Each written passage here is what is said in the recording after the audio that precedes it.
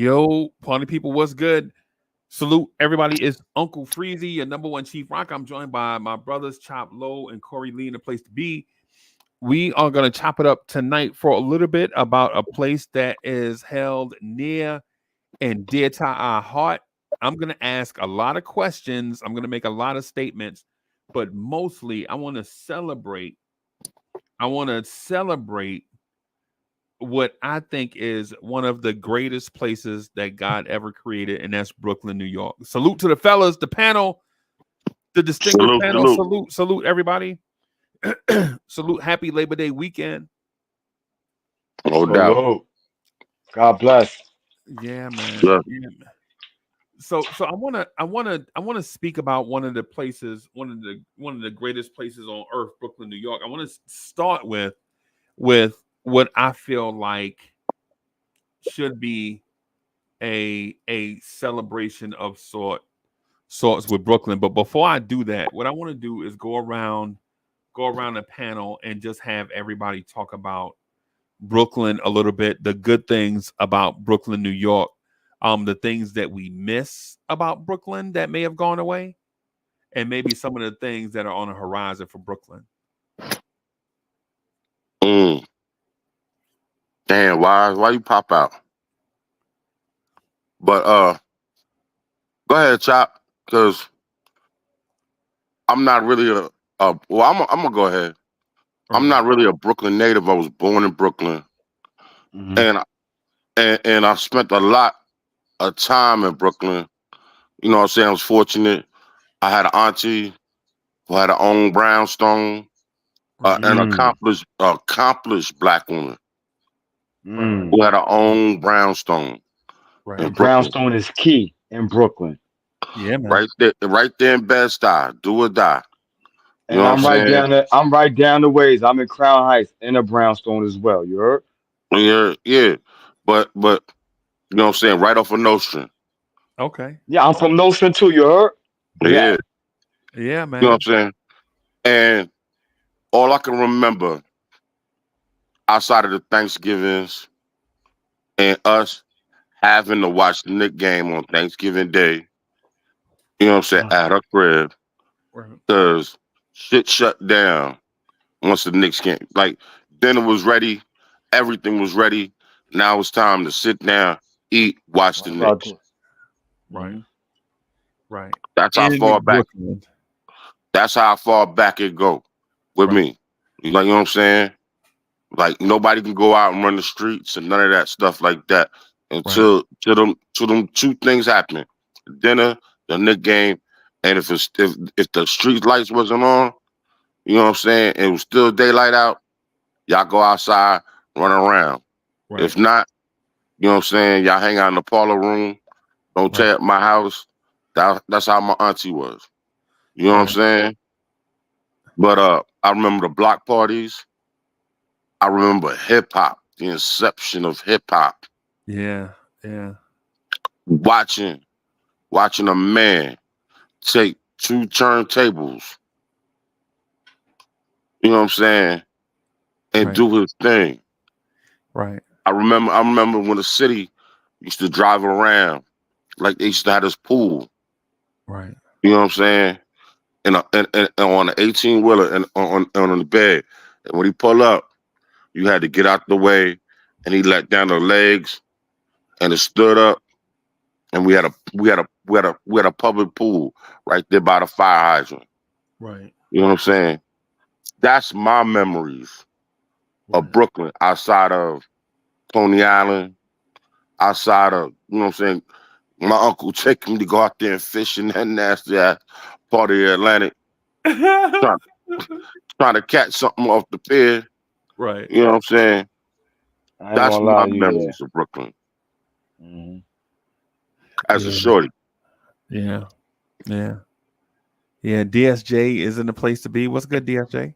My brother. DSJ, the legendary. Salute. What's going on? There'll be no sleep till Brooklyn. Yeah, man. Yeah, man.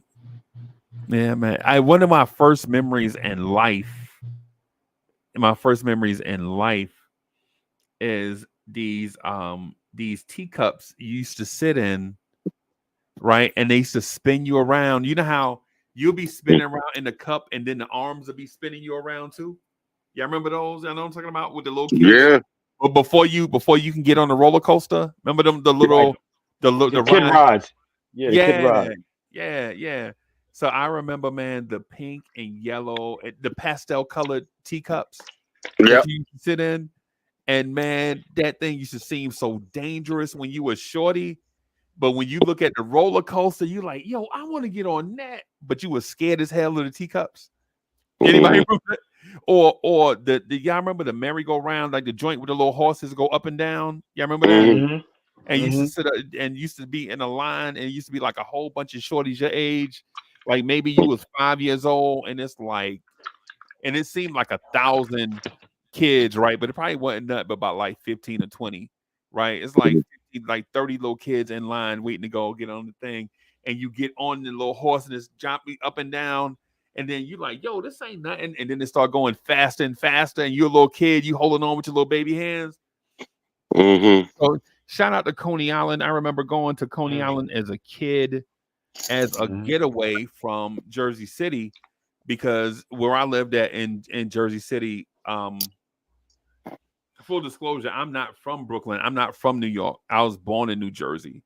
So when I celebrate the boroughs, when I celebrate the Bronx, when it's because my people was there and I go visit, kind of like when I go out to Long Island, when I was going out to Brentwood and Central Islip, and then further out to go fishing, and Long Island Sound, all of that. You know what I'm saying? It's, you go for a thing and then you come back. But when I grew up in Jersey City, it was a rough neighborhood, but we stuck together, right? Like on our street, on our block, that's when blocks used to stick together. That's when your neighbors used to actually care a little bit about you. You know what I'm saying? And so every now and then, like our neighbors throw us in the back of the station wagon.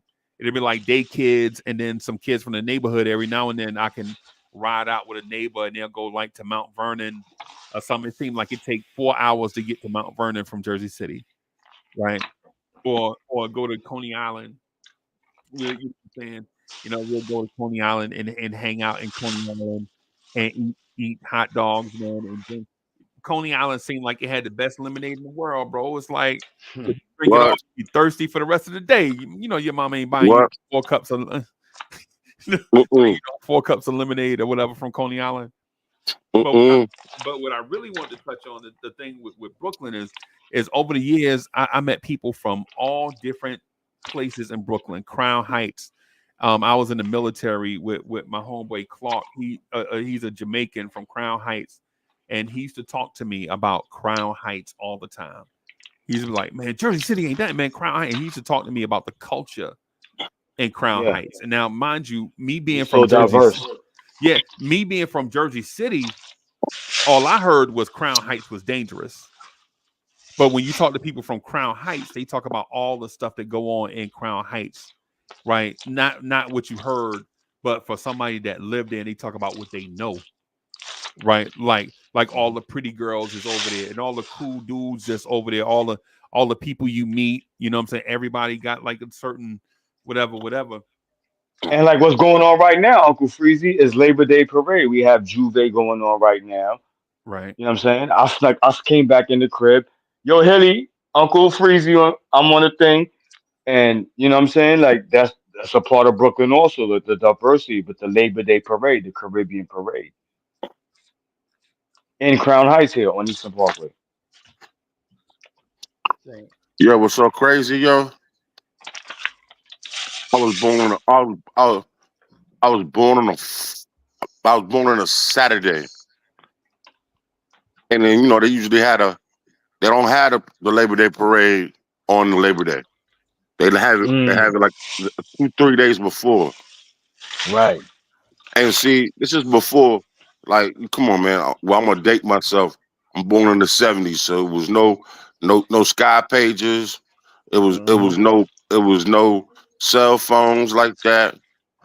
My father found out because he was working overnight. You know what I'm saying? Because my mother had to take my brother, who was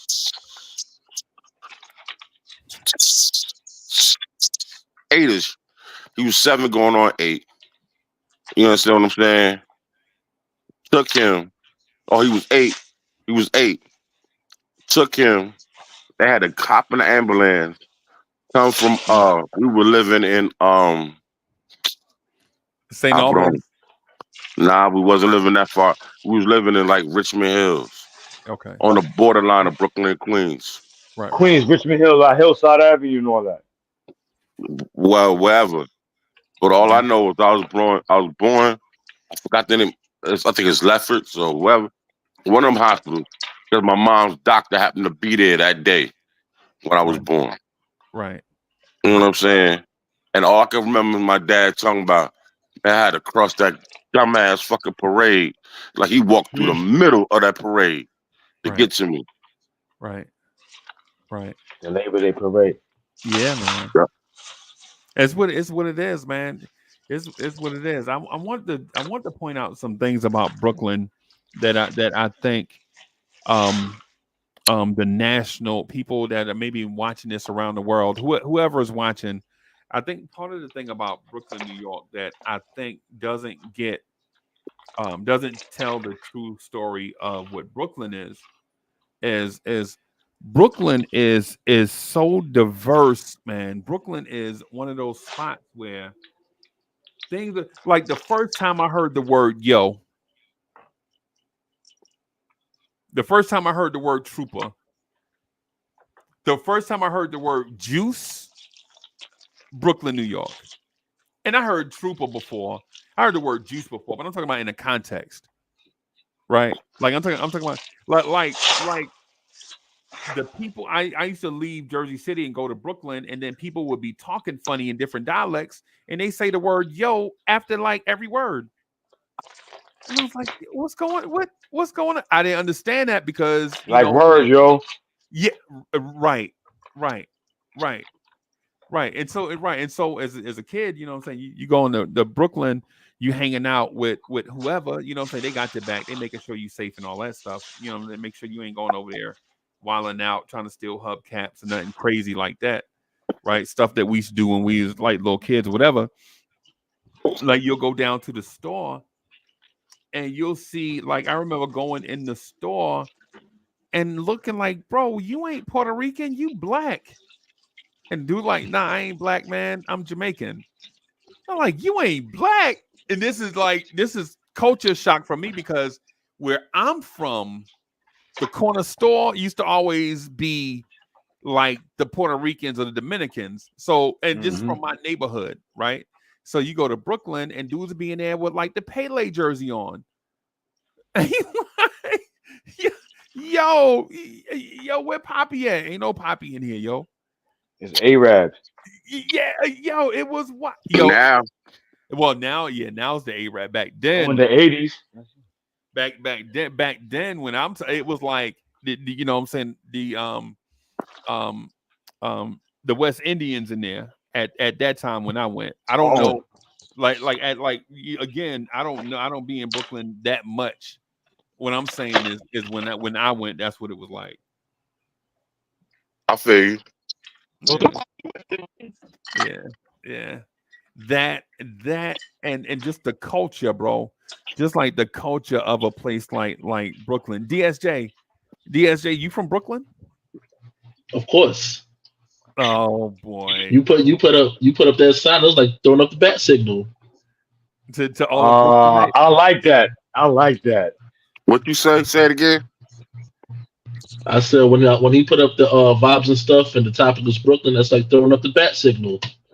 Here you go. So ain't no more. Oh, and happy birthday, by the way, Corey. Oh yeah. Yeah. Oh, happy birthday. Minutes. 9 more minutes. 9 more minutes, man. 9 more minutes.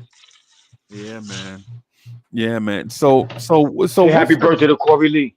Happy birthday. More life, more blessings. You heard? Thank you, love. He said thank you, Ma. Yeah, man. More life, more blessings. So hey, so DSJ, when we talk about Brooklyn, what comes to your mind? Like, what's one of the first things like positive that comes to your mind when you think about Brooklyn? When you think about home? Family. One thing for sure, it was like a collection of family. Whether it's blood related or by bond. Right. Like when you grew up with somebody, like you really grew up with that person. Like you might have been like from kindergarten to high school with somebody. Right. Right. You know, I think about, for me as a person that used to love to play basketball, I think about my life lessons and lessons of just playing the sport. Whether it was Caton Park, by where my grandmother was.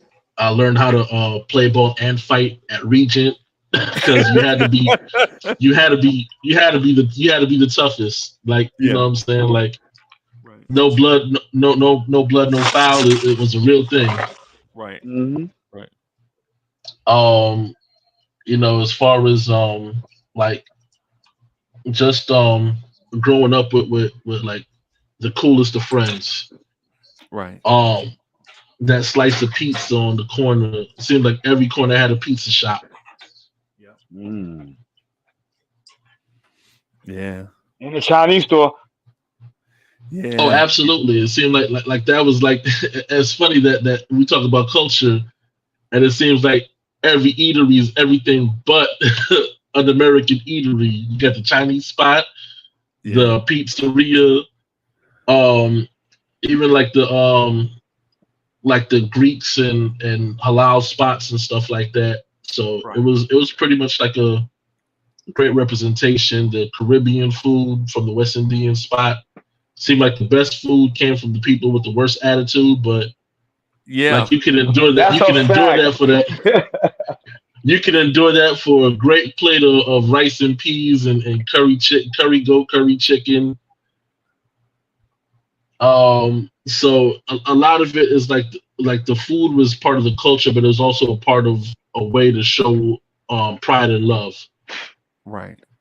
Bro, one of the things I remember about Brooklyn is a lady from Brooklyn came to our house, right? And we was like doing, you know how you do to get together, everybody down in the basement. They got me on the records, like you know, back. You remember when people used to bring their records from their record collection to the house or whatever, and have one of the kids play records or whatever. And they'd be like, yo, if you keep the music good, you know what I'm saying, we give you 50 cents. That's back when 50 cents used to be something. And I remember the lady from Brooklyn bought this thing to our house called oxtails, right? And when I heard the oxtail, I'm like, I ain't eat no ox, man. Me and my cousins was laughing like a motherfucker. Bro, we laughed unless she bought oxtails. Bro, we was laughing like a motherfucker, bro. When I say we was laughing, bro, because we didn't know, because, you know what I'm saying, again, my people are from down south, right? My people from down south, like we eat basically where some people like oxtails is a staple. For us, the pig is a staple, right? Like down south, what I'm talking about in the Carolinas, you know what I'm saying? Everything, the pig get no break, bro. Everything off the pig on me. If the pig was thinking something, we eating that too, right? That was the culture. So when she bought the oxtails, we laughed and laughed. And the oxtails legit sat. Nobody would touch it. Nobody would touch it.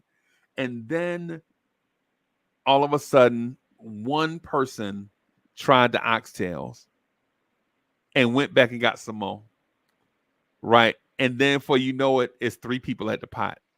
And then before you know it, is 6 people looking for them. Where the oxtails went? we done ate them all. Trying something new. A lady from Brooklyn, New York, named Jean. One of my mother good friends. She bought oxtails to the house, and we didn't try it. But what happened is, I don't know if y'all noticed or not, but that gravy they put on them oxtail, bro, and it mess around and get on that rice, bro. Yeah, you got to come back to New York, Freeze. Bro, I definitely got I definitely got that. so the oxtails thing, man, was a real thing. And one of the things I really like about Brooklyn is when I used to go to Brooklyn, the Caribbean culture was deep. It's like when you step into Brooklyn, where I was going. I'm sure every part of Brooklyn wasn't like this, but when I stepped into Brooklyn, I kind of felt like I was stepping into a whole new scene. Yo, it's Right. Juve right now. The parade is tomorrow. Bro, It's lit outside right You now. didn't hear like a sound effect when you came into Brooklyn, like brand new, good for you. Or, one of them. Bop, bop, bop, bop, right. Nah, bro. I'm saying when with Brooklyn, like when you go to Brooklyn, bro, it's legit like you step into a world, right? It's different. Like Remember, I Brooklyn is, told you Brooklyn is a planet. yeah, bro. Brooklyn It's is, by itself. It's different. You got a whole different atmosphere. yeah. You can feel it as soon as you get it. I love that analogy. Yo, that was Yeah, hard. yeah. Brooklyn is my experience is Brooklyn is different. Like people are not what I notice about Brooklyn and in another spot, Newark, New Jersey. I'm not saying that it's same. I'm just saying when you go to them, they have a different vibe.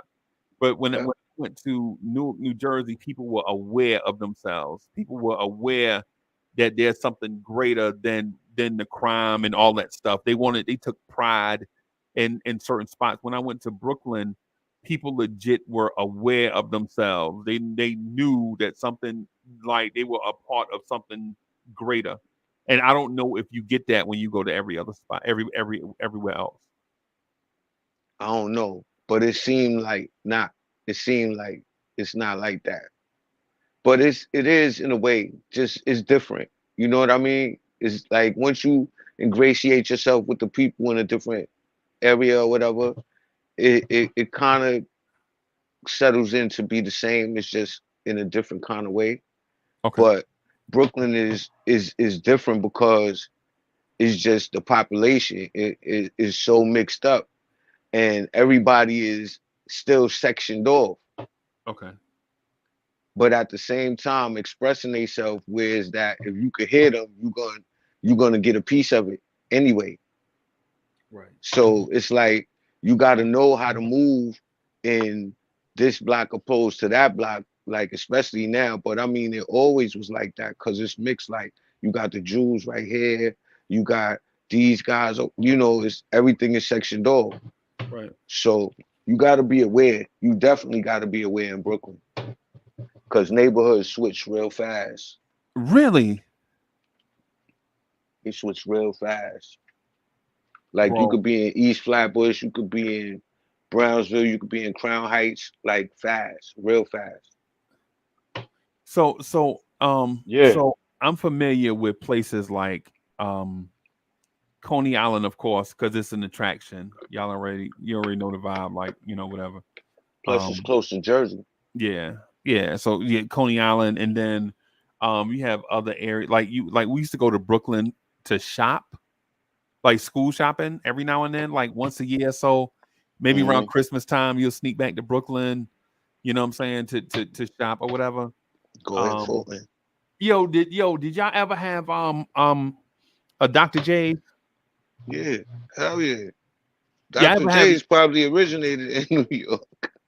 Dr. J's, Jimmy Jazz, Brooklyn, USA. Yeah, I used to have No, Jimmy Jazz is recently, but Dr. J's is old school. Yeah. We used to have VIM before too. Models. Before Models. Vims, yeah, Vims. Nah, yeah, I mean they all the same type of spot though, is all I was just saying. Yeah. Yeah, man. So we used to go over there, man. I don't know if y'all remember this, and I don't want to make it about just the fashion itself, but have the conversation be about Brooklyn. But I remember seeing the Disco 3 or the Fat Boys. The Fat Boys is their commercial name, but I remember the Disco 3 when they first came out, and the big fat one, the real fat one, had on gray Lees with the black pinstripes. Buff. Right. Buff. Yeah. I remember when he had the gray Lees with the black pinstripes, bro, and we couldn't get them in Jersey City because they kept selling out so fast, but they had them in Brooklyn. I remember we went to Brooklyn, and I think it was Dr. J's had a DJ inside the store. It's the first time I had saw that. A DJ in the booth playing music on inside the store. And a dude, they had a thing outside where they were selling name belts. Yeah, I remember name belts. Yes, sir. Yeah, and so they had a show, the thing out there for name belts and ninja stars. Right. This is like right when or right before the Last Dragon came out, like right at that 81, 82-ish type thing where we was like in the martial arts culture, kind of like at the very beginning of it. Mm-hmm. We went in the golden age of hip hop. Yeah, and bro, Lee, they had pinstripe Lees as far as the eye can see in every color. Every color. Yep. I remember I got turquoise with the black pinstripe on it, bro. You couldn't tell me nothing, bro. You couldn't tell me nothing. And then I was I think I was like a size 14. You remember when kids used to wear real like 14s? Oh shit. I was like a size not even in the man waist yet. Nah, I wasn't in no man section, bro. Nah, man. I just remember, man, Brooklyn being wait, not a 14 slim. Yeah, and I was reading Triborough. Was that the baby pictures? Triborough said they were all fat. Yo, but yeah, man, I remember like so my experiences with Brooklyn has always been like positive stuff. It's always been positive stuff, bro. Even the first Caribbean girl I ever dated, named. All right, so I'm gonna say her name, and y'all already know it's a fake name, right? So I was trying to go with this Jamaican girl named Rebecca, right? And I already know Rebecca is the Jamaican girl fake name. I didn't know it at the time, but anyways, I didn't know like fake names was. Again, I'm from Jersey City, like you know what I'm saying. We took pride in your street name, you know what I'm saying. You had your government name you rarely use, and then your street name. Like I always been Uncle Freezy. Right, like that's me. Like I always been trying to be. Even when I was little, I was trying to be people boss. You know what I'm saying? So, but I remember talking to her and thinking like, wow, this girl got a strong. It's not the Spanish accent that I was used to. Right, this is like the Caribbean accent. I'm not used to this. The neighborhood I grew up in, it was just blacks and Spanish cats. But anyway, that's my thing on Brooklyn. Yeah, I want y'all to share y'all stuff about Brooklyn. Like, what is Brooklyn? I told you it's something all to itself. You gotta experience it. Like you can't just come to Brooklyn and be here for a couple hours, go shopping or whatever, hang with your auntie and think that you was out here. You know what I'm saying? Right. You got to go outside. You got to be outside in the street, like by yourself. Right. And just move around. Like you come to the hood, somebody be like, yo, that's the area where you could go shop at, get food or whatever. It's right over there. And you just go. Right. And see what you see. Right. And then you start to experience it. But you got to be careful, though, because Brooklyn is, it's sneaky. Brooklyn a lot is... of stuff is a lot of things is going on.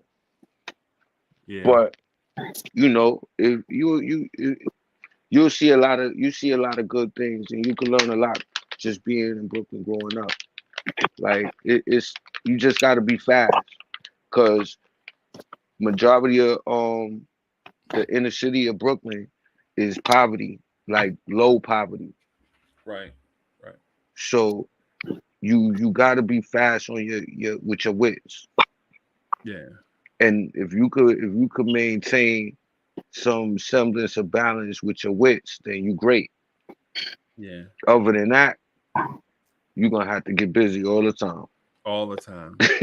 All the time. All the time. Same. Yeah. All the time. So you gotta be quick on your toes. Like, I mean, it's like that anywhere you go though, because the person with the smartest mind is the one that's always gonna usually win anyway. Even if they get ahead doing the wrong things, they're gonna get ahead for a while. Yeah, you know what I mean? Head, though. Yeah, for a while, but you know what I mean. Brooklyn is one of those type of places where it taught me how to be everything. Really, I ain't think nothing existed but Brooklyn for a long time.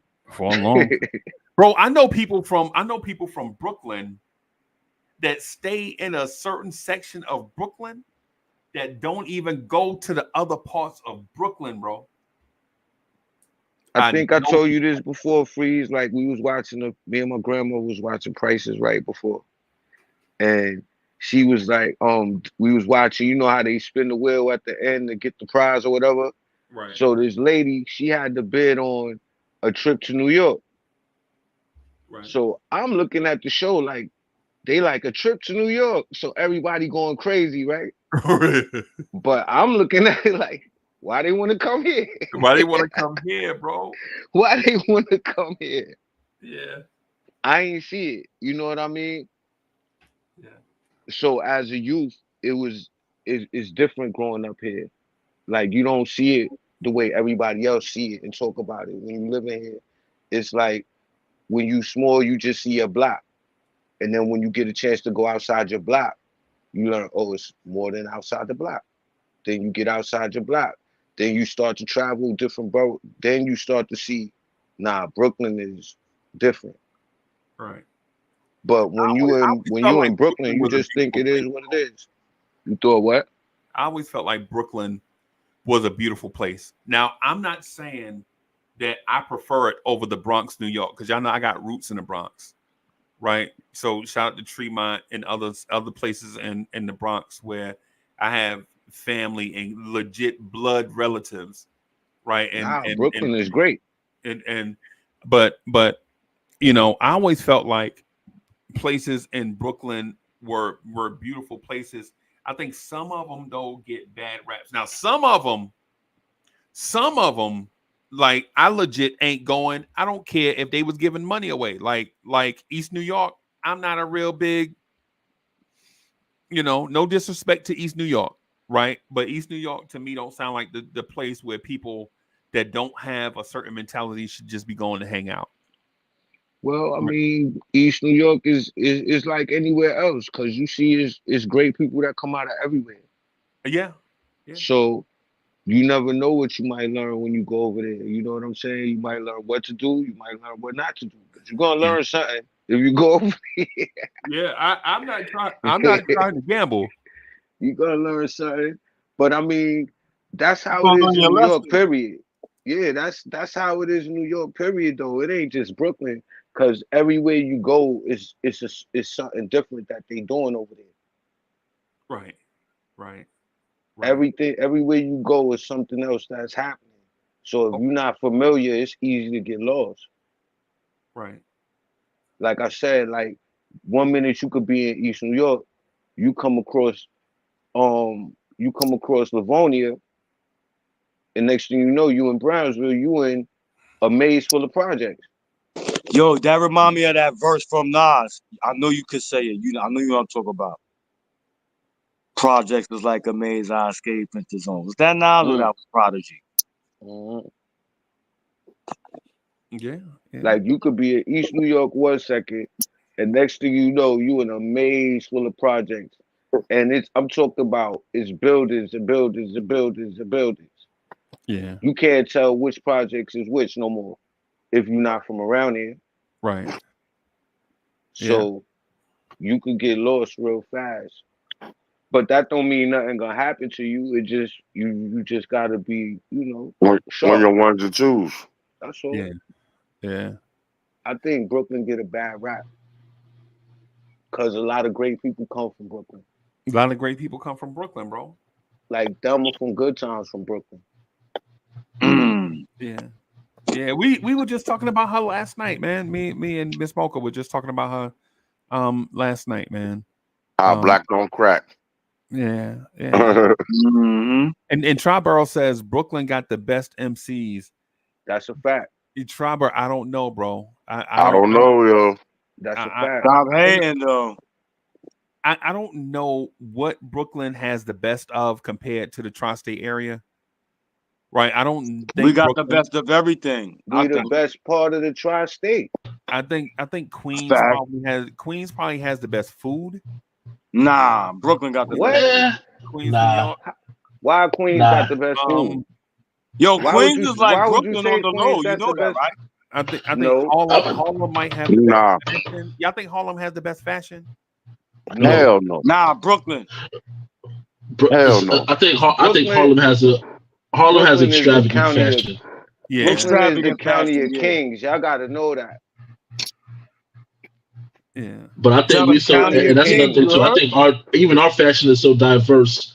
Our flying like everybody's fly. Like we can sit there and rock the fatigue pants, Tim's, wife beater, and a bucket hat, and come out and bag chicks like that on a regular basis. Harlem gotta have a name behind this stuff. You know what I'm saying? Like The No. uptown. we was rocking with low lives and you know what I'm saying, like boosters and No. stuff You like heard? that.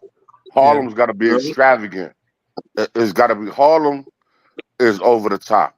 Yeah. You talking about cats in early October wearing furs. Yeah. You know what I'm saying? Yeah. With leather pants. Yeah. You know what I'm saying? I know a lot of niggas from Harlem. That's how they portray it when they get that paper. That's what But they ain't like that in the street for real. All right, no. I No, don't see they like nobody. they like I don't South see Pole boosters nobody and on Gore-Tex boots. 125th Street with no light blue leather pants and a sable coat in October. I'm just saying though. Yo, You you know. heard what Smith and Wesson said about niggas wearing fatigues and sneakers.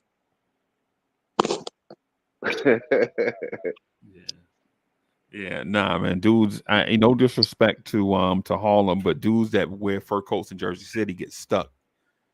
You know what I'm saying? That's just where I'm from because we were so poor, bro. Like any sign of money, bro. Like if you wasn't from our block, any sign of money, bro, you was getting stuck, and it wasn't nothing personal. You know what I'm saying? It's just Well, that's if you can't hold it, you and your money gonna part soon. you gonna part. Yeah, right. Like Yeah. that's everybody. That's everywhere, especially in Brooklyn. Exactly. That's why it's Crooklyn. But Right. you see, that's the funny thing people fail to realize. You got a lot of people, families from Brooklyn that got families that's in Queens, that got families that's in the Bronx. When we talk about in the hood and in New Jersey, you And heard? Jersey Like, too. City, yeah. you heard? And you know what I'm saying? Staten Island, like that's why like not just like Brooklyn. I'm from Brooklyn. I fuck with Brooklyn. I'm born and raised in Brooklyn, Crown Heights, you heard? But like families have families in Brooklyn, Queens, Staten Island, them Right. parts in New Jersey, all the hoods, you know what I'm Right. saying? Even uptown in the Bronx, you know what I'm saying? Like that's why we all like like Brooklyn, New York. Yo, why do they say uptown? That bother me, bro. Nah, I'm because from you got uptown Harlem, then you got Spanish Harlem, right? That's uptown. Remember, then you Right. got Midtown Manhattan and Midtown. downtown Manhattan. So Yeah. that's why they call it uptown, you heard? If you I think don't That's know. about why. I still don't get that though because uptown that's so far away from everything. What are we even talking about? But Because remember, you got the Midtown. They street call numbers Manhattan go. in between The in the street numbers 60s, go that's up. Midtown. Street numbers go up. Like Yeah. it go from downtown, which is like West 4th, and then you go all the way up to 242nd, like Van Cortlandt Park. So as the numbers going up, you're going uptown because Going uptown. like a lot of the older people, when they say they going to the city, they used to say they going in the town. Right.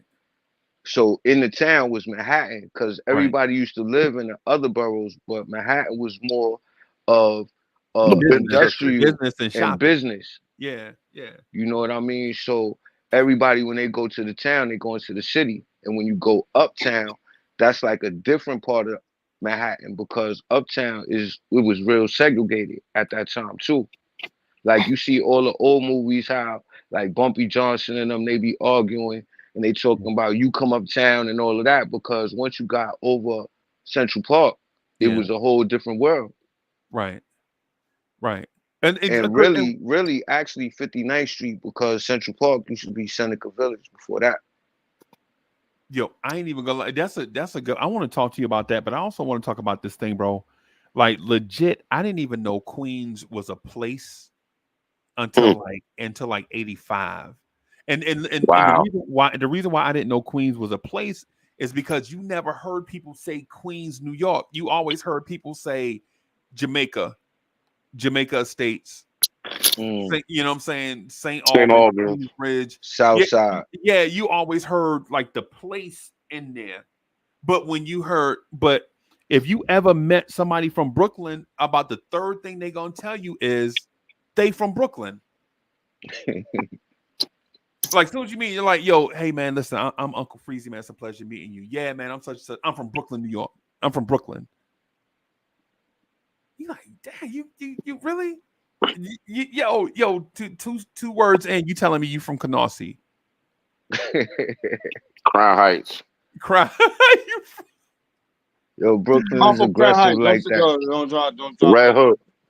Yeah, and it's funny too because I know for sure like we always do that. We make sure that we let you know we from a specific borough, and then the specific part of that borough. Right. So you say, yeah, I'm from Brooklyn. You follow it up with I'm from that part of Brooklyn. So it's like, yeah. So it's like, okay, for me, I'm like, I'm from Brooklyn, Flatbush, boom, just like that. Yeah, but with Queens, bro, I thought Queens was a county. I didn't know, like, and I'm talking about at the time, like I know all this, or I think I know all the stuff now. I'm confident that I know some of the stuff now, but back in the day, you know what I'm saying, when you used to hear stuff like Inwood, right, or Far Rockaway, you know what I'm saying, you ain't thought, well, from being from Jersey, I didn't think about Queens actually being a place, but Queens, I think Queens is the biggest borough, right? Yeah. No, Brooklyn. Brooklyn got the most population. Queens got the most people, right? No. Yo, you heard about Queens from Eddie Brooklyn Murphy, got the most population, and Queens got the most square mileage. Geographically the most land. Okay. They got the most square mileage. The most square mileage? Yeah. Queens got the most miles on the map, square miles on the map. I don't even know. Brooklyn got the most population.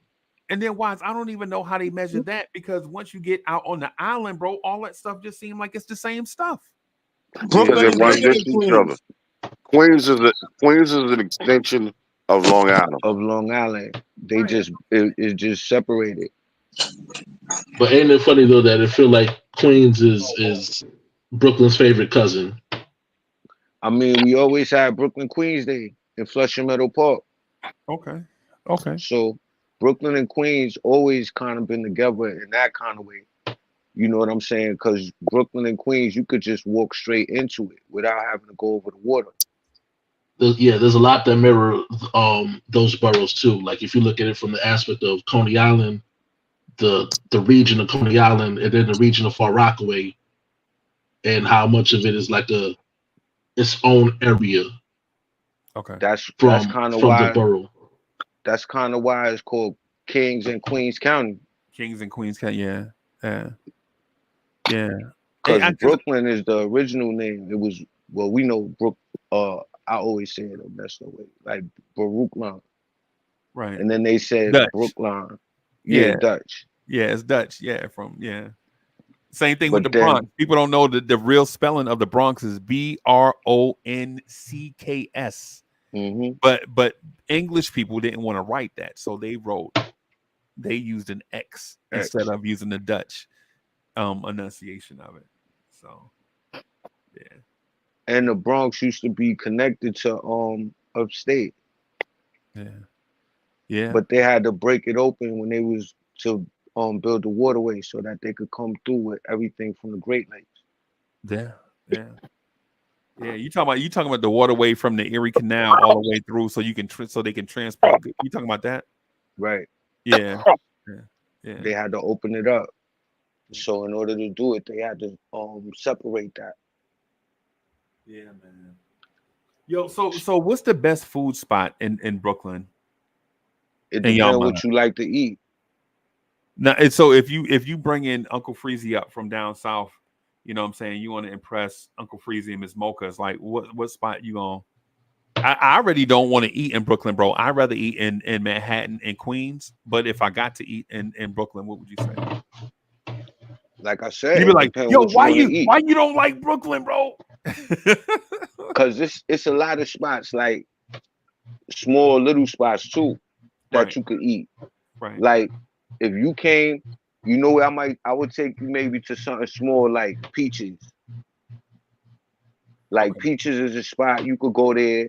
Like they'll serve you. You could get fish and grits, Okay. but they'll have your grits like cheese grits with white wine, Okay. and they have all kind of different desserts. I mean, you could order big plates. Also, you could order steaks, whatever you want. But Right. they're like a little lounge spot. They got music there. Right. Lights be smooth. Like in the daytime, you could eat outside. Okay. So it's a smooth little spot.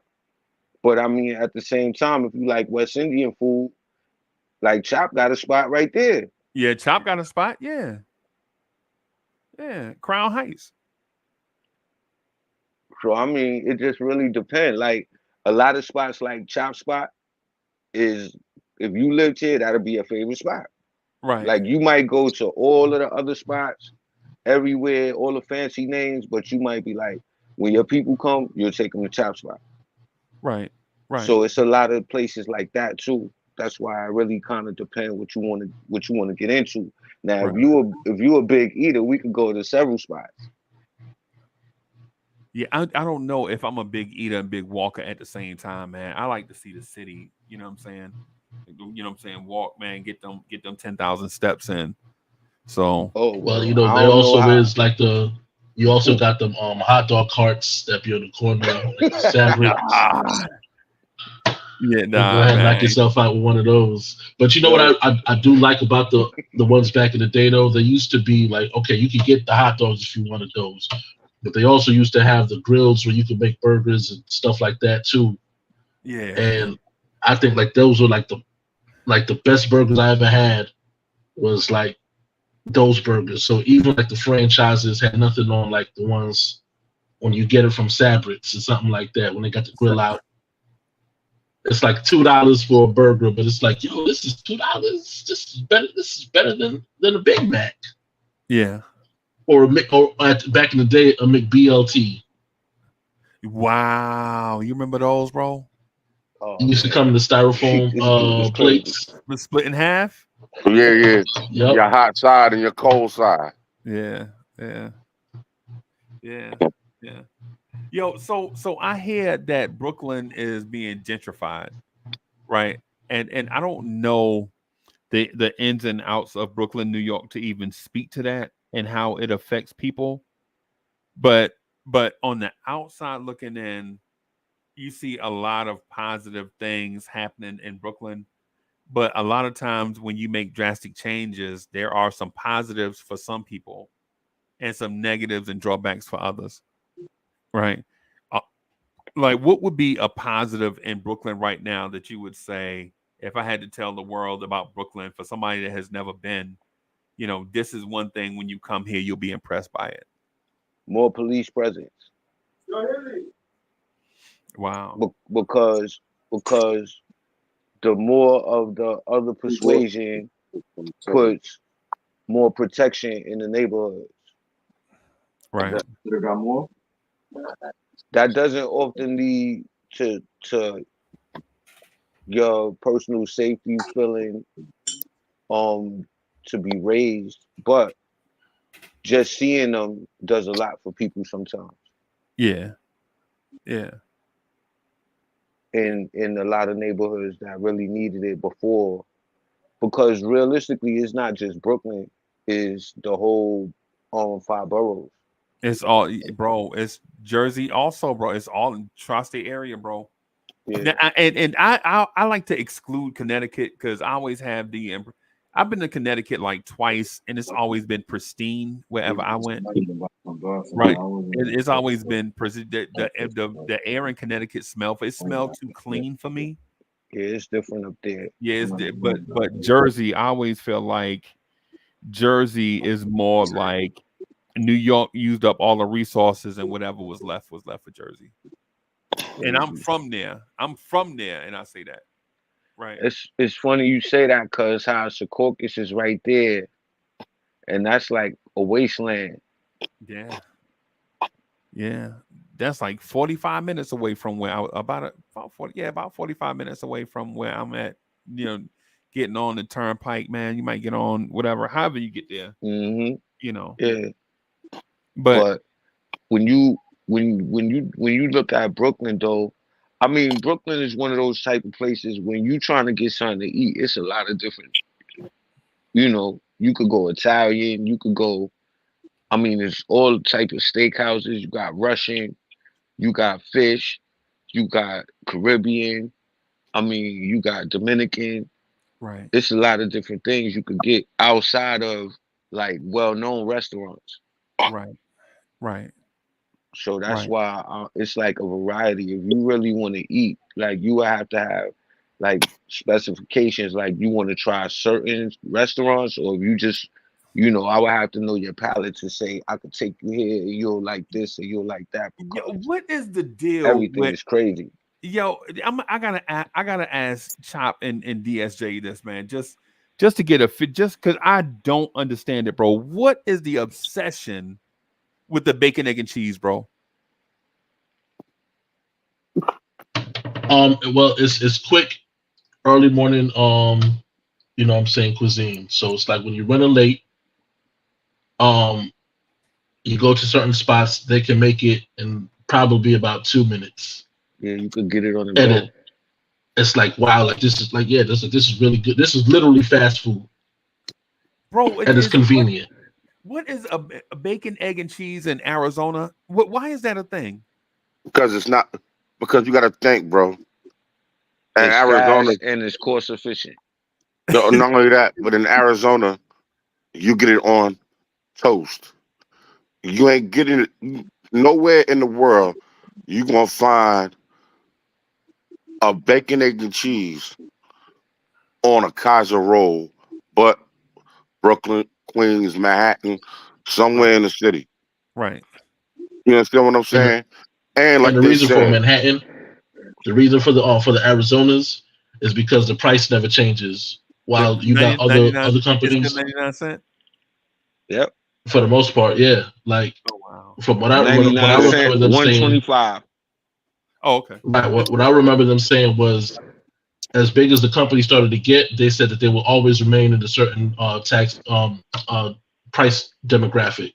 So while like the price of orange juice might have went up, so as opposed to like where okay, bacon, egg, and cheese and orange juice might have been like under $5. At some point, it started to become like $8. $8. If you wanted to get, yeah, so if you wanted to get like that in a soda, turkey and cheese. yeah, Hero. like eventually the prices on those drinks rose, except the Arizonas. So that was like, okay, well, I can afford to get to Arizona and still be all right. You know what I'm saying? Still have some extra bread in my pocket. So Wait a minute, DSJ. Wait a minute. So I just gotta ask you, because both of us are living outside the city, right? I ain't gonna give away location and all that stuff. If you want to, you can, right? But I can't even imagine paying more than $5 for a to-go breakfast, bro. right. Is that where New York is? Where bro, even right now I can go. Well, not right now, it's nighttime, but you know what I mean. Right now I can legit go get a something similar off the griddle and a bag of chips and a drink for like $5. And it ain't no big Well, bag of chips. So we got to, you know what I'm saying? This, you know what I'm saying? Of course, it's gonna be like a quarter looking bag, but still. well, yeah, I'm about to say, well, in today's market, I mean, it's hard to find anything that's under even $10. Yo, You know what I York is mean? paying. So I think that when it comes you must down be to, in like I Raleigh. said, You must be in Raleigh or something. You must be in Virginia Beach. You must be in DC or something. nah. It's a matter of, you know what I'm saying, the fact that, like I said, these things cost and the prices continue to rise. So as the cost of things rise, so does the, you know what I'm saying, cost of the food, as they prep it. You mean as the dollar depreciates? Yeah.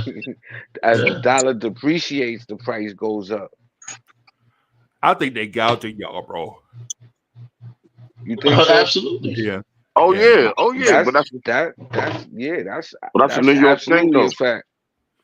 Because there's a place like, and no lie, and not to dominate the conversation, but when I go to State Farm Arena, there's a place I stop in Covington, Georgia. Every time, bro, it's my spot. Right? It's my spot. It's like Lee, it's one of them, it's the gas station where they didn't pay the federal tax, so they can't sell gas no more. Mhm. But everything else is still open. Yeah, it's Yeah. a mom and pop joint. Yeah, like the gas. It looked like a gas station, but it ain't a gas station no more because they didn't pay the federal tax they were supposed to pay back in the day. And so I go in there, bro. As soon as I walk in, I already know they got burnt up glizzies in the back. I'm going back there to look at them. I'll never buy them, but I just like looking at it. I just, for some reason, that just fascinates me for like my 7-Eleven days, I guess. But I go, it's like a little 7-Eleven, bro, and legit. If I got somebody with me, say it's 3 of us, right? We legit will go in there and spend $20 and like have 4 bags full of stuff, bro. In Covington, Georgia. Right now, where I live at in the Florence, Myrtle Beach area, right? The closer you get to I-95, the higher prices get. But the farther away you get from I-95 and I-20, the lower prices get. And then the closer you get to Myrtle Beach, the higher prices get. But since I'm in that pocket, that little pocket in between all that stuff, I can take $5 and stop at Minnie's, right? That's what, like, how when construction, how people going to work, maybe the construction company or whoever, the light company, everybody stopping in and getting breakfast. I can spend like $4.75.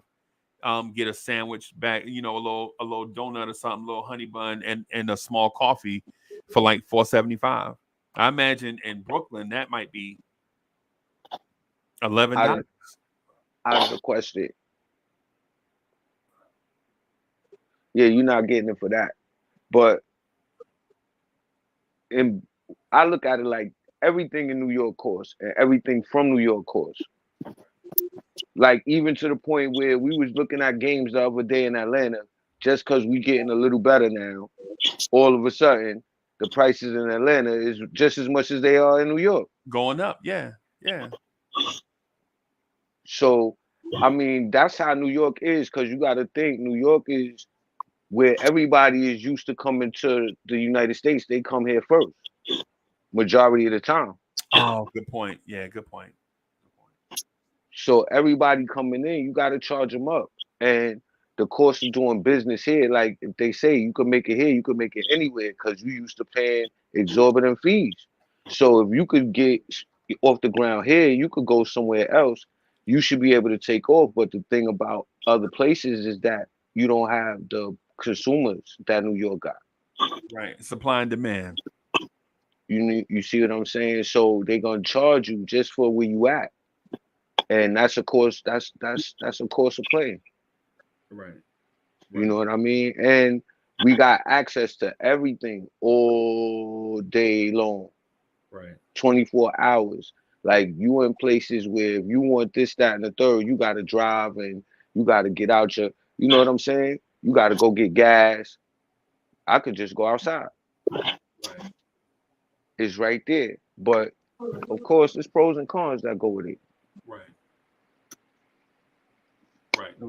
No doubt. It's just what you used to and what you want to be used to for the most part, because it's a lot of places in Brooklyn that's real cool to live at. Right, like Williamsburg. I mean, it's places in Brownsville that's great to live at, but you could still go right around there, and next thing you know, it's kind of like in Jersey City, it's good neighborhoods too. Oh, what? When you're going out toward the Heights, yeah, and Jersey City is.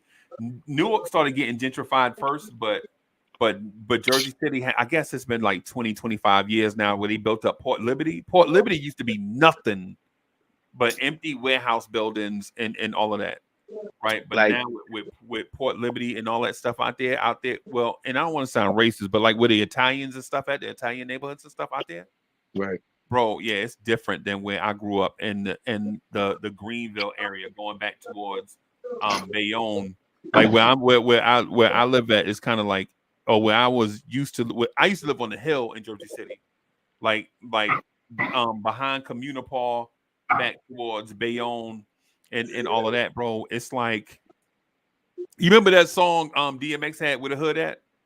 Mm-hmm. Yeah. Where the hood at? That's now it's different hoods all over Jersey City. I'm not saying we was in the roughest, but to me it felt like the roughest. Yeah, you was there. Hey, Yeah. I got to jet, but if anything, I appreciate the conversation, and of course, it's always go Brooklyn. No doubt, big homie. No doubt, baby. I have a good one. Yeah, I was about to ask you about 112, but man, hey, you out? Yeah, I got to go ahead and something real quick.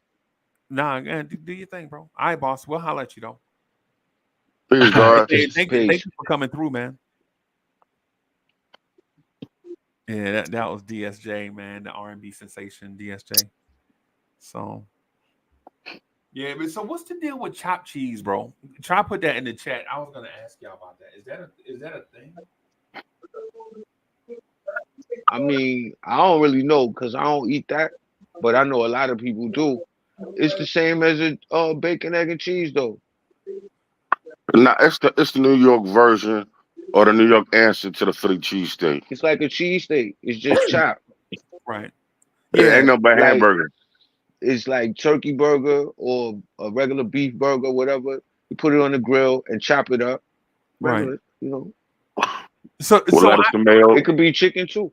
yeah, and I had it like a million times. I never had it like at a. I used to always have it in the Jamaican places. Yeah, Jamaican patties. Yeah. Mm-hmm. Like I could get them in the same place in Brooklyn. I've never had a fascination for it. But see, these is more like a hero. Yeah. Like it's not like a patty or empanada or nothing like that. It's more like a hero. So it's more bigger. Yeah. More filling. You got lettuce and you can get tomato. it quick. You could get onions, peppers. You know what I'm saying? Red peppers, green peppers, onions, lettuce. You could get whatever you want on it. Yeah. Yeah. You know what I mean? But it's kind of like almost like a cheesesteak. It's like a cheesesteak. Yeah, that's Like, what I always felt like. I never ate a cheesesteak in New York. The first time I ate a cheesesteak was in Jersey. Right. Right. They used to make cheesesteaks like in the corner store. Yeah. They have a grill in the store and they just make a cheesesteak right there. Yeah. They used to make chicken wings, like they had stores like that. In New York, we ain't really back then. We ain't have stores like that. Right. That just drop chicken wings right there. Right. Or make hot food on a grill like that. But I went to Jersey. Jersey had all the stores like that. True story, right? True story. Poppy, I don't know what his real name is, but he always been known to us as Poppy. He was like the dude in the Puerto Rican store. He wasn't even Puerto Rican, but man, if one person called the Puerto Rican store, it's the Puerto Rican store. He wasn't even Puerto Rican, bro. Right? Probably Dominican. But he was an older cat. He's just, it might have been.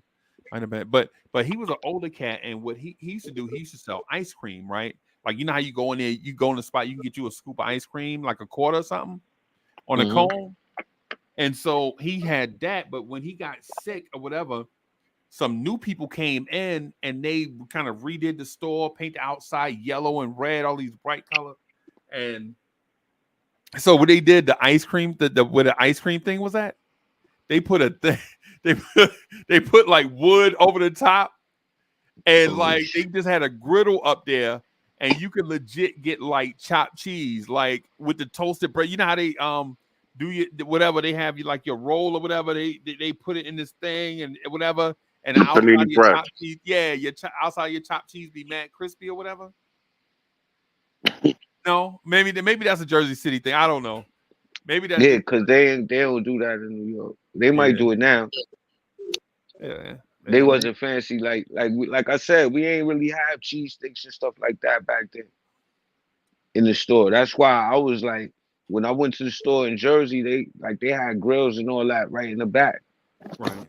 and you could get food. So I was like, yo, we don't got that. Like they had cheesesteaks. I'm like, if you wanted a cheesesteak in New York, you had to go like to the Spanish store, and they'd like they'd make you a real steak and put it on a Cuban roll. Right. But it won't be like a steak-um steak, like, you know what I'm saying? It'd be a piece of a skirt steak. It'd be a real steak. They cooked it and they put it on the bread for you like that. Yeah. Yeah. But not like in Jersey, they chop that joint up on the grill, 5 minutes, throw some cheese and some onions on that thing, throw some ketchup. Doing their thing, bro. Yo, one of the things I love about Brooklyn, and one of the things I love about the tri-state area, no. Yo, Freeze, when I was in Jersey, the cheesesteaks was like $3. I'm telling you, bro. I was like $3. That was a long time ago, but that was like $3. That's still cheap, bro. I'm sitting here like, damn. Like we gonna eat like kings, bro. Like legit, bro. Legit, bro. Like what you talking about, right? Like for us, and yo, I'm not trying to sound like an old man. I wish I could tell the story different, but I ain't gonna shoot you out of gas for laughs or whatever. I ain't gonna do no shit like that.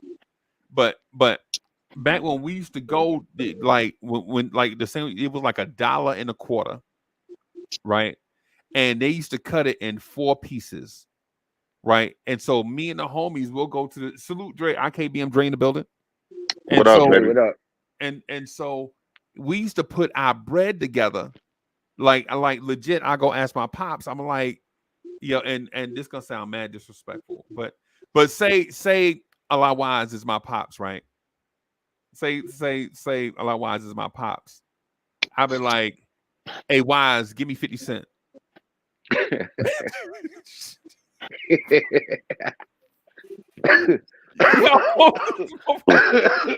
Yo,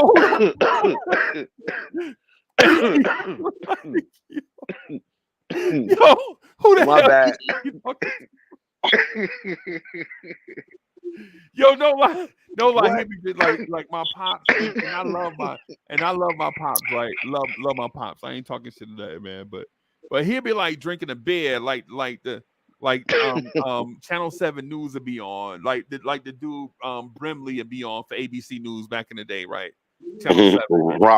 Roger. Right, yeah, him.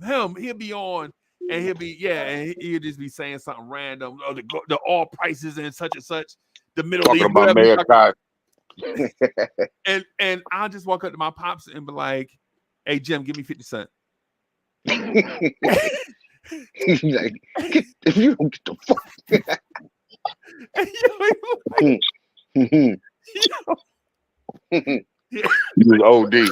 You was OD. Yeah, nah, bro. Since day one, bro. The one thing I'm gonna say to everybody, bro, is be yourself, man. Like, be comfortable, be comfortable in your own skin. You know, sometimes you have to kind of curtail who you are sometimes for certain crowds because certain people can't take who you are. But man, just try to be 100% of who you are all the time, man. You want to say, yo, be who you was meant to be. But I'd be like, so if Allah Wise was my pops, right? Yeah, Allah Wise would be like drinking his bit. Maybe he done had a hard shift at work. My pops used to work at Ford Motor Company, right? So in Jersey or whatever. And maybe he'll have a hard shift, or maybe he went to a union meeting, and maybe they talking about laying people off. Maybe he's stressed out, man. All he want to do is smoke his Winston and drink his Budweiser, right? Without being bothered. And then here I come, be like, "Hey, Wise, go in your pocket, give me $1."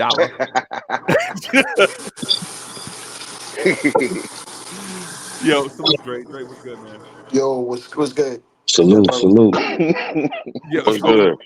Yeah, man. I was telling the fellas, man, about how like they would sell a sandwich, like they'll be selling like the cheesesteak for $1.25, and all together, all with me, Shantae, Will, Kev from across the street, Junior from up the street, all together, we'll have like 85 cents all together. It would be short, like 30 cent, 40 cent, whatever. You know what I'm saying? And I go in the house and I ask my pops, I'm like, hey Jim, go in your wallet and give me $5. Or go in your wallet and give me $1. And he'd be like, First name? You on a yeah, first name basis with Pops? yeah, man. Bro, I'm telling you, bro, I'm telling you, it was bro, we grew and bro in Jersey, we grew up in a Jersey was like if New York got 100% of all the resources, right? Of all of it.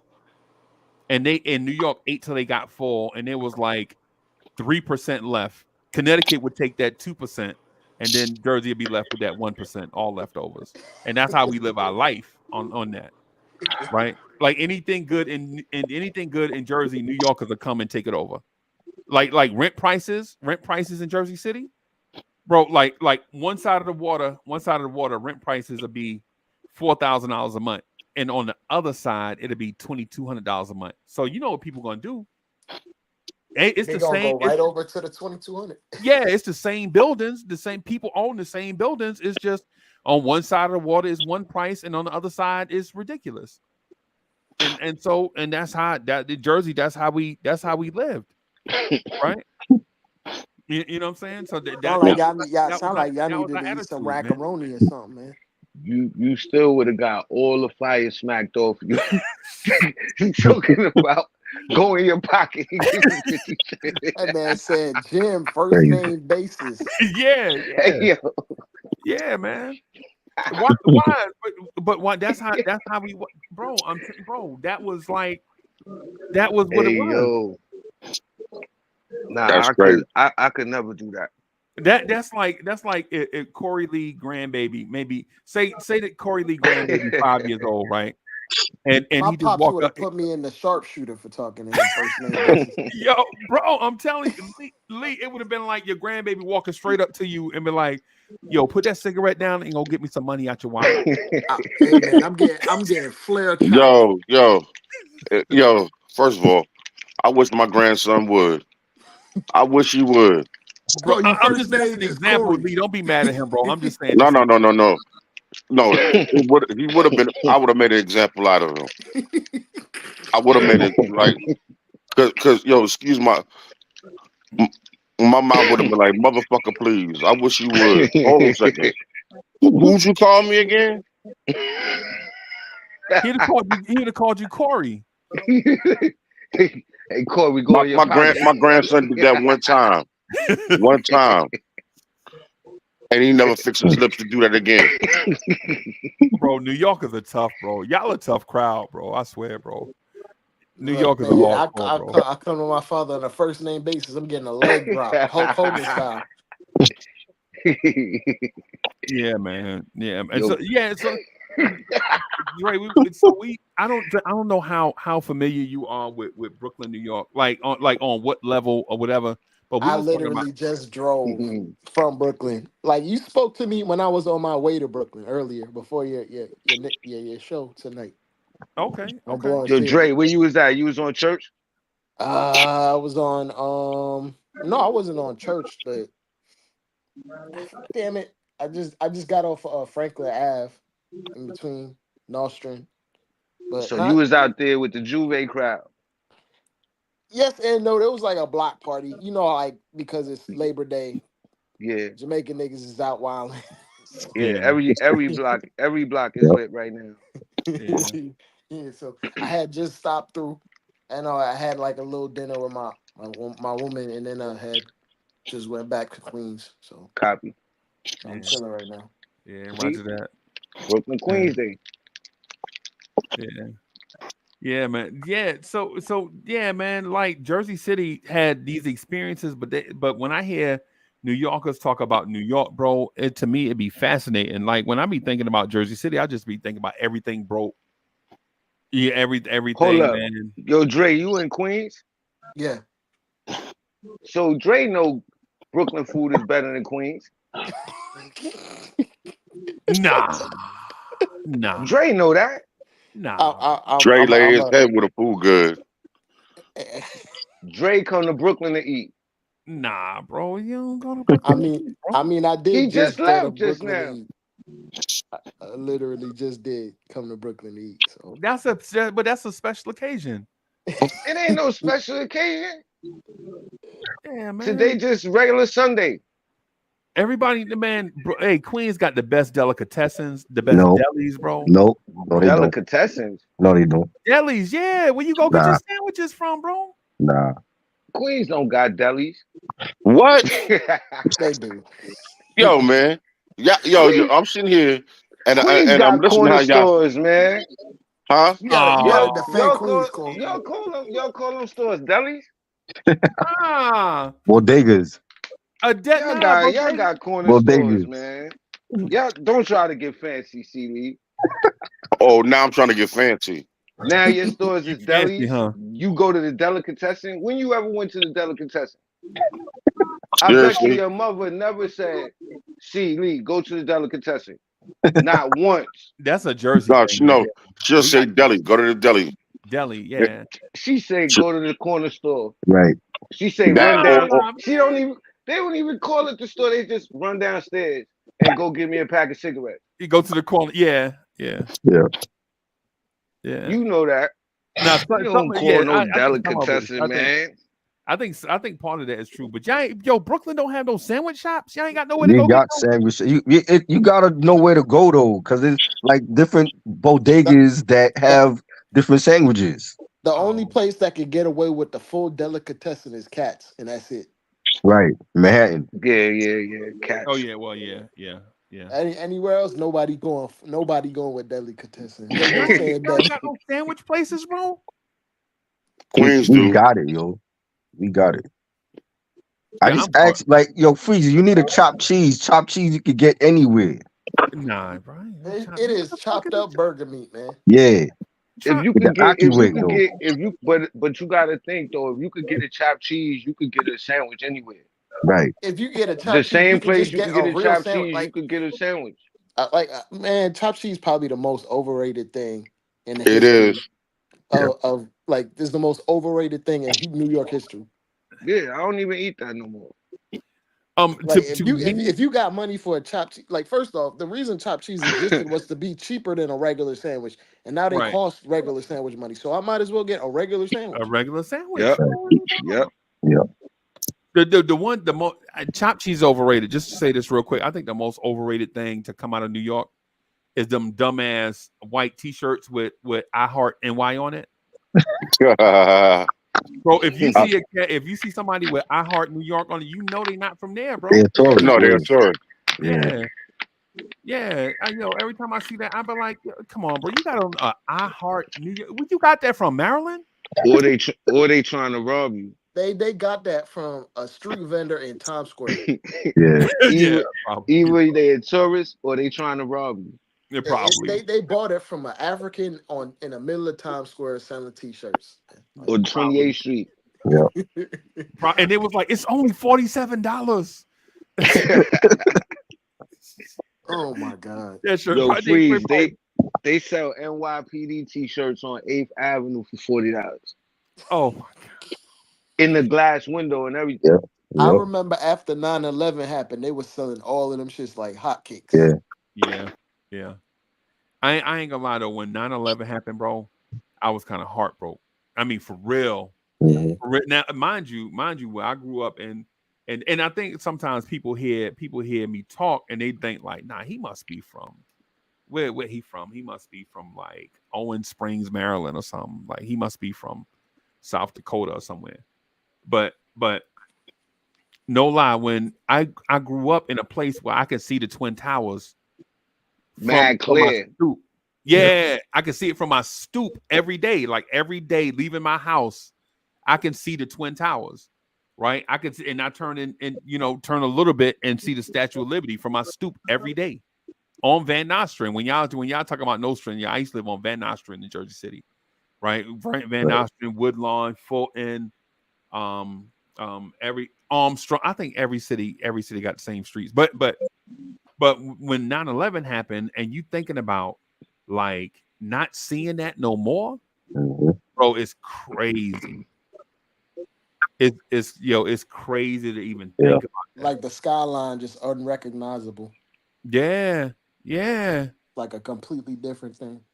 I was actually down there when that happened.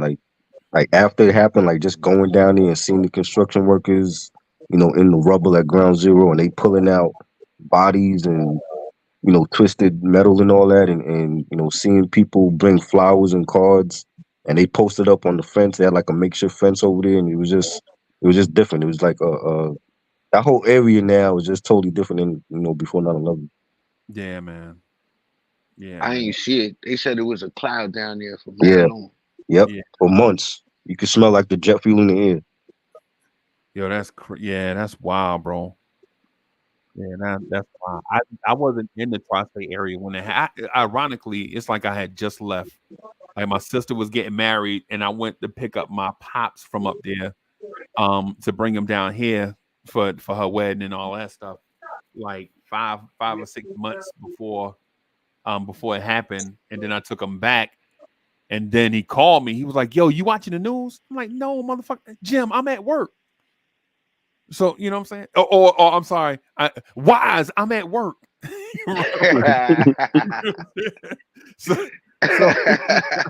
so, nah, while I'm watching the news, man, I'm at work. He's like, "Nah, turn the news on." I'm like, "Bro, I'm at work, man. Jim, man, relax, chill out, bro."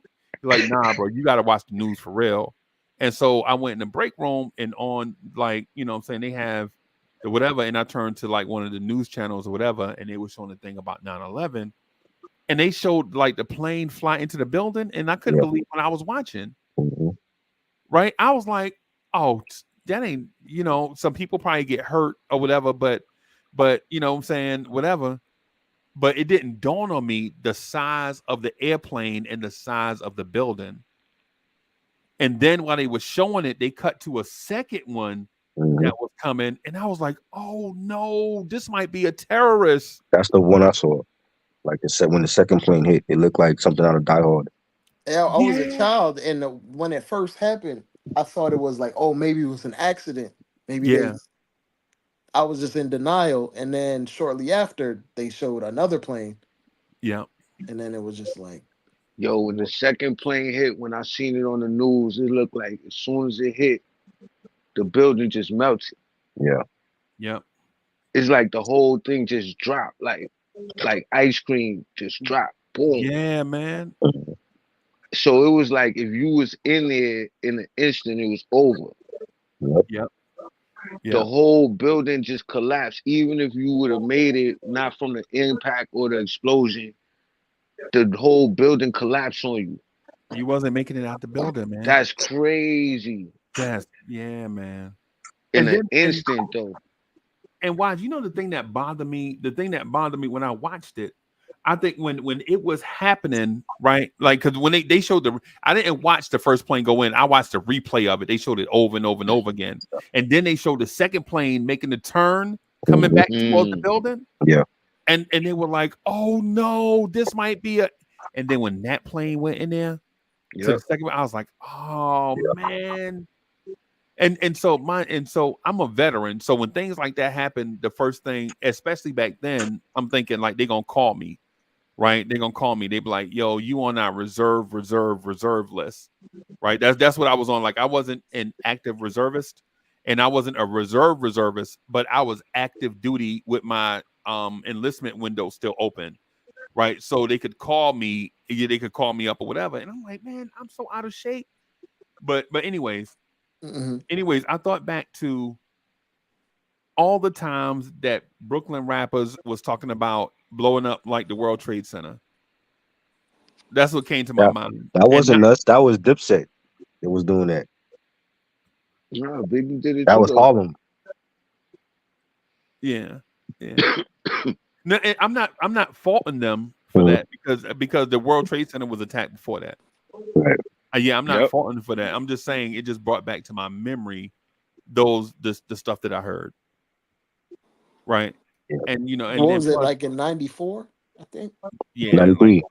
Yeah, 93. Yeah. The bombings or 93. Yeah. When they hit the lobby, right? Yeah, because it was a Biggie lyric, wasn't it? Time to pay, blow up like the World Trade. They wouldn't even play it on the radio. Right. Yeah, man. They blurred that part out. Yeah. man, and that's why when I think about the city, bro, when I think about stuff like that, it kind of touch my heart because my heart go out to all the people that suffered through that tragedy and all of that stuff. But in a selfish way, it just take away or it impact my memories of just going outside and seeing it, and it reminds you where you from. Like in Jersey City, I legit could say to somebody in Brooklyn, New York, that I can leave my house and they can leave their house and I can beat them to Manhattan.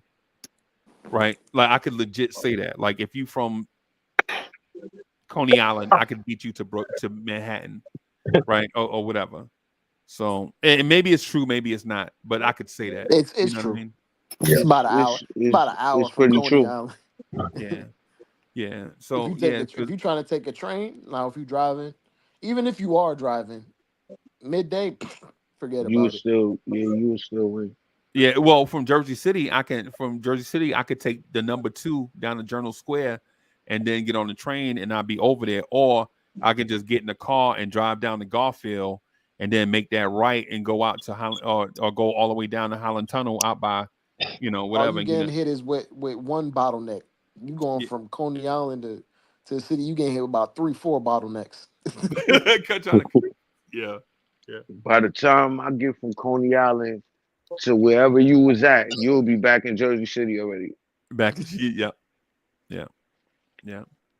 And so that's one of the things, man, I love about New York. I used to go to New York a lot, and y'all know why. Yeah, I'm a sports fan, man. I used to go to Mad Mets games and Mad Knicks games when I was a shorty, right? Just what I'm saying, that was back when the Knicks were trash, and you can legit go in the Garden and watch Charles Barkley dunk on Bill Cartwright for like 2 straight hours, right? Or you can go out to Queens and watch Ozzie Smith and the Cardinals beat the Mets by 15 runs in the 7th inning, and then it start raining. Like your whole day be ruined. Your team get blown out. It's a bunch of traffic and it's raining. You know what I'm saying? You like, why did I even come out here? They used to try to give us Mets tickets. We never went. Yeah. Yankees tickets though, we was always there. Yeah, man. My grandfather Pee Wee used to take. Yo, I called my grandfather Pee Wee one time. He got so mad, bro. Yeah, I was like, Pee Wee, why you tripping, bro? Hey, why? And why? You think I'm tall, right? I'm not tall as Pee Wee in there, right? Pee Wee in there was like 6'7". My Uncle Leon was like 6'7" or whatever, right? And so I used to look at them like, yo, why y'all tripping, bro? Like these dudes legit like did 25 years in the Marines, like 3 tours of Vietnam or whatever, and a kid are calling by their first name. You know what I'm saying? Like, Leon, why you tripping, bro? And You must have knew their hands wasn't working no more. You had to know their hands wasn't working no more. Yeah, man. I mean, it's man. I think what it is, they knew I was like a fool or something. They was like, yo, don't do nothing to him, bro. He's special. They had corporal restraint. Yeah. Because I told Pee Wee to give me $10, bro. I went down to this. I would no lie. We were sitting out on the stoop in the Bronx, and he was like, "Yo, y'all just chill right here. Don't go nowhere. Don't do nothing crazy. Because afterwards, I'm gonna take y'all go get some pizza." And this is when the Bronx had a reputation for having good pizza. I don't know what it's like. Is it the same now? Is it the same now? I only went to the BX for the Yankee game, so I couldn't tell you about I know the pizza here in Brooklyn is better. See. I could not tell you about the Bronx. See? Dre, I'm tired of the Bronx slander, man. I'm tired. Yeah, we're like, what are we doing? Why do you always be slandering the Bronx? And they had some good strip clubs, but yeah. Y'all talk about the strip clubs that show everything. Yeah, exactly. The hood spots. Yeah. I had some good pizza in the Bronx though. I ain't gonna hold you.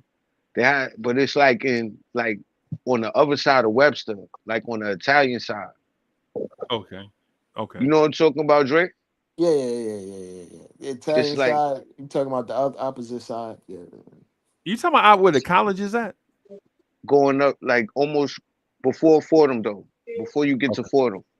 Before But on the Fordham, other side of Webster. Okay. I think you that's talking like about like 180 Pelham? something You over talking that about way. like Pelham or something like that? It's like Before Fordham? mad Italians that live back there. Oh, you talking about Riverdale? Yeah, I'm not sure what they call it, but it's Is like if you right talking about over there before by Webster. Fordham? Yeah, before you go over the bridge in New Jersey, like over there, that side, that's Riverdale. Okay. That's where all the rich Italians be at. Right. They got some pizza over there. Right. They do it But right I over there, don't but I mean I wouldn't go out my way to go there. nah. If you coming from Brooklyn, that's an hour and a half on a train, boy. I'm good. Yeah. I'm good on I that. was and when I was up there, I ain't like the service anyway. Yeah. Cause they was acting like, why you here for? Right. Yeah. It ain't too nice over that side. Right. Yeah, man. So so how far north does Brooklyn stretch before it turn into um Queens. out going towards is that out going towards Catskill? Oh, you talking the Nah, Bronx? you talking about the Bronx. Oh, okay. Like the Bronx is going up like upstate. Yeah, dude, you Upstate talking about New through York. Mount Vernon and Utica and Yonkers and Utica. Yeah. That's when you'll see the most hills, roads going all the way up, like you going up a mountain damn near. That's the Bronx. Hilly as hell. Is that Bear Mountain? Yeah, Damn near. Bear Mountain is up there. Okay. Yeah, we used to go to Bear Mountain on a field trip every year. It's about twice a year. We used to go to Bear Mountain. And we used to go in like the fall and in the late spring after the school year just about over. Go up there sometimes to the outlets at the Commons. Yeah. Yo, That's is like a straight Brooklyn, shot up to Brooklyn. is Brooklyn third place in everything? That's what I'm hearing. Third place. Like in food and No. fashion Nope. and rappers. No. How we third place with rapping though? Who's better than us? The Bronx? I mean, they got if some it wasn't for the spitters up Bronx, there. you can finish I the agree. line. They got some spitters up there. Keras Come One. on, Dre. We're Great. not talking about Lord Melly Finesse, Mel, great. no. You know what I mean? We not talking We're about not pun. talking about Melly Mel, no. Not even pun. Pun is great. Punters are great. Yeah, Keras One. The Lord Finesse. I'm not gonna hold you. If you talking about just I ain't gonna hate on numbers the and Bronx. The fitters, Bronx is got some Brooklyn and dudes. Queens. It's a tie between Brooklyn and Queens. Yeah. I think Brooklyn might be in third, bro. Because No, we not. You gotta show some love to Long Island, bro. Long Island. Come on, Keith man. Murray. Brooklyn You talking got about some Keith of the Murray? most impeccable, polished lyricists ever. Yeah. Facts. Who is it? You said? I said Brooklyn got some of the most impeccable and polished lyricists ever. Right, like Rakim. No. Rakim might have been born in Brooklyn, but he grew up in He Long from Island. Long Island. He from where my people from. He from Long Island. Yeah. So he not from Brooklyn. He's Like K-Solo, impeccable. Yeah. He's good. K-Solo. K-Solo. Come on, man. You kidding me? Come on, bro. Why we always got to do that to? yo, where's Keith Murray from? So I should be. So Central when you say Islip. K-Solo, that's like Long saying Island. Craig Mack, right? See, come on, bro. Craig Mack got more hits than K-Solo. You probably, yeah, probably, yeah. But Keith So Murray, that ain't saying a lot. But yo, you don't remember when Keith Murray said, "First but not least, you will respect Keith. I'm gonna lay him down like a do-rag in some grease." Right. Come on, bro. Yeah. Come on, bro. That's Brentwood. That's Central Islip. Come on, bro. The Central Islip. He from CI. But see, you notice, right? Me and Triborough didn't really mention anybody. Right. Like you just putting names out. I ain't knock none of them people. But when I say Brooklyn, people just start putting everybody out. Mm-hmm. You see how that goes? That's for a reason, my bro. So who the best Brooklyn rapper of all time? He's dead. It ain't none. He's dead. It ain't none. Yeah, he is. Yeah, you're right. You're right. He's I dead. think the best Brooklyn rapper to ever live is passed away. In my opinion. I don't know about that. Yeah, it's a lot of them though. Hey, Tribert, you talking about Sean Price? He's in top 5. I'm talking about Biggie. I'm talking about Biggie.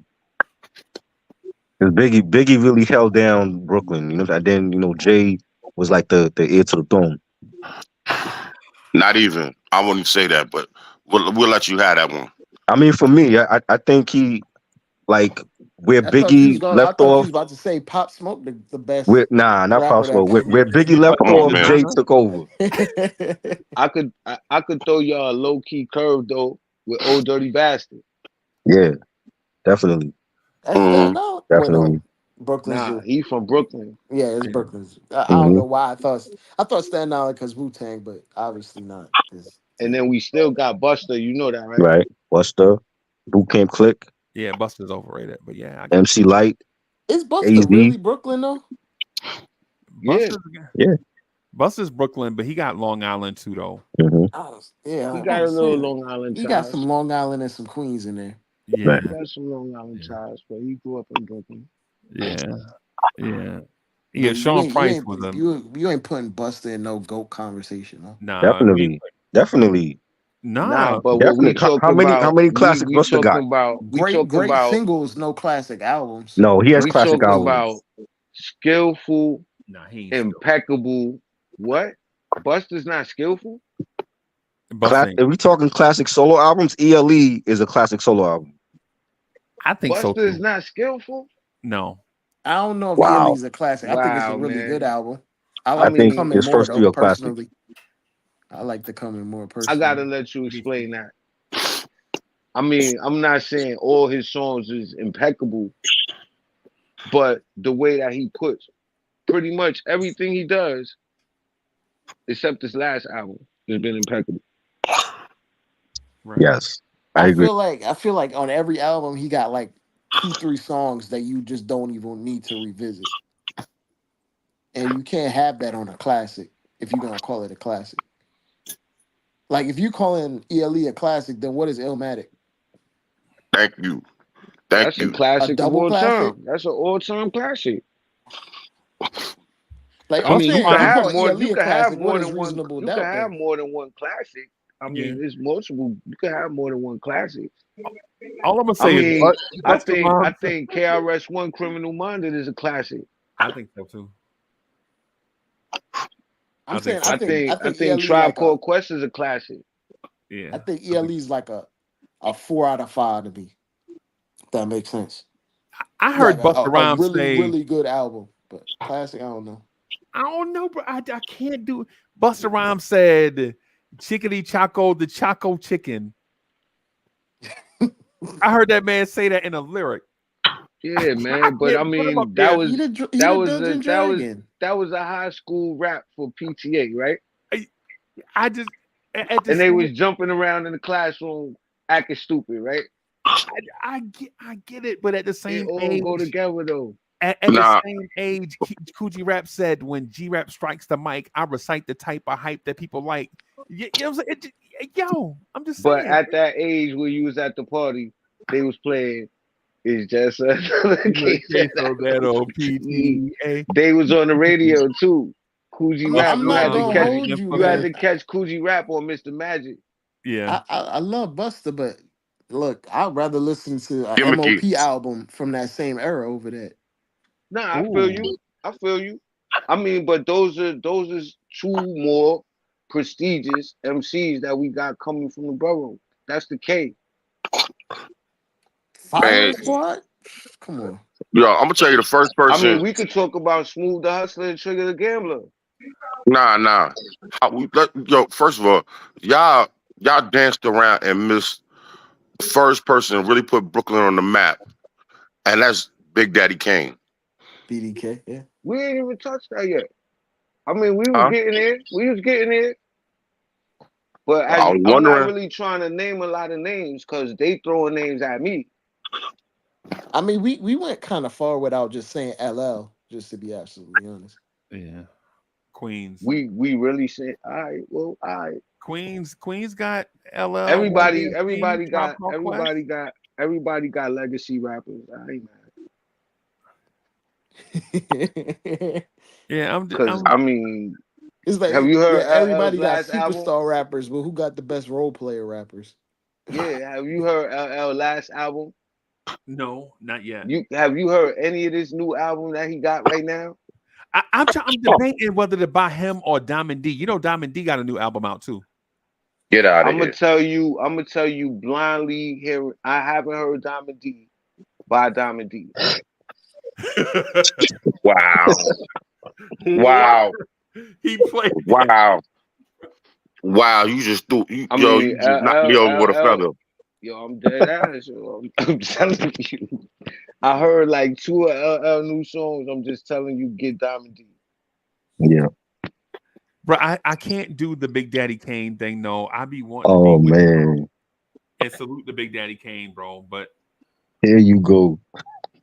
It's like, I mean, Big Daddy Kane and then Rakim came over and basically invented the rap that you see today. yeah. Like he the forefather of like the rapping style, the modern rapping style that's still being used right now, like the blueprint. Because like a lot of what BDK was doing, it was like an advanced version of like Sugar Hill Gang. It's like an advanced version of that, but it was better. Like he had witty lines, but like the presentation, the delivery that Rakim had was just it was just different. Yeah, but like it almost it's dudes that came like, since Rakim came out from Brooklyn that took that style to a whole nother dimension. I was gonna say like the whole like Rakim style made people take rap serious. Yeah. Instead That's of a it just fact. being like a whimsical party type thing, like it's only a party. You only really listening to rap at party. Like he took it and he made it like a particular art form where like he gave you that cold winter feel. Like when you listen to certain rap, it brings you back to a certain season. Like it got to be cold outside to listen to it. It ain't hot. It's not summertime music. Like, but this is the funny thing. I remember the first time I heard Eric B for president. Yeah. And my aunt was sending me to the store. So to go to the store, the game room was right there.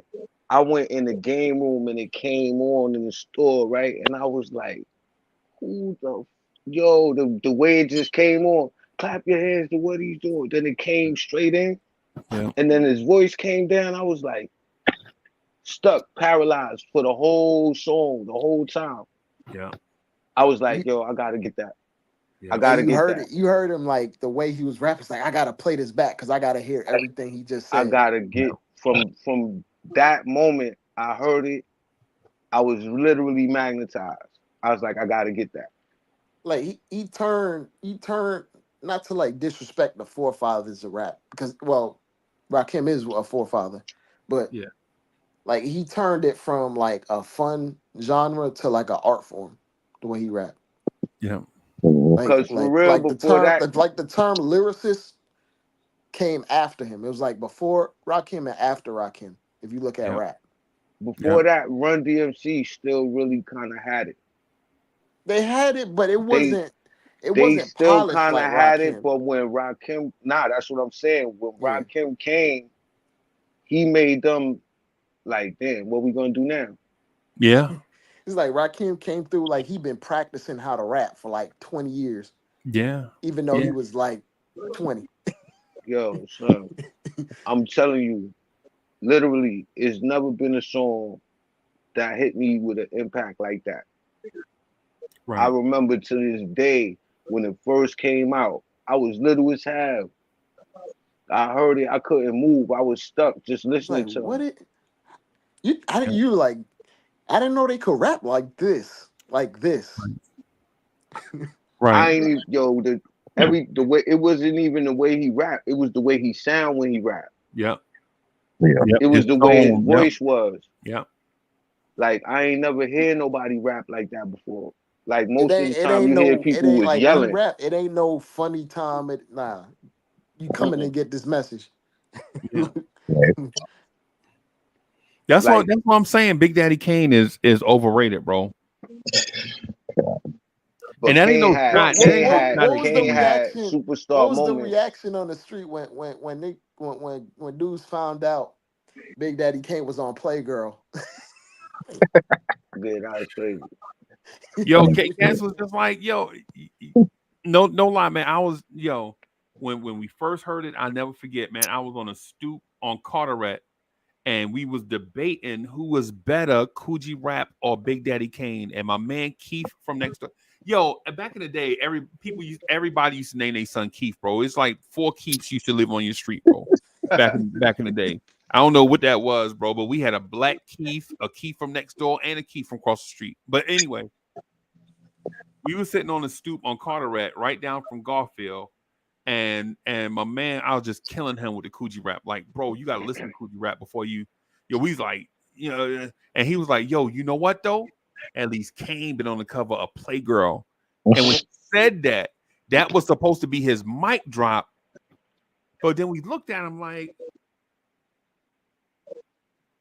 well, he was on there with like a goose, a triple fat goose or something, right? He was on there with some beer or something, right? Nah, he was up there naked. Yo, please tell me he had some Timberlands on, bro, and like a Kango or something. Yo, like a Dookie. Nah, man, he was up there smelling like flowers and shit. He was like, bro, try, and then what really took the cake, because we was giving him a chance. We was like, yo, nah, what it is he probably just doing a little joint for the ladies, because during that time on an album, like dudes would just do like one song for the ladies on the album or whatever, right? Like dudes would come out and then it'd be like a little joint about a girl or something. Dear Yvette, yeah, I remember that. Like when dudes would put like one song on the album about a girl, or whatever. Or like EPMD did what's the Who Killed Jane? Jane. Yeah, like they put like one song in the album about But bro, he did a song called Taste of Chocolate. That was the album too. So Wise, and no disrespect to Kane, because I think it was a misstep. I don't think there was any intention. It was a misstep. But bro, how you gonna name your album and your album cut you sampling a transvestite, Sylvester? Wow. You sample Sylvester, bro. On that note, right? Because I know who Sylvester is, right? And listen, and whatever people do, that's their business. Sylvester. What I'm saying is, musically, Sylvester was hot in the hood, though. If you know who he is, you know his music was alright for the time that they was listening to it. So I think that Big Daddy Kane was experimenting. He was ahead of his time, because if he did that shit now, right? If he did it now, it would be popping. Yeah, man, I think that man didn't know that. If he did it right now, it would be popping. The misstep is when you name it Taste of Chocolate. I think he got ahead of himself. That's the misstep, bro. He got ahead of himself. I think that man was referencing tossing somebody's salad, bro. That's what it sounds like. Yo, come on, man. Come on. Bro. It's a misstep, bro. It's a misstep. He had a few. Whatever people do, they do. Yeah, like, he had a misstep. He had a few missteps. he had a misstep, all right. like me even bringing that up is probably a misstep. Right, me even bringing that up is probably a misstep, man. You know, occasionally people make missteps, bro, but that can't be, bro. When you go all in, pause on Taste the Chocolate, pause. Come on, bro. Yo, I don't know who he was talking to at that moment. I don't know who was in his ear. Maybe that was Mr. C. I don't know. Rest in peace. Yeah. Rest in peace. Mr. C might have been, yo, look, that's a good, you know. Oh my god! Oh my god! I mean, you came out like, yo, he was on the joint with the yo, stop, man. Stop. It's the Tromper. Is that not was that not the name of that? That's the name of the album, right? That's the that's the name of the That's album. the name of the album. And Yeah. it's a song. It's a song on the album called "Taste of Chocolate" where he Yeah. sang Sylvester. Yep. Facts. And the name of the song, you gonna sample Sylvester and name it "Taste of Chocolate"? Yeah. Yeah, that's a mistake. And then remember he had that AIDS rumor going around about him. Yeah. You forgot about that. Oh my god, man. And that's my guy too, man. Respect, man. Respect to Big Daddy Kane, man. Yeah, man, cause you say, yo. It's just a myth, bro. Yo, you know who else? Pardon me. Yo, who else? I'll tell you who else made a misstep in their career. Coogee Rap. Coogee Rap never changed his rap style. It's always the cinematic mobster style. That's his thing. That's his mafioso thing. rap. That's his thing. Yeah, I know, but styles change. Hey, the consumers' ears change, bro. Well, he can't rap about no pretty boy stuff. I mean, Right. you see what he look like. Yeah, I understand. But Drake, you know he used to be a pimp too, right? Hey, pimps are some of the ugliest people, man. But that don't mean he can't rap about pretty boy stuff. Cause pimps is still pretty boy. Yeah. I mean, but bro, pimps be ugly and be calling themselves pretty. So I mean, yeah, it be in their title. It be pretty tone. yeah. If you say you pretty Drake, you gonna make people call you pretty Drake. Yeah, nah, I ain't calling no motherfucker, man. Nah, bro, this mad uncomfortable, bro. I ain't calling no man. Hey man, hey, Ghostface can get away with. Ghostface got away with it though. Oh yeah, you're right. Yeah, you're right. You're right. Pretty Tony. Yeah, you're right.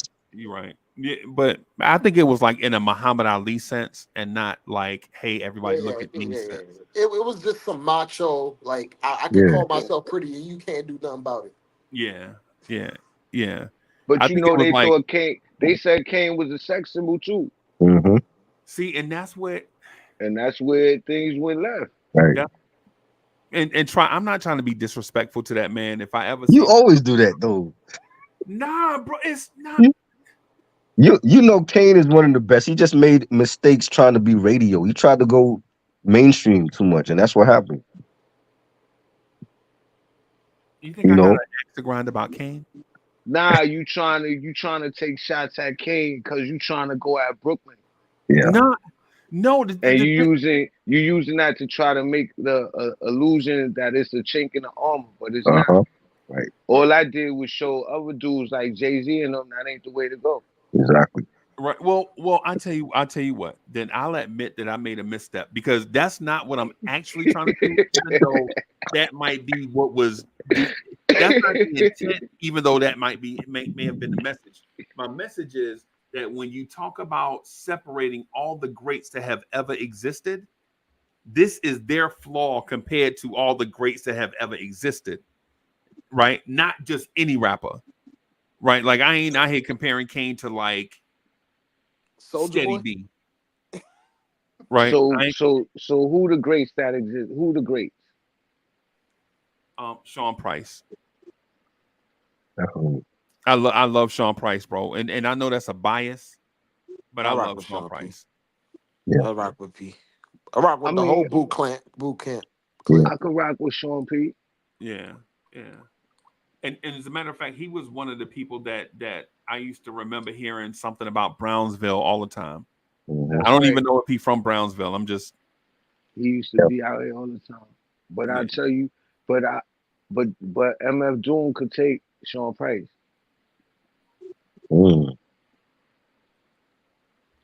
I like MF Doom because he was just so unconventional. Like he would try to like telegraph the bar and then go completely left. and they was homies too. Right. Yeah. I like MF Doom, and I liked him ever since Peach Fuzz. And I know that I don't want to sound like an old man, but ever since then, I kind of there was an era when groups were coming out, kind of like in that alternative hip hop. You don't in that A Tribe Called Quest lane when people were coming out in different lanes. It would just be mad posses. The dudes just rapping. Yeah, yeah. And so when I heard Peach Fuzz, I was like, I like him. That was before he turned into the villain. That was before all the tragedies and stuff. Yeah. Way before that. He literally had Peach Fuzz on his face. Yeah, like he had the talent, but he's basically the godfather of underground rap. That's really what it is. Like all this Griselda stuff wouldn't exist without him. Yeah.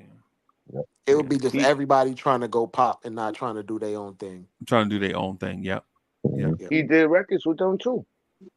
I'm saying like they all had to touch him to get they it's like a rite of passage to get, you know what I mean? Right. Yeah. You had to go through him. And I ain't gonna hold you, bro. I think there is something about the rappers that have something, or the artists like a Jay Dilla, like a MF Doom, like a Sean Price, that have something going on with them. Like y'all remember Frederick the Godson? Remember him? Frederick Godson? Yeah. Like the rappers that have something that they know about that you don't, so they all into it because they don't know when this is going to be their last time. You know what I'm saying? Whatever. Like Rock Marcy. Yeah. Mm-hmm. Who I Rock love. Mars go back too with Busta. Marcy Marcy was trying to get a record label in the early 2000s, like late 90s, like and he figured out in this particular era, especially with the internet, if you make a wave on your own and get a fan base and just cater to them, you're gonna be set for life. All you got to do is cater to your fan base, and they'll keep coming back. Right. He ain't put out nothing new yet, right? His last album came out 2 years ago? Nah, he put out he got album this year. Yeah. He got somewhere out. He got somewhere out coming too. Yeah. I think he got the last joint is Quantum Leap. Yeah. Okay. Fire. Okay. Yeah. The only thing I don't like is sometimes he don't be putting his music on Spotify. Like he be gatekeeping his own. Like you gotta facts. You gonna get this, you gonna get it. But you know what his logic is, and I fully understand it. He's like, my music is $40. This is a bag of weed. You think my music ain't worth a bag of weed? That's literally what he said. You know who did it? Nipsey did that too before. Yeah. Nipsey sold a mixtape for $100. Yep. And they all sold out. CDs too. Yeah, so the last one I got was the Elephant Man. That was hard. That was dope, yeah. Elephant Man Bones, right? Yeah. That was hard. That's the last one I got. I was on a car lot when that album. I got the alert and I bought it on the spot, bro. I ain't even sight unseen. I just got the alert. It's coming. It's out now, and I just went ahead and bought it, bro. Gotta pull up on Quantum Leap. It be some real luxurious bars that you can't even fathom that he just put together for no reason. It kind of remind me of Ghostface in a way. Like he's trying to be like a Tony Stark, but like a smooth variant. Like not with the aggressive version that Ghostface will come on a track real aggressive with luxurious raps on them. Whereas Rock is they both paint a kind of picture like you gotta hear it. You know what I'm saying? The thing about them is that they still fit the beat, even if you're not listening to it. Yeah. And the beats they pick is good. But you know, Rock be making his own beats too, so handcrafted. Yeah, he be making them beats with no drums on them, just a sample with a. I love it. I love it, bro, because it gives you that cinematic feel, like it puts you in a certain space. It's like flowing in air with the beat. It ain't nothing. It give your voice more attention. Yeah. Right. Like it make everything you say more poignant and important. Y'all heard Rakim's new album? Yeah, I heard Nah. some of I it. heard I some heard some of songs. it. I You bet heard he's that? not. Y'all heard that Common and P Pete Rock Rock. though? Yeah, Yeah, I heard that too. That Yeah, I that's heard that. that was great. fire. Great album. Yeah, yeah. And I'm not even a Common fan like that, to be Me either. absolutely honest. I'm not a. I heard the Common is Rakim and alright, but Planet Asia though. That was fire. Yeah. I don't really like light skinned dudes like that. Hmm. You know Uh, what I'm saying? Like I liked Heavy D back in the day, but Heavy D was what it was, yeah. right? it's But it party wasn't. music. Yeah, yeah. So yeah, Heavy D had bars though. And yeah. Uncle Freeze's A alike. So there's that. Oh, what up, DSJ DSJ? pop back. yeah. DSJ in the building. DSJ. So DSJ, can you solve this conundrum for us? We are all, so it's 6 of us at a crossroads, and we're trying to figure out what borough or what area of New York has the best rappers. Can you just solve it once and for all? Easily Brooklyn. Queens, the Bronx, Staten Island, Jersey, No, Mount Vernon, it's Harlem. definitely Big BK. Coney Island ain't even got no rappers. What are we talking Yes, about? they You got do. They got rappers from Nems. Actually, Got they Nems got do. in Nems. Coney Island. Nems, you got D Chambers. What you mean? Got Who? Brooklyn Hands. So we got rappers. Gorilla in Nems. You got Island. Gorilla Nems. He from Coney Island. And Stetson Who? Sonic used to be from Coney Island. Yo, Stetson Sonic, yeah, Stetson Sonic was them dudes back in the day, but they the one thing Stetson Sonic put out, and I think it's a people sleep on it. They got the little the Brooklyn, the little Brooklyn sound that they add to their songs. Go Brooklyn. Go Brooklyn. And people from Brooklyn use it in their joints. Yeah. Yeah, the little Brooklyn sample. They did that for hip hop, bro. That should get them. That should put them on the Mount Rushmore of New York collabs, New York groups, man. Mary used it for Real Love. Yeah. That. Yeah. You want to know the funny thing about that too? Doing it was actually supposed to be for Biggie. That's why the whole Brooklyn Go Brooklyn was in that beat. It's gonna be Biggie and Kim on that.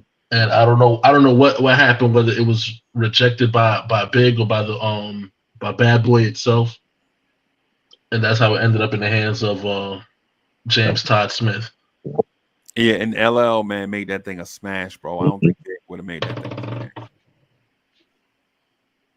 I don't know. I think he could have. And I like Big. Biggie is probably definitely in my top 25 rappers of all time. 25. What? Wow. I didn't say he was the 25th, bro. I just said he was in the top 25. You didn't say he was top 5 either, though. You said 25. Yeah. Where you ranking him? Where you ranking Biggie? But let's hit me out on it. So at times I have Biggie as high as number 2. Okay. And then at times I have him kind of sliding back because I remember people like Slick Rick, who at times I get in a Slick Rick phase. Mm-hmm. Right. And no disrespect to Slick Rick or Biggie. It's just Big is in that range. Like sometimes I think Big is almost as good as Nas, right? Or Casanova Fly. I think he's sometimes, and then other times I think he might be better. Okay. Yeah.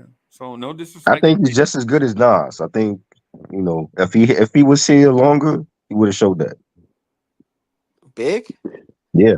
I think he's just as good as Nas lyrically. I don't think Big had enough time to grow. Mm-hmm. Like he was 26. Yeah. Like even though I'm gonna say Nas came out the gate on like a deeper level, absolutely. But by the time he got to like Godson, he was rapping about different stuff, like different subject matter that he didn't even really touched on at an earlier pace. And then when he got even further, then he was rapping about fatherhood. Yeah, because he realized trying to do songs like "You Owe Me" wasn't gonna cut it. Trash. And that was the day and age when you had to have a girl record.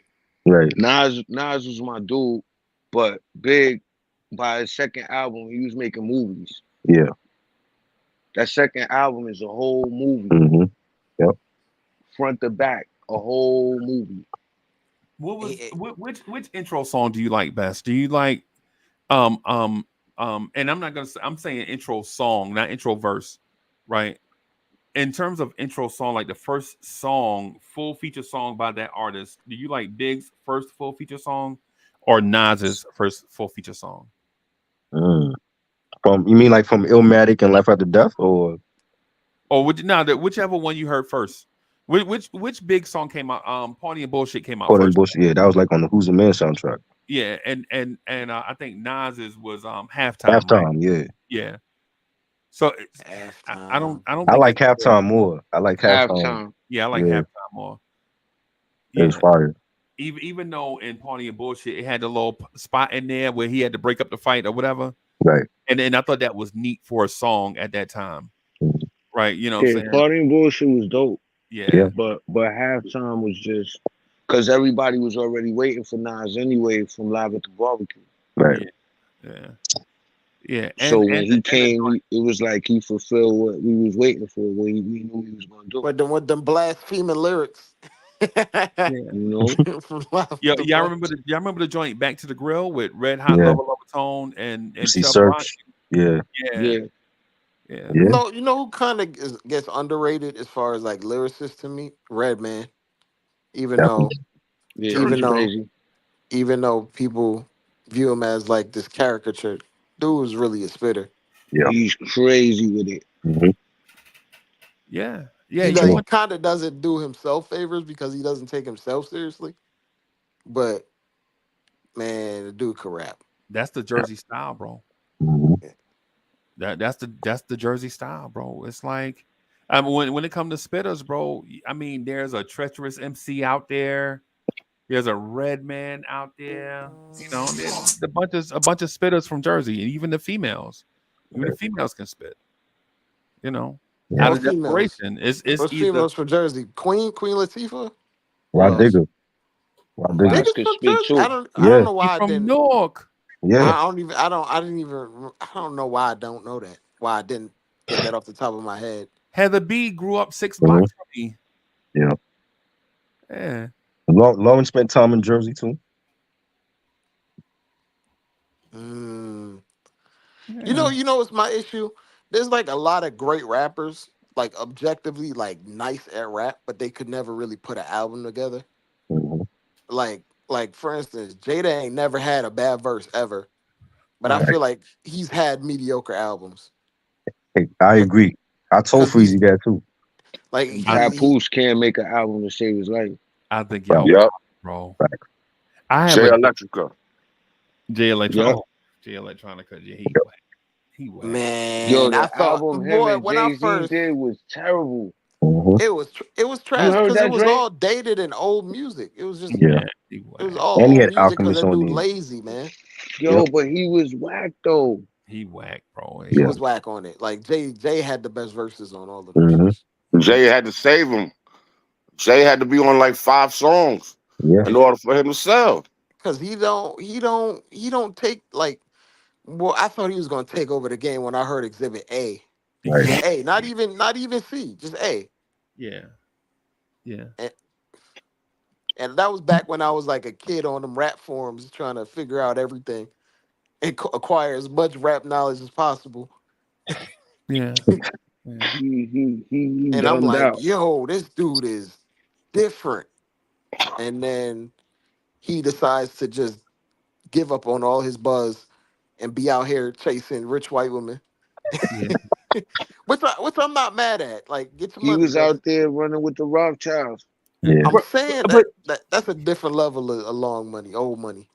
But that's the when you listen to him rap, he talk about how that establishment was ruining his community, and then he get a little bit of bread, and then he go be with them.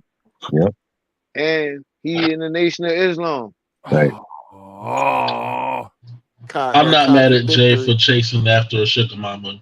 Them Jordans cost a lot of money nowadays. And child support. You would never know that man is from New Orleans. He from Texas, right? Nah, Or he's New from Orleans. New Orleans. New Orleans, right? New Orleans, Yeah. You Him would and never Currency, know it right? though. Is Currency from New York? Currency from there. Currency is one of my favorite rappers of all time, even though he's not like this deep lyricist, even though he Yeah, can get super lyrical when he needs to. Right. Currency But just mad smooth. you consistent too. like he just puts out his body and work. He just keeps putting out work. Yeah, And sometimes you just gotta appreciate someone who just cares about his craft enough to just feed his fans. Cause right, like a lot of dudes don't give a damn about their fans, bro, unless they got some money for them. Like right. he currently genuinely does it because he likes making music. Right. But he make rider music though. That's the thing. Absolutely, man. Yeah, Like you could just put his joint in and just ride. it's true. You And ain't you even ain't. gotta do nothing with it. I'm saying it's the type of music you do. You run errands to, man. Yep. Right. Like if you going from Brooklyn to the Bronx, that's what you could put on right there Yeah. Right. and just Yo, flow. what is, You be there before you know it. Pilot talk too, man. hmm so the thing about Jada, I no disrespect to y'all, but I do always find the Jada conversation a touch disrespectful. Why? Why is that? Because I feel like Jada doesn't cater his music to the grand audience, but to a specific group of, like, when he named his album, he gonna stay in that lane, bro. hmm I mean, there Right. ain't nothing with So you feel wrong. like There ain't he nothing got a wrong cult with staying in following? that lane, but in at I the think same his time, albums could have been better too, right? Yeah. I'm saying ain't nothing wrong with staying in that lane, but at the same time, he'll be in that lane, right? And then he'll veer off to a song that ain't got nothing to do with nothing, just to have like a Neo feature. And it's just Right. like, bro, bro, stop it. What's you doing? It's like how much punchline songs you gonna have? And I think that's part of the record company making him do it. Not to make an excuse for it, but when you listen to, like, when did the last Jada album come out? Ignatius. That was what, like 2020? Yeah. Yeah. Ignatius. And Yep. and try, I ain't gonna lie to you, bro. I'm gonna say this, and you probably gonna think I'm crazy, but I love that album, bro. That was not a classic. Do not say that. Oh No, no. I'm not, no, no, I didn't say it was a classic. I didn't say it was a classic. I'm saying I love that album. It I was, play the album at least once a yeah. month. It was grown Jada because his manager, Ice Pick, that passed away, wanted him to like Yeah. collaborate with those artists. Yeah, yeah, yeah. I listen to that album about once a month, bro. I mean, Yeah. every month, about once a month. I would Right. say like it kind of similar thing in terms of Jada. Like one of my favorite rappers growing up was Fab, hmm and I feel like he's put out like good bodies of work, but like all his best stuff is mixtape stuff. Definitely. Like there is no competition 1 and 2. Mhm. Like Yeah, the Fab soul is crazy tapes, too. Soul Yeah. tape. yeah. But doesn't that But his always? albums, nah, His man. albums ain't great. But Dre, is that not always what you expect from an artist that was in a group? Is that not what you expect? You call it like the Desert Storm thing a group? They were all really That's solo collective artists. though.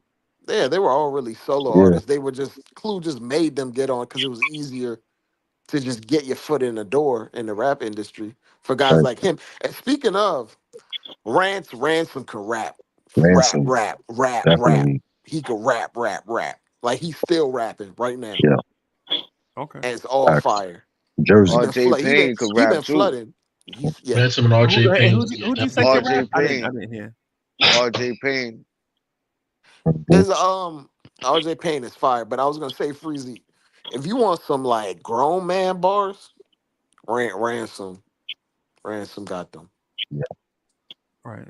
Right. And it's like it's not super overly complicated, even though he could change his rhyme scheme up when he needs to. Where's he from though? Jersey. Jersey. I'm saying Yeah. no. I'm saying where at in Jersey. You know.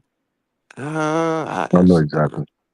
I don't know exactly, but I know he's from Jersey. How you spell his name? Because I've been looking for him, but I can't. Ransom.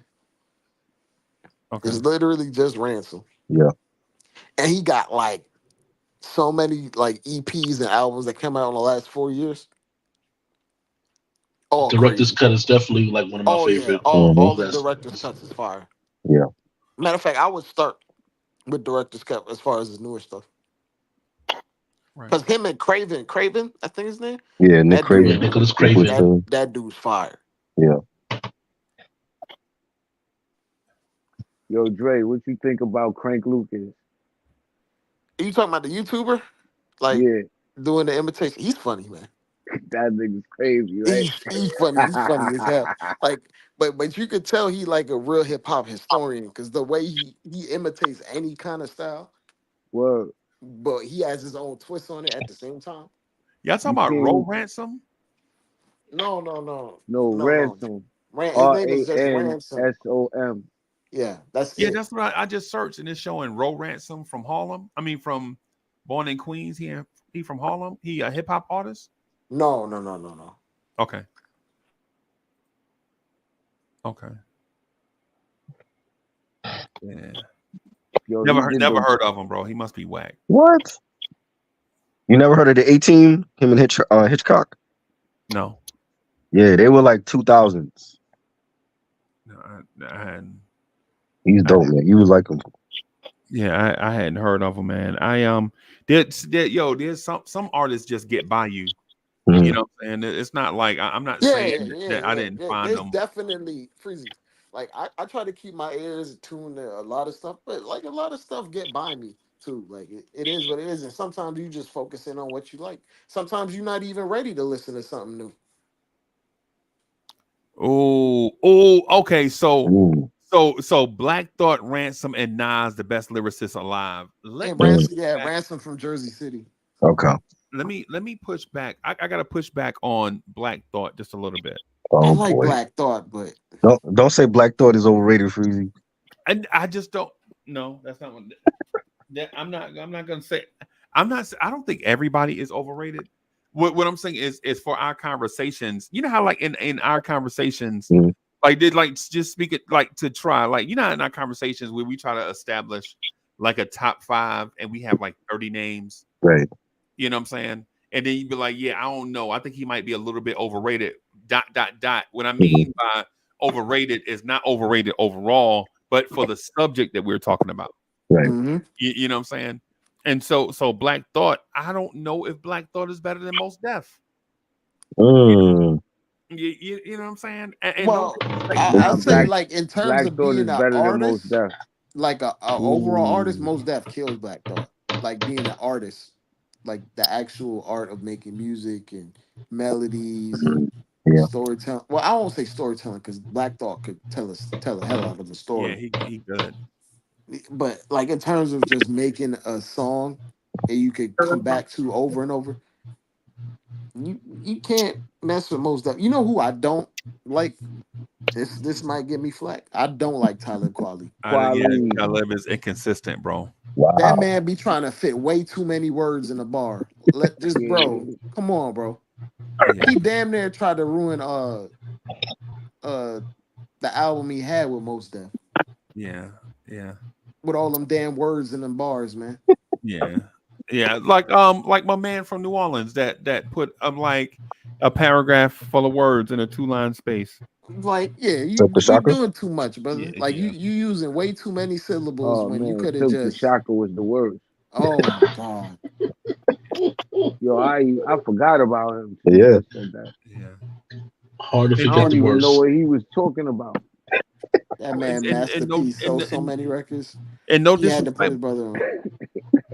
but there are people that do like for instance, if we're talking about, you remember when we talked about so Talib Kweli like in the offbeat style, and if you talk about MF Doom, like how he can manipulate the listener's ear by getting you to anticipate something and then taking you in a different direction. Yeah. Everybody don't do that on purpose. Some people are like West Side Gun, where they think it's dope and it's really, really, really, really trash and whack. You know what I'm saying? But you're not a fan of that voice. Yeah, oh my god. Yeah, sometimes it's like Biz Markie, and rest in peace, Biz Markie. But sometimes it's like when you listen to the Vapors, you're like, yo, why didn't Kane just keep this for himself? Oh man, come on, man. That beat was hard though. Yeah, it was hard though.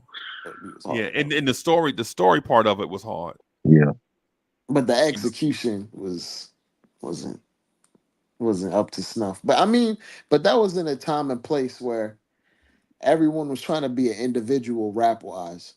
Yeah. And back then, you had to have your own style, even if your style was whack. And if someone bit your style, you get your ass beat for it. Yeah.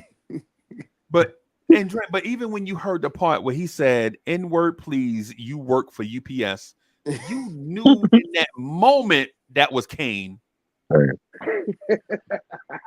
You knew that was a Kane punchline, bro. Yeah. Even in that, as soon as you heard it, you were like, I know this man not playing with me. yeah. But Biz was out though. Yeah. That's all it was. Biz was out. Kane was like, look, take this song, give me a little bit of bread, because I'm not doing so hot right now. So just let me, get this little publishing or whatever. Yeah. That's all that was. Yeah. That's all that, and he took him on tour. Yeah. That's like, but that's one of those things where Biz was not viewed as a serious rapper, so he could take those lyrics. But if you, the idea of a ghostwriter back then was, as a quote serious rapper, like imagine how you would feel if you found out Rakim had somebody writing his bars. Bro, what if you found out Kendrick had a ghostwriter? Oh my God, I might jump off a I would bridge. ruin I him. just might on the spot, bro. I'm just take me on to the upper room, bro. What if we found out Drake had a ghostwriter? Oh, we I'd already have been like, I knew knew it You that. already already. do. You I'd already be know like, that. I'm Drake ghostwriter. I'm like- Drake ghostwriter. Yeah. I Drake mean, go, I'm Drake ghostwriter. at some point, like if you're a superstar and you produce that much music just to be relevant, there's no way you don't have help. It's kind of like, remember when they said Kevin Hart had writers? It was like, it makes sense. The dude had like 30 specials out in like 3 months. Yeah. Yeah. There's literally no way you can come up that content. Yeah. with Comedians one do brain. that though. Yeah, Like- it's cool for comedians to get but there's a lot of comedians that straight up bite jokes too, and so. sell jokes, bro. They do rappers too. They sell Yep. content, bro. So Yep. All the time. yeah, man. Yeah, man. I don't know, y'all. I don't know if I can go with the Brooklyn has the best rappers thing, and it's only because no disrespect to Brooklyn rappers, right? No disrespect to Jay-Z and Big Daddy Kane and others. But man, Harlem had some nice rappers, right? I honestly, my favorite, and this is a bias, and I'll admit to it, full disclosure, is Queens rappers, right? Because I started in the very beginning, I heard Queens rappers, and then throughout the years, I heard one Queens rapper replace another, and they were always stepping the game up. They were always better than their predecessor, right? Like when I first heard, for instance, when I first heard Run DMC, I knew Run DMC was dope. They wasn't my favorite. I told Tribero this when we first met, that I always preferred Houdini over Run DMC. I always thought Run was whack. Right. Which is crazy. No disrespect to the group, because I always liked DMC. Right. Where Houdini from? Yeah, man, Houdini always been like, Larry Smith said it himself. He was like, Houdini is like the Cadillac Brougham, and Run DMC was like your Deuce and a Quarter. Right. Both of them nice cars and all that stuff, but one is uptown and the other is on the corner. Right. But the thing about it is Run DMC wasn't on the corner. They just gave that image. Right. They from Hollis. And Houdini was from Brooklyn. I was gonna say, Freezy, to your point, you said Harlem. Full disclosure, I think Big L is one of the most overrated rappers of all time. Wow. Oh my God. Oh my man. I'm sorry. I'll be back. Yeah, I'm gonna go smoke a cigarette, bro. I'm sorry, I'll be I'm right never back. gonna forgive him for that Nick line either. Oh man. I'm not gonna forgive him for that. If you feel like Big L is overrated from Harlem, who's the best in Harlem? I love Cam. I don't think Cam is on Big L's level though. Nah, he's not. No. I'll say this: early Cam, SDE Cam, he was actually attempting to rap, like for real. Right. Yes. And then he still got it though. He still got it. He still got it when he wants to, but like somewhere around 04, he just started just going into straight. He was swag rap. You talk before about the swag Pewter's rap. Putin era. He was swag rap before swag rap was called swag rap. Computers feuding. Yeah, that, you talking about I that keep era computers when, puting. I keep yeah, computers when shooting. Lil Kim was talking about something.com, something. Right. She didn't have no idea what the internet was, bro. Yeah. That man was spitting on little kids in Killer Season, man. Around that time, Yep. bro. He was very unserious at that. Y'all like Mace though, Dre? Mace, I like Mace for one album. When Murder Mace was actually Yeah. trying to rap. Mace For is from Florida. He don't count. real. Wow. Oh man. What New York rapper you think got like the most wasted potential, bro? Cannabis. This might Cannabis come from off. Jersey. This might No, Oh, come he's he from off. ain't. Jersey. Cannabis is not from Jersey, bro. Cannabis from Relax, Jersey. bro. Cannabis is from Flatbush, bro. Him and John You know who I think. Cannabis is from Canada. think. Y'all better You know who I think had the most wasted potential? I think AZ did. I think I AZ don't think so. respected. He just wasn't trying to live in Nas's shadow. I'm just AZ's saying, problem like, is not AZ. AZ's problem is choosing those wrong labels. That man, too. but like AZ had everything you could want out of a rapper. He had the slick talk, he had the fly talk, he had some music for the ladies. It was all believable, and he had the delivery, and he had the presence. He just never Black could put his labels. career together. Yeah. But you It was the labels. choosing labels that don't cater Yeah. to hip hop. Right. Labels don't care about nobody though. Nope. One more. I got Jive Records caters to R&B, and the pinnacle artist right there is R. Kelly. Jazzy Jeff and the Fresh Prince. Yeah, we did. Yeah. The clips. Guy? They had the clips at one point. Guy. They had Guy. Yep. Yeah. Yeah. But that was 1987. I got one. 1992. I think Cormega. So imagine the fact that the people change presidents and CEOs of those companies, changed people that's in place of those divisions. So when somebody comes around from 1987, and then you expect them to be around for another 10, 13 years, and then they're not there. Sound like people's issues with Def Jam. Yeah, I mean that's after ongoing. Yeah, it's ongoing. Nobody stays in a position for a long period of time. Dudes get in position and then play musical chairs to different organizations like Steve Stout, for example. Exactly. I was gonna say, I think Cormega is a top 10 Brooklyn rapper all time. Or Queens rapper, not Brooklyn. Queens. Yeah, Queen. Yeah. It depends on what day of the week you ask him. Which personality you get? Yeah, because Cormega from both areas, and then on Thursday he probably from Harlem. Yeah, and so top 10 Queens rappers. I mean, it depends on how y'all feel about Prodigy. He got to be there. Prodigy top 3 to me. He got to be there. Yeah. Start not start the list, but he got to be on the top of that. Yeah, he got to be at the top 3. I would say, I don't think no one has ever started a verse as good as Prodigy ever. Inspector Deck. Inspector Deck. Inspector Deck. Yeah. But there's just way more examples for Prodigy. Inspector Deck got so many opening lines. Mm-hmm. Yeah. Where's Inspector Deck from? Staten Island? Yep. Yeah. Okay. Coney Island, Staten Island, it's all the same thing, I guess. If you say so. Prodigy got some crazy lines though. Yeah. That man said, "I break bread, ribs, $100 bills."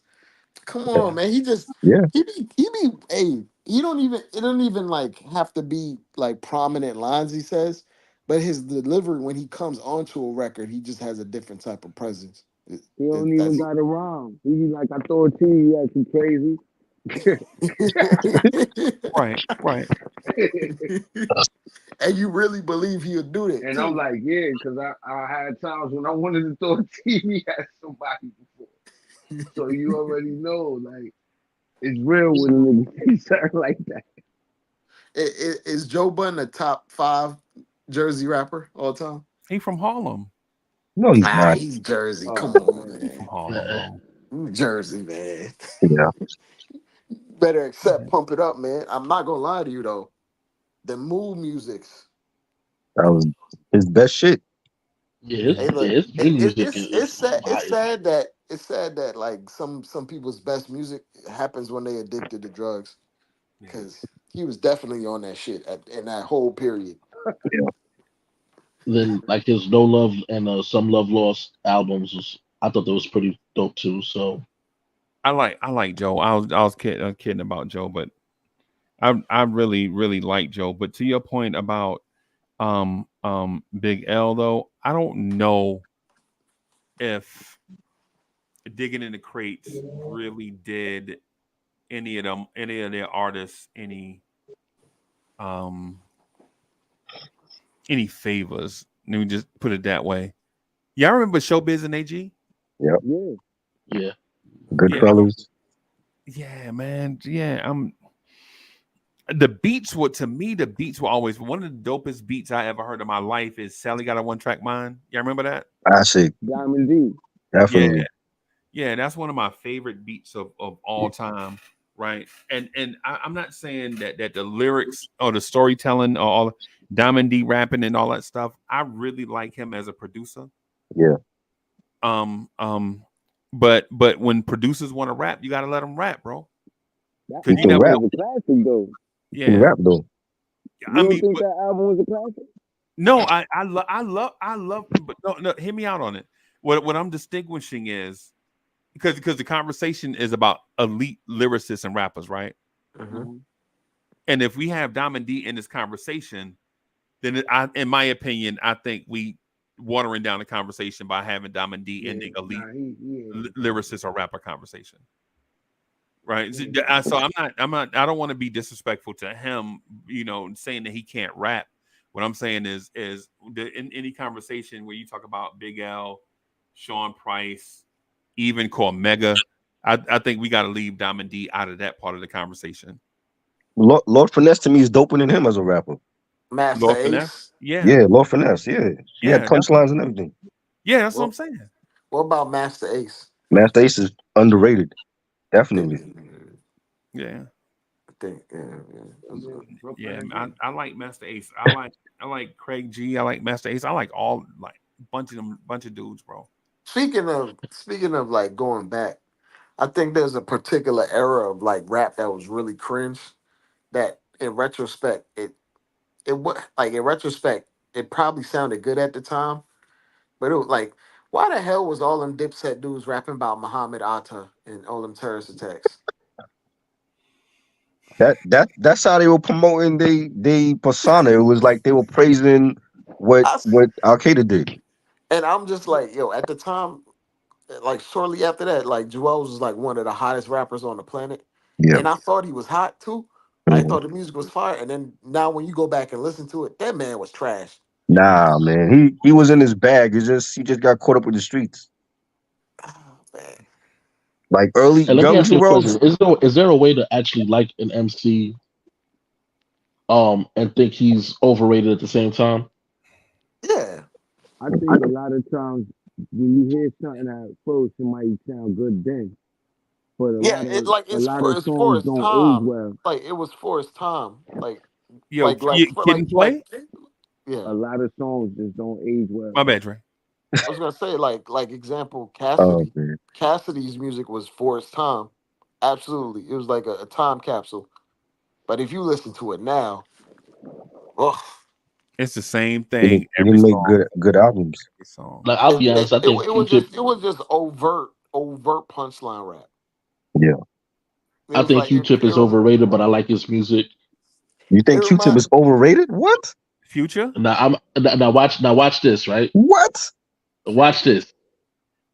People give me your ears so I can be sublime. It's enjoyable to know you and your concubine. What does that even mean? Hold on, you quoting from that's the mainstream album though. You gotta hear Renaissance. I'm just asking, what does that mean? Like this is He, what you're promoting. he was doing mainstream shit though. You know You Q-Tip better gotta than that. you're pushing this as a single. Yes. I'm supposed to. This is like it's almost like you're selling the product, and this is what I'm selling. But it wasn't a great album though. Which one? Which wasn't? He talked Amplified. That's the Amplified album with Violent Thing and Breathing Stop. Nah, matter of fact, this award tour. Award tour, my bad. This is the opening line to award tour. But that's a classic album. How do you not like that? People, that's what I'm saying. I like the album, but I think he's overrated at the same time. Nah, man. What? So Q-Tip, why can't I, okay, hold on. Why can't I again, I'm gonna say this and I need somebody to make it make sense. Q-Tip, People give me your ears, so I'll be sublime. It's enjoyable to know you and the concubine. Niggas take off your coats. Ladies act like gems. Sit down Indian style so we recite these hymns. What does that mean? Hold on, Delano. He was like the prototype to Kanye. And Kanye got a bunch of cringe lines too.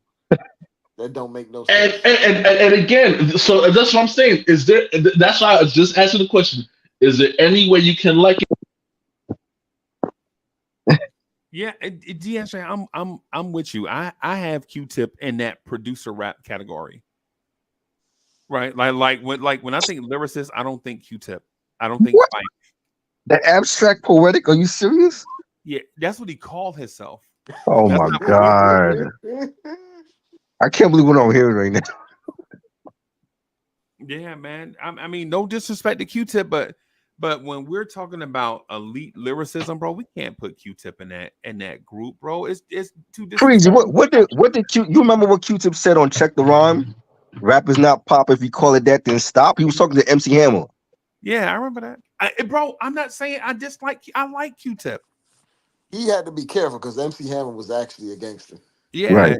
yeah, and he was MC Hammer, like real organized, connected too with like not just with street dudes. Hammer is connected everywhere. Like, you know what I'm saying? You can't. Some dudes you just gotta relax. Do you remember Scenario and the Buddy remix? And what are you all talking about? Okay, let's be honest here. Scenario Busta Rhymes was the reason I rocked with especially the remix. Like it was fun, yeah. All in the bud. It was dope. But Rhymes, we are not gonna act like Tip is not Vanilla Ice. Like Tip is a legend. I never say that again. I just said. All right, we're not gonna act like Q-Tip is Big Sean or Fabulous. Those to me are overrated. They're overrated artists. I don't think they got a classic in their discography. Fabulous. Fab got classic tapes. Nah, I'm talking about like albums though, like classic albums. I don't think Fabulous or Big Sean got it. I think the closest Fab got to a classic album is like Low Soul's Way. Low Soul's Way. That's what everybody says. That's the closest, and that's not a classic. I always felt like Fab should have. I'm sorry. Go ahead, Frizzy. Go ahead. I was gonna say I thought Fab was a dude that should have been in a group. I always felt like Fab always had one great verse, and anything when you give him more time, then you like. I'm not gonna lie. When you revisit like some of the punchline era raps, they just kept trying to force punchlines in as much as possible. Right. And it kind of wasn't like listenable music at one point. Because I remember he had Street Fam and he had this rapper called Freck Billionaire. Yep. Oh my God. This dude just kept trying to like force as many punchlines in as possible that ain't make no sense. He said, I told her I felt nothing for her, so I gave her a paralyze. Like, come on, fam. Trash. What? Trash. But you know what? But the dudes that started out with one verse, when the dudes that started out with one verse, like legit, if they're in a contest every time they spit one verse, they wind up being pretty good individual artists. But some dudes that's just like Q-Tip. Like some guys are good middle relievers, and some guys are just not full length. They're not the closer. Pitchers. Yeah, or a closer. It's like new. It's like Willie D. If for those that like all types of rap, and when you listen to Willie D got like an old school delivery, and a lot of times he talking about stuff, but it's not like when the song opened with Scarface. Right. You know what I'm Yeah. saying? It's like if you want a guy to give you one verse, like you go to a guy like Method Man or something, he gonna give you the hell out of like one verse. That one verse, yeah. Right. And he never gonna be off beat. Not one part of his cadence gonna be off beat for that one verse. Then when you ask him to make you an album, that's just a completely different thing. Like you remember his verse with D'Angelo? Yep. Mm-hmm. When he said you didn't want me with you when you had me, now you on your third baby daddy. Remember that? Yep. And yo, when you heard it, he was like, "Yo, this dude is a genius, bro." He said exactly what I was feeling, but he rapped it. You know what I'm saying? Yeah. So and yo, salute the Method Man, because I think he is definitely a top six member of Wu-Tang Clan. Like top 6. Freezy got Capadonna. Wow. Nah, Method Man. You got Cap over Meth? Wow. No, okay. So can I name 3 that I might have over him? It's not 6 though. It's 3. No, I said top 6. I didn't say he was the 6th. So y'all know I love Ghost and Ray. Right? And y'all know I love Rebel INS. Right. And then 4 through 7, I can always mix them up. And then 8 through 11, I'm like, what is they even doing here? They just there to roll the weed up. Crazy. Yeah. I can't put. It's because the thing is with Method Man, and whether he's by himself with Wu-Tang or with Redman, his lyrics, his style is nice and neat. Right. Is in pocket. Everything is the one ready time to go. I seen. Yeah, the one time I saw him out of pocket is with a song y'all probably don't remember, but it's a song called "The What." What? With Big. The what? Come on. What? Nah, No, don't do that, Freezy. Freezy, don't do that, man. I think that was the best back and forth. But no. When I say out of pocket, I'm not saying whack. I'm saying it's not tidy and neat. I'm not saying it was trash. I liked it. I think it's dope. It was kind of like experimental with his flow because Biggie was too. Yeah, that's what I'm saying. I'm not saying it was whack. I love it.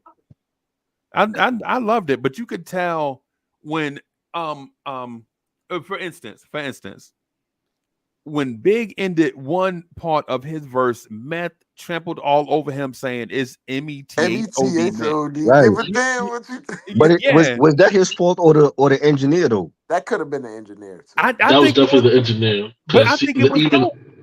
Nah, they said Big told him to do it like that. Meth said that his own self in the interview. What Big said to do it like that? Oh. Because Big told him how to start the verse with THOD man. Big ended his verse and told him, you come in like this. And then he finished it. Right. Meth said that in the interview. That's dope. Man, classic record. Yeah, so you get what I'm saying. You get what I'm saying, right? About like how Method Man is nice and neat, but then on that one joint, it was like outside of what he normally does. Yeah, I know exactly what you're saying. Wow. Yeah, I'm not. At least at that time. At that time, it was out of bounds for him. Right. So I know exactly what you mean. I gotta ask y'all a question. I know when Jay first started rapping, he was like the Foo Snickers, right? Do y'all feel like he bit from Nas, his style? Nah. Yeah, no. I think so. I don't think he sound like Nas. I don't think he sound like Nas, but I think he knew that he needed to slow down. Yeah. He admittedly bit from Sonny Chiba. He used to rhyme fast like Wise from Poor Rice Pieces. Right. It so just you didn't know work. Wise, and they was really out kind of at the same time. Like if you was in the street, you might see them. So if you heard them, like they battled numerous times actually, and Wise got them one time. I seen it. In my opinion. Yo, it just speak of mumbled because I'm like a little low, like maybe his phone is down or something. Let me turn it up. That's better? Yeah. Oh, you good? You straight now? Yeah. But he had got He had got at Jay a couple times, but they both run real fast back then. Like before Hawaiian Sophie even. Jazz? Oh, you talking about Jazz? Oh, Yeah, before that. damn. They battled in the park one time. Yeah. Wilds versus Jay-Z in the park. Yeah. You know that. I ain't gonna lie to you, bro. I always think of Jay-Z as noodles. Right. It's sustenance, but it's always better with something else. That's how I look at Jay-Z. Damn. If you put Jay-Z with something else, bro, like if you put Jay-Z with an R&B singer, you can have a hit. If you put Jay-Z, like have Jay-Z feature with somebody, you'll have a hit. But if I gotta listen to 7 straight songs of Jay-Z by himself, and if especially if You the ain't like song 444? Yo, the Black album was fire. Black album was classic. yeah. Did And the Black Album Reasonable have Doubt was Reasonable Doubt classic was too. literally all Jay. Right. Yeah. Reasonable Doubt was classic. Blueprint 1. You ain't had too many collabs on that. Oh, boy. I Volume think 2? Volume 2 had collabs. It was collab heavy. Yeah, right. Yeah, and I'm not saying that Jay-Z. Well, I'm just saying it's sustenance. It's not. I'm not. You calling Jay-Z Rice? I tell you one thing. I know that Kingdom Come album was trash. Oh, that was boo boo. Disappointing. Magna Carta was garbage. Magna Carta was too. trash. Yeah. And he had the nerve. He had the nerve to force Sprint to put all them damn albums in my damn phone. I find it funny that after he called Nas out about that, Jay-Z was forced onto me. I ain't had no choice. but I find it funny that right after he called Nas out about his 10-year average, then he started making whack albums right after that. Facts. Yeah. That's one album. And it still went like multi-platinum. I could divide. And he surely did, because I was looking at it like, fam, you the way that everybody talks about 50 Cent taking that Ja Rule formula, it seemed like you copied that formula from Nas about them 10-year averages. I've been in this game for 5. You've been in there 10. I'm not gonna lie to you. Like the either, to get back, the either was the more scathing diss. But if we're like taking like the childish insults out of it, I'm gonna say this in lowercase. I think Jay had the better record, but it is what it is. Nah, the power's in the music. It's just The it was power's in just the undeniable. music. You had to get out on the Nas. Yeah. I'm saying, but like a 12-year-old could have came up with Gazy and Cockafella. Like, I'm not gonna hold you. For it coming from Nas, who's basically been like one of the most deepest rappers of his era, even when he was basically 18, and then he gave it, like, he made Take It in Blood, and this man said Gazy and Cockafella, like. But you could tell he was pissed though. He never made a diss record like that. He was pissed. He drove to the studio mad as hell. You know. Still to this day, he hasn't made a diss record like that. I don't know. He was in his bag when he was doing Destroy and Rebuild. But if you look up like his interviews around that time, that man was genuinely disgusted with the entire state of rap. Yeah. He was mad at the payola. He like, this man flex, man. They be paying him to play these records, and it's the politics, man. What happened to real hip hop? Right. He was so mad. Wow. Called out Nori. Nori wasn't making no good music at that time. Nori was ready to go to war. Yeah. Like real life war. Right. Right. I like Nori too, bro. But I remember seeing something, and Nori said he was going through like a death in his family. Yeah. So that triggered him on top of that. Because he was like, why you even bring me up into this? And I was just like, I know you could just basically do better. I agree. He ain't even mean to throw him in there like that. Right. But I don't think Nori could do better. He was, even though I did like the CNN War Report and all that, like there was a clear ceiling to his rapping style. Yep. Like I think like not everybody's gonna level up over the years. It is yeah, because the litmus test was the joint Body in the Trunk when you heard Nas. Oh yeah, together.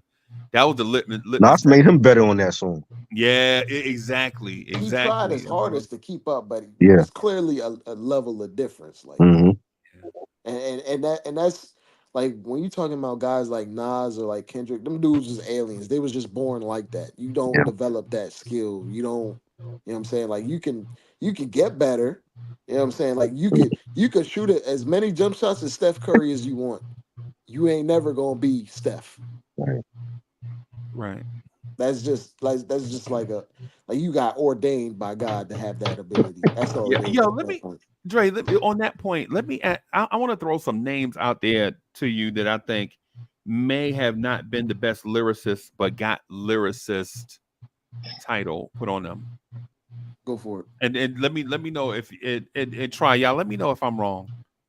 And in y'all mind, is Guru a lyricist? Yes. Yeah. Definitely.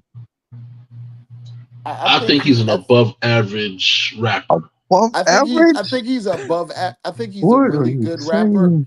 It really was a really good rapper, but then Premier Beats was just crazy. Put him over the top. Yeah. It just set the stage. It's like you know what it's like. Then Premier Beats was like you had a home run derby and you find the groove with your pitcher who's just throwing these softballs up at like 50 miles an hour. Yeah. And you just knocking them out the park. And you just yanking them to left center. Just yanking them to left center. Like all you got to do is pull it. That's it. Yeah. I got another one for you, Dre, and this is gonna sound disrespectful, but it's not. I'm just mentioning the name and just want to get y'all opinion on it. Buckshot Shorty. Oh man, he's dope. Is he an elite lyricist? Yeah. I don't know about elite. I don't know about elite. Elite is like I only consider like maybe 10 people that ever rap to be elite. If that makes sense. Yeah. Yeah. But he's an advanced MC. I think if you're doing like a rating like on like 2K or something like that, he'd be like probably like an 85. Yeah. Okay. So he wouldn't be trash. He'd be like a starter somewhere.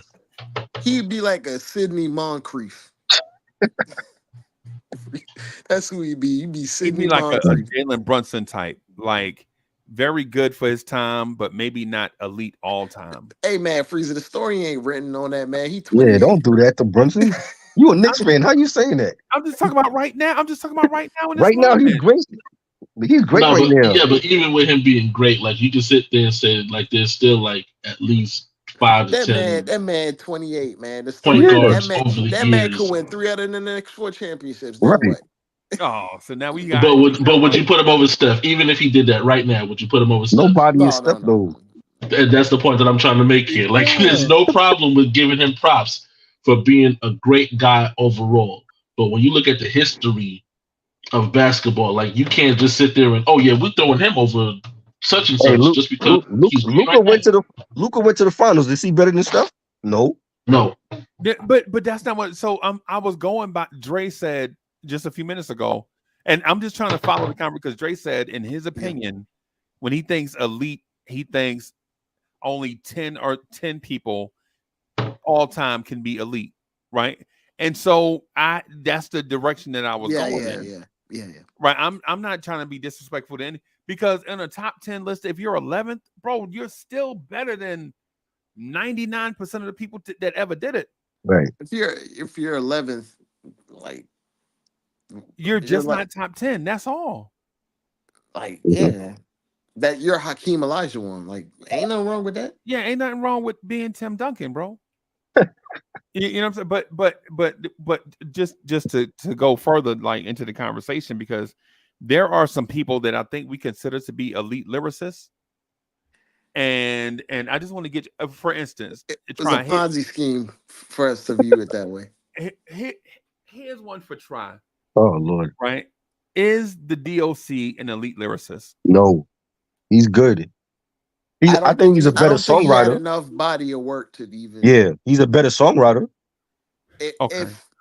If he didn't screw up his voice, maybe he could have Right. been elite, but we don't He would have know. been one of the best.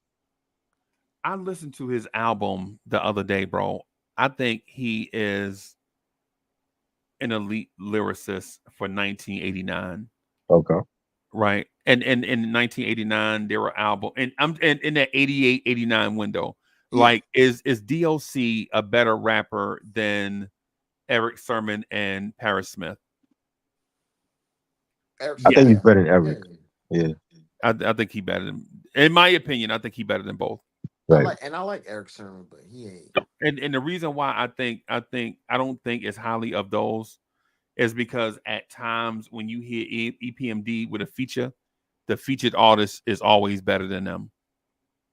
And there's no disrespect to what they do, because they should be in a hip hop Hall of Fame.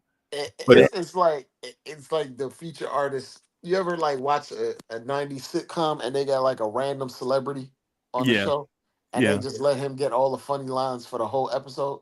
Yeah. Yeah. Yeah, it's like, y'all remember Symphony 2000? Yeah. There was Lady Luck killed it. She was good. DSJ be reading my mind like a book, bro. I gotta turn my camera off because I think you read my face. I think that man be reading my face, bro. Like, legit. Like, Lady Luck just.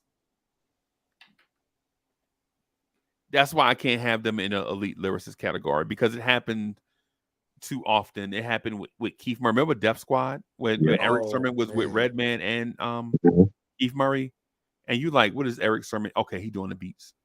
Yeah. Violator. Yeah. He just. You know what I was listening to? Speaking of like that Def Squad Violator type thing, I was listening to 50 N-words. Yeah. That song was fire. Right. Like one of the dopest songs I think they ever Def Squad ever had was Y'all N-words Ain't Ready. Right. Yeah. When I hear it, I'm like, yo, how was this not a classic compared to the music that was released during that time? I don't even remember that song. That was on the Def Squad album? Yes. I gotta look for it. I think it was on El Nino too. I mean, was it El Nino too? El Nino? It was El Nino. I got El Nino too. I gotta look for that. Cause they ain't ready. Yo, that joint is fine. I don't even think that was the best song on there. I like the Countdown joint with PMD and Jamal. Yeah, I like Molly G, bro. Yeah, Molly G was fire. I like Molly G, bro. I ain't gonna lie to you. But what like, to Dre's point about the elite lyricist, I think the lyricist thing, I think we may have to relax a little bit, take a step back a little bit, because sometimes the music be so dope, you don't want a lyricist to jump on the song and botch it up. And but I think it's a talent. When we talk about elite lyricists, actual elite lyricists can make a deep verse and poignant verse and it not be out of place and not overwhelming and being within the pocket. Like, that is a skill in it upon itself. Right. Because there's a lot of, like, I just talked about it. Talib Kweli, an example of a guy that might be viewed as an elite lyricist, but he can't, for the life of him, he be trying to fit 24 bars into 16 bars. Yeah. It's just like, if you're that elite of a writer, why can't you get to the point shorter? Yeah. Be more contrite. Yeah. I think that's like the main difference between like a guy like Nas. Because Nas will give you the deepest points, but be extremely contrite with it.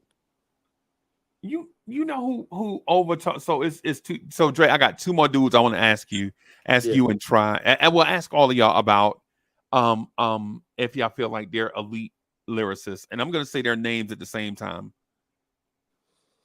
Is Dragon and is DMX an elite lyricist? Yes, DMX definitely. It depends Dragon on is what your okay. definition of lyricist is. Because like DMX literally has the smallest vocabulary in rap history. You know that, right? Yeah. For his albums, Yeah. he used the least amount of words, and like being contrite is one thing. I think he's contrite but extremely emotional, and that Yeah. hits you in a particular way. Mhm. Like you felt the pain in his voice, Yeah. you felt the hurt, you felt the anger, and some of that it has to do with lyricism. But there's also like a gap that he probably couldn't reach. Right. That like I don't know. For example, not to say it's like the best example, but there was a gap that he couldn't reach like a Scarface could, Yeah. because Scarface gave you the same pain in his voice or his inflections, but he also vocalized it Right. in a certain way Right. that had layers to it. Whereas DMX would be like the sky blue, and Grr. and Scarface would tell you the sky is a faint blue with a maroon overtone. And he Right. give you all these extra details to set the scene in a Yeah. particular way. Yeah. Yeah. In a Slick Rick type of way. Yeah. Right. Slick Rick doesn't get enough credit. He's also a godfather for modern rap styles, even though he's kind of viewed as quote unquote whimsical, but like the basically like anybody that he's a rapper's rapper. So like you look up to Snoop Dogg, and Snoop Dogg gives you, and Snoop Dogg doesn't exist without Slick Rick. Yeah. To me anyway. So what classifies a lyricist? Like what do you need to do perfectly in order to fit in that lyricist category? It's like the ability to paint a picture without being overwhelming and fitting in a pocket. Right. Like imagery is like one of the most important things for a lyricist to me personally, Right. because it sets the stage, it sets the scene, it makes you feel like you were there walking with the rapper, or whoever it may be, and it makes it like you can identify. Like there's guys out here that can just rapidy rap, and you Like Two see it. Chains can rap. Two Yeah, Chains can rap. Is he a 2K rap, lyricist though? and like he just be putting stuff together Yeah. Yeah. with no end game. Yeah. And there's been some songs where he has an end game to it, Right. but it's like you have to. It's like pulling teeth to get him to that point. Hey, Whereas some guys it flows naturally. Like I give you a Lupe, for example. oh my gosh. Lupe is an alien to me. Yeah. And he's just, and he may not be able to make it as completely palatable in like a mainstream way, but if you enjoy the art of rapping, Mhm. he's like if Kawhi was a rapper to me. Like he gives you all the technical stuff, everything you need, no filler. Yeah. He's gonna do the one dribble pull up and do that to death. And there's nothing you gonna do. Nothing you can do about it. So y'all mind if I put y'all on the spot then? Go ahead. I want to do the top 10 lyricists of all time. Oh, Ooh.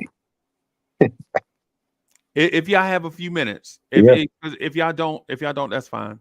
Okay. all right. But if y'all have a few minutes, let me see here. Where's my thing? Okay. All right. So I'm creating a sheet. And we don't all have to agree on the place, right? Maybe afterwards, if y'all want to, that'll be fine. But what I want to do is talk about the greatest lyricists of all time. And okay, this sheet won't let me do. Okay, let me do edit and do undo. All right, so we can do the greatest lyricists of all time, and let me see, 1, 2, 3, 4, 5, 6, 7, 8, 9, 10. And then at the end, if you want to talk about who is the greatest of them all, then we can do so. But what I'd like to do for entertainment purposes is if you name that person, right, you have to name their best project and name their era, like the bag they were in, like their best project, and then name like the bag, like what time frame. And I'm just gonna list bag, like when were they at their best, when were they in their bag, right? So I'm gonna put this on the screen so everybody can see it, right? And I'm gonna share it. I'll go first if you put it up. Okay. I think I say now I think even though this may not be his best album, I think Nas was at his peak and when It Was Written was out. Oh, classic. all right. So okay. So where are you putting Nas on this list? Somewhere in the top 3. DSJ, try where y'all want to put Nas in this list? Nas will be number 1 for me. Might as well go 1. Nas is number 2 for me. Okay. I think his peak was It Was Written in terms of just totality, lyricism, and all creativity and maturity. Yeah. And It Was Written is in 96. Yeah. 96, right? Yep. See, I think we're gonna have to argue. Mm-hmm. Because a little bit after this, there was weird Nas time. Oh yeah, the Nostradamus stuff was. Yeah, I Am is underrated though. A lot of that had to do with his albums being bootlegged. So he couldn't give you the original version of it or his original plan, so he just went with a lot of throwaways. So who else y'all got? DSJ, who you got? Number 1 is Notorious B.I.G. Imagery. Can't even. And so we already know when his bag was. His bag was from 97 to 97. Yeah. So Project, of course, Life After Death. Whoa, you said of course? Yeah. Okay, we gotta have it. We gotta have a conversation because I don't know if I'm right, but I think we gotta at least talk about that. Over ready to die. Okay, all right. So Try, you got one you want to add, bro? Tupac. Well, you want to add Tupac? 95. I mean, I'm talking about ranking on the list. He top 5 for me. I got Pac at like 5. Yeah, like from 95 when Me Against the World comes out to All Eyes on Me and Machiavelli. I think that's his 3 best albums. So you're talking about from 95 to 97? 96. Because remember, he dropped 2 albums in 1 year. He dropped All Eyes on Me and then Machiavelli. Yeah, I know. Yeah, I got you. I ain't gonna hold you. Kendrick's in my top 5 already. Yeah. He's dope. DSJ, you agree with Tupac being in the top 5? No, but I mean that's 2/3 of the vote, so I respect it. I want to hear why DSJ don't feel like Pac is top 5. Tupac was more emotion than lyrics. I mean, if He, just he ain't I he from ain't mean, my like the perspective, he ain't like the 70 times he said Hennessy and enemies. yeah. I mean, what I'm saying, it's like after a while, it's just kind of like the same thing over and over again. But I respect the storytelling. I think the storytelling was yeah, absolutely like top notch. right. But I think the rest of the stuff is like, okay, like album cuts, deep album cuts. Some of it is filler. Yeah. Back in elementary, I strived on misery. Classic. Grew up amongst the dying breed. Still my style from Willie D. I'll say With the emphasis on everything E. And I mean, and again, this is talking about lyricism, not this and lyricists, Lyricist. not talking about rappers. Right. So I feel like there's an elite pocket of people, and Tupac is not top 5, but he's top 10 for me. Okay. Because the other part of it, again, like I said, is that he can evoke the emotion within his storytelling. I think that's where he's the most his most impactful. So y'all ready for me to add my guy? I can't believe y'all was disrespectful. I understand where he coming from Tupac, bro, but I just want to hurry up and put my guy up here before somebody on the internet sees this and think we're crazy. Okay. Let me hurry up and add him to the list, right? So let me hurry up and add this and his pocket is a little bit different, right? Because it lasted in a weird, like multiple weird hip hop change gaps. Like my man legit was in a place where from hip hop changed in 1987, and then it changed from 88 to 89 and 90, and then in 91 it changed again. And so he was like in that thing.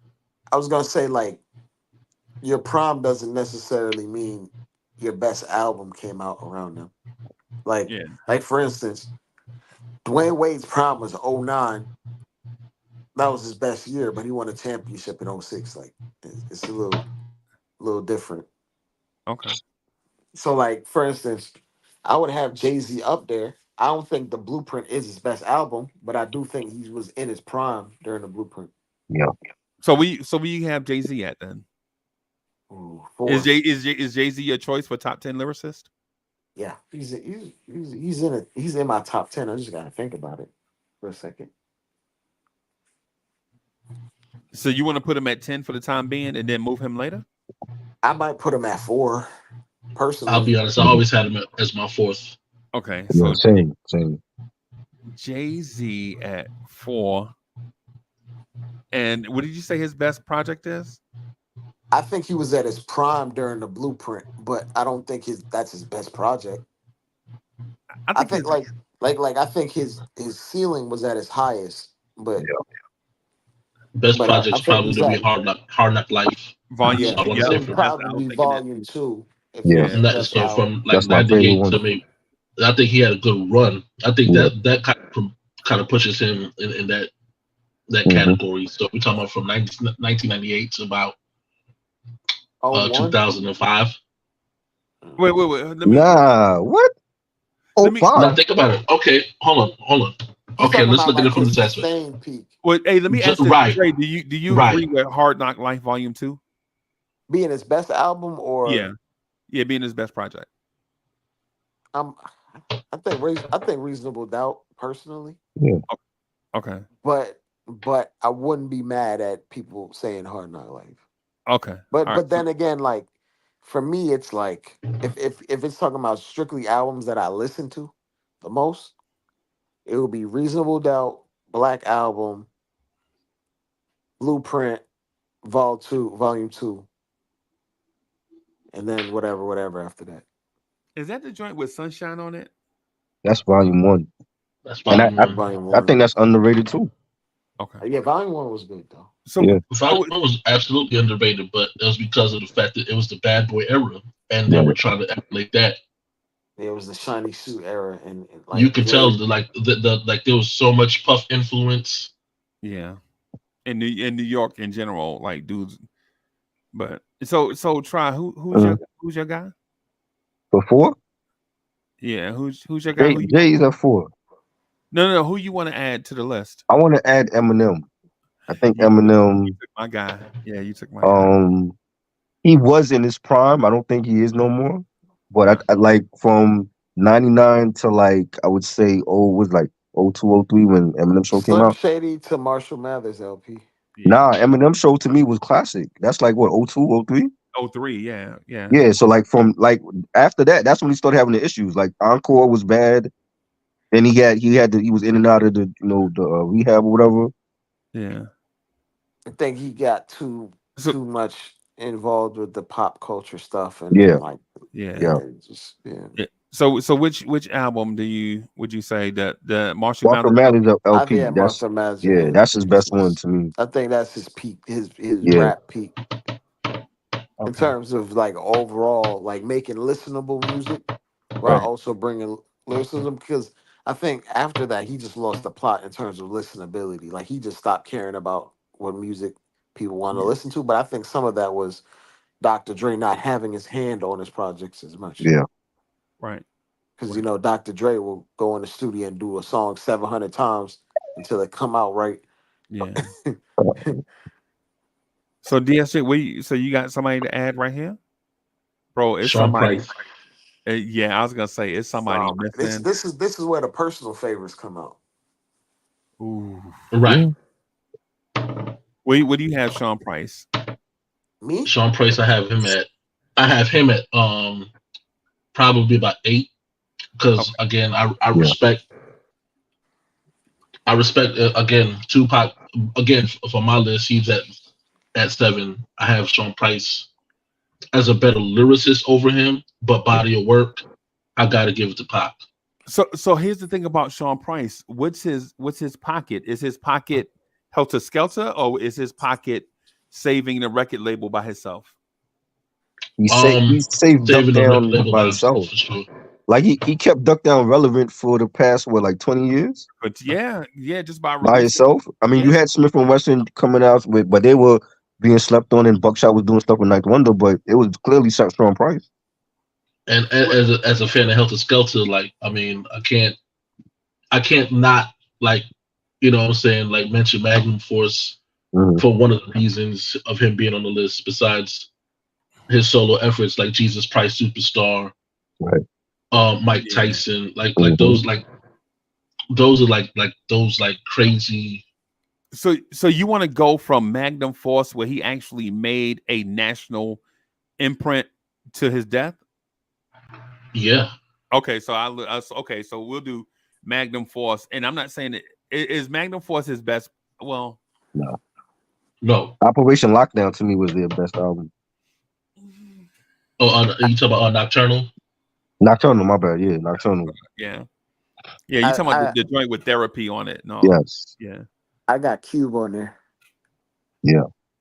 Definitely. So it's on me to pick a guy. I'm gonna leave. Hey, DSJ, I'm gonna leave this blank because the time frame is so big. Same thing I did for JD. Yeah. It's on me, bro. When it comes to lyricists,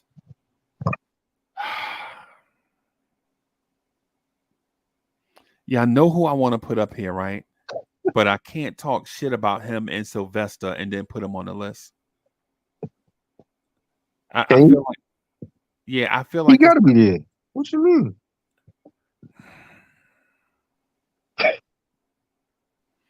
I know, man.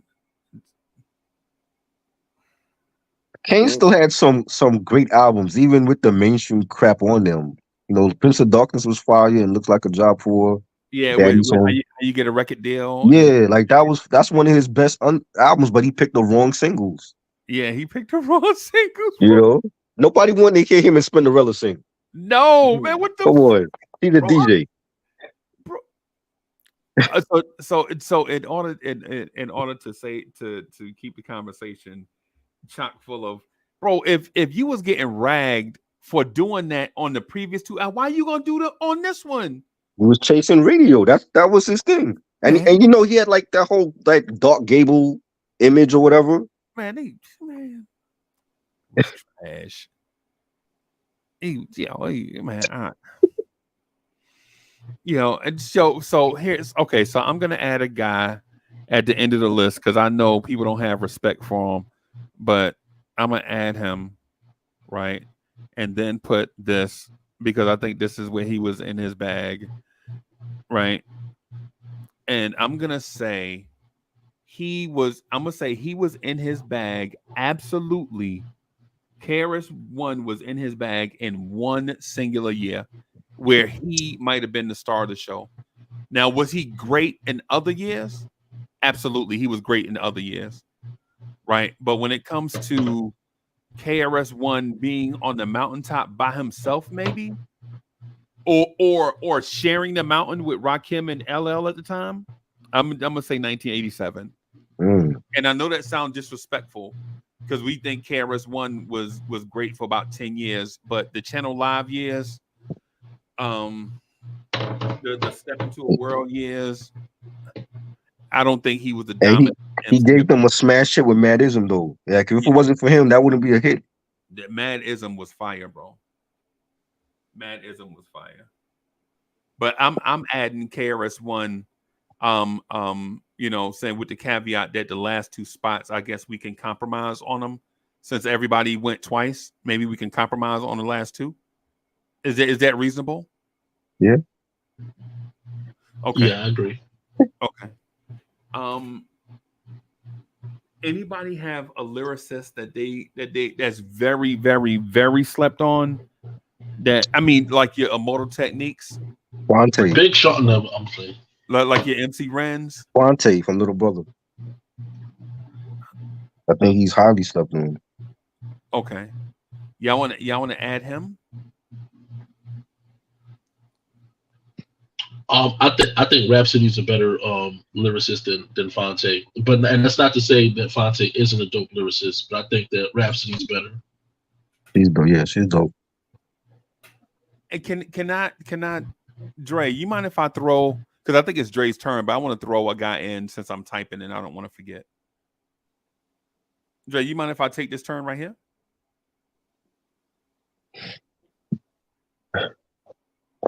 So Dre might have stepped away for a second. Mm-hmm. So y'all mind if I throw in the name Kendrick Lamar? Oh yeah, sure. And I'm talking about into the conversation, not automatically on the list. Oh, okay. Yep. I mean, I think he can be in the conversation, but I'm not putting him above. I don't know if I could put him in my top 10. Okay. All right. If we talk about if we're talking about just modern times, and absolutely, yeah, he's top 3. But we talking about all time, like show your role. Yeah, okay. I was gonna say that, like, if I had to pick somebody from this era, it would be Kendrick on that list. I think his discography is flawless, and who's better than Kendrick right now? You know? Yeah, for sure. So I have a lyricist that I love, and maybe not from this era, but maybe the teens. There's a dude that I love named Saha the Prince. I know y'all probably don't even know. I know Saha. I listen to his stuff. So I like Saha. Yeah. I like Saha the Prince, and I also love that bum. No. I'm kidding. Yeah. I also like Royce the 5'9". Yeah. That's just dope. There are a bunch of guys, so let me draw my line in the sand. I'm just gonna draw my line in the sand, and y'all don't have to respect it. I guess it's like a line in the sand for humor, but I absolutely don't want to put 50 Cent on this list. Nah, he can't make it. You're right. I don't want to. I never looked at 50 like he was a lyricist though. Bro, that's what he makes hit records. I don't think he's a lyricist.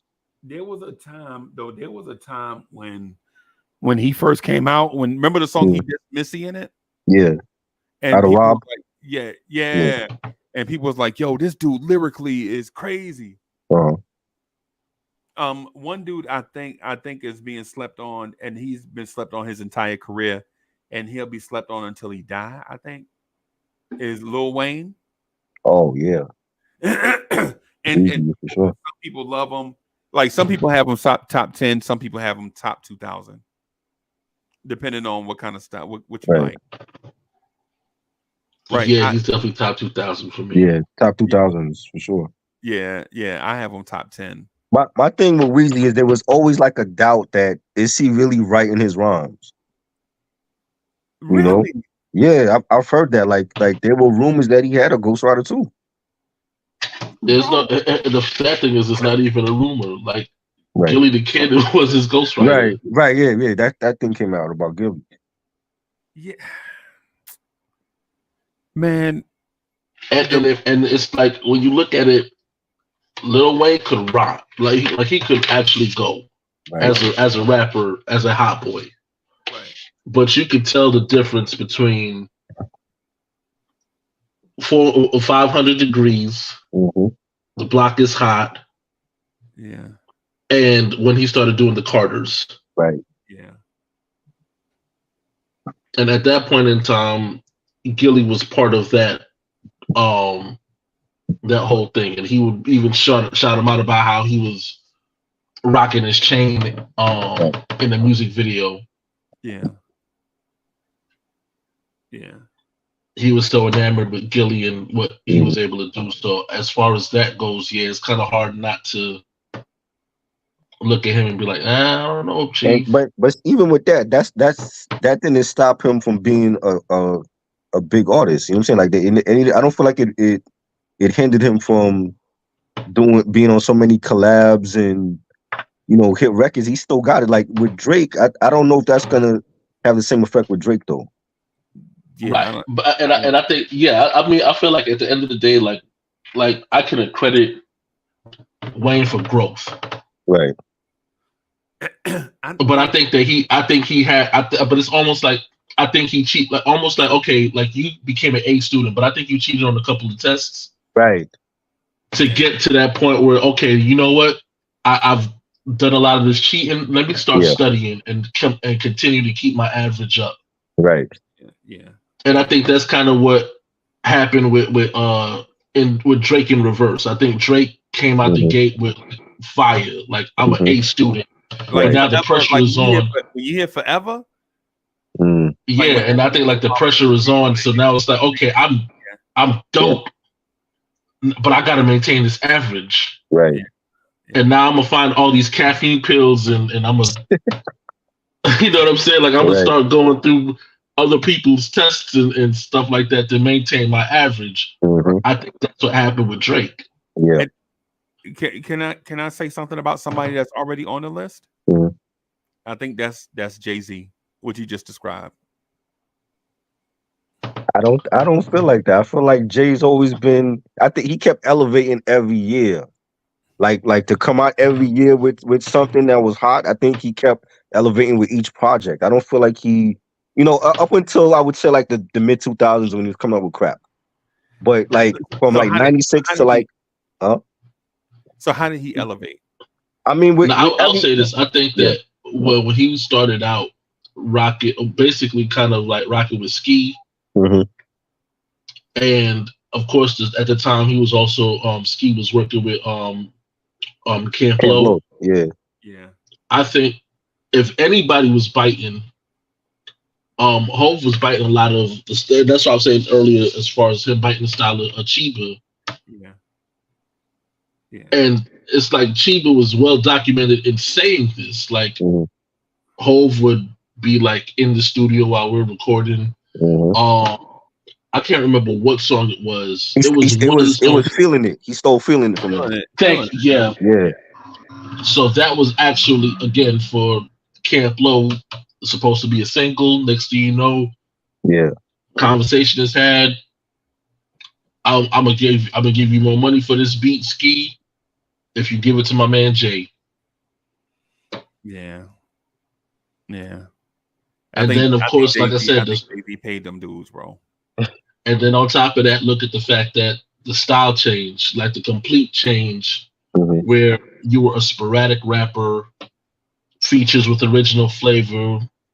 Then all of a sudden now it's like, let's slow it down. And like, it's a complete contrast to styles. But he did have hits using the fast flow. Big Pimpin', he's rapping fast on that. Big Pimpin', he was a third best rapper on his Right. own. Right. You had like joints like Hey Poppy, Is That Your Chick? He was rapping fast on that. No, but again, the ability to do something is not in question. It's the fact that he went from that was his original. Again, remember, Jazz was a fast rapper too. Like when they was on, so that was his lane before he slowed it down. And Reasonable Doubt sounded nothing like the original Jazz album. Right. Can I sounded nothing like original Flavor. So I just but there was a little something about Original Flavor, bro.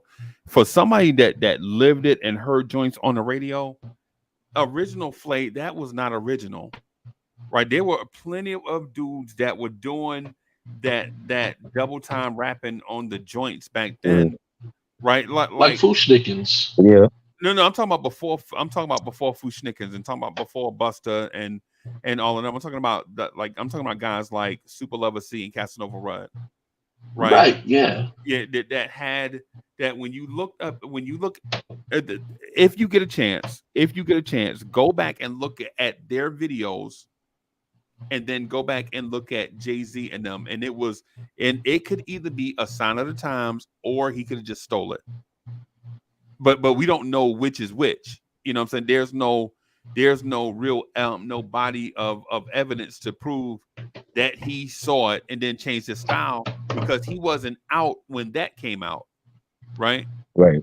But what I'm saying is Jay-Z, the reason why Jay-Z elevates is because he stepped on the neck of people and elevate himself. And in business, that's what you got to do sometimes to be successful. Right. And see, here's where it's harder to prove that, right? Because there's nothing to the story. Right. Right. Like Gilly came out and basically said, like, okay, yeah, there's a difference. And it's like, okay, this is completely noticeable. Right. It wasn't until recent years where Ski came out publicly and started saying, yeah, well, but this is after Jay-Z then solidified himself. 444 already came out. So now you already got this image and this aura about Hov of who he is. That even with he's stealing like Chris's flow pattern. Right. It's like, okay, that's ridiculous. Why would he steal from an artist on his label? And a young one at that. Like, It doesn't make sense. So logically, you're looking at it from that's stupid. That doesn't make sense. I'm not going to pay it any mind. Right. But after a while, it's like, okay, there's a pattern here. Right. I mean, he did steal, and they admitted it, like, publicly, just, what I'm saying, again, it went over people's heads, that he stole Give It To Me. Right. Wow. That's Oskino and Sparks' record. That's crazy. I mean, that's why Oskino was still on the hook. I mean, Sparks is still on the hook. But they wasn't gonna make that a hit. No, but again, see what I'm saying? Like, even with that mentality in mind, he's saying like that was our song originally. Right. Yeah. And Hov heard it and said, "Nah, let me get that record." Right. He did that with. But there's nothing to dispute that point. Like, what I'm saying, there was nobody disputing that at that point when it came out. Right. So years later, when it's like, yeah, but years later when it doesn't matter, when it's like, okay, this is revisionist history, and you said, yeah, he did have that record, what I'm saying, after he basically paid us for it. Right. Oh, so that was y'all record originally. Yeah, that was already. Yeah. But you've already solidified Hov. Yeah, but that's the reason why I don't have Jay-Z as a top 10 lyricist, period. I'm sorry. But if that's the case, then I can't have Wayne in there either, just off that criteria, because again, Gilly exists. Or Drake, yeah, right, yeah. That's the reason why I rushed to put Rakim on the list. I think Rakim, to me, Rakim is number one. But I had to, when I saw the list filling up, I had to put Rakim up there before he fell into like one of that, down to 7 or 9 or somewhere. Right. Not saying that he would have, but just to prevent, my accidental misstep of having Rakim not be top 3 all time. So another thing too, I think that there was a point, and the reason I feel like Big is number 1 is I think that there was a point where the competition was completely advanced. Like we're talking about elite level talent. Mm-hmm. And Big, I still feel like he stood over those guys. Yeah. Whereas Rakim, I felt like it was always a neck and neck competition thing. Like he drops in about 88. I feel like KRS-One, Kool G Rap, Kane kind of always was like neck and neck with him. Right. There was no clear runaway type of situation with him. Right. So I think that kind of like, okay, we got elite level talent, but they're all so close that you can't really pick a number 1. I think that when it came down to Big, the reason I have him as my number 1 is because even at the time when there was elite lyricists and guys that clearly on this list, he still stood taller amongst them. Yeah. So who do you have at 7 and 9? See, for me, like what DSJ just said, like I always felt like KRS-One, G-Rap, Rakim were like neck and neck. So I always had them in my top 10. They would be like 7, 8, and 9. Kane, LL. You know what I'm saying? So I never had them like higher up than that. So where's Big Daddy Kane at then? Is Big Daddy Kane 7 or 9? He could be on any one of those. From 7 to 9. He's in my top 10, but I don't. If he's at 7, 8, or 9, is still great to me. Okay. All right. So what was his first album? It's a Big Daddy thing. Long Live Kane. Long Live Kane. Long Live the Kane. 88. Yeah. Live the Kane. And that's 1988. Yeah. To 19. Wow, this is gonna look crazy, bro. 1988 to 1989. No. You know what's crazy? When you see Kane now in concert, he only performs songs from those 2 albums. He don't do nothing else past 89.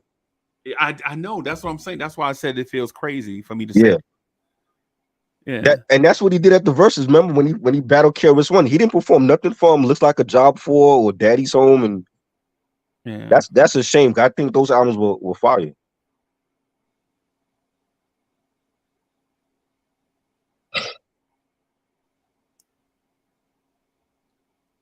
Right. So who do you have at 7? I mean, all I'm gonna ask is please say the right name. If y'all don't say the right name right here, bro, I think it's gonna be. I think it'll be a travesty. Who do y'all have at 7? The greatest top 10 lyricist of all time. G-Rap gotta be. Is G-Rap on the list? For me, I just about to say Kool G Rap to be. Yeah. He to me is the greatest storyteller. Like his albums don't even have to have great production, but his storytelling alone makes the album great. And the sad thing is, I don't think he has like a. I won't say he doesn't have like a classic album. Mm-hmm. Right? I think his album. I think it's one of those. You have to mention it for people to remember it. Right.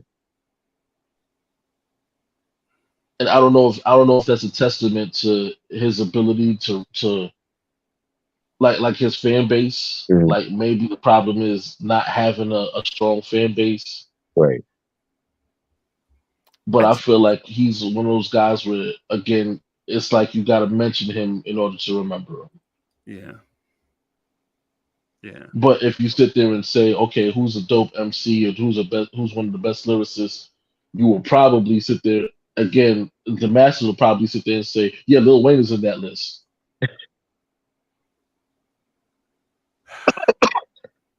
Like no problem. Not like won't even think about it. But if I sit there and say, well, you think he's better than G-Rap?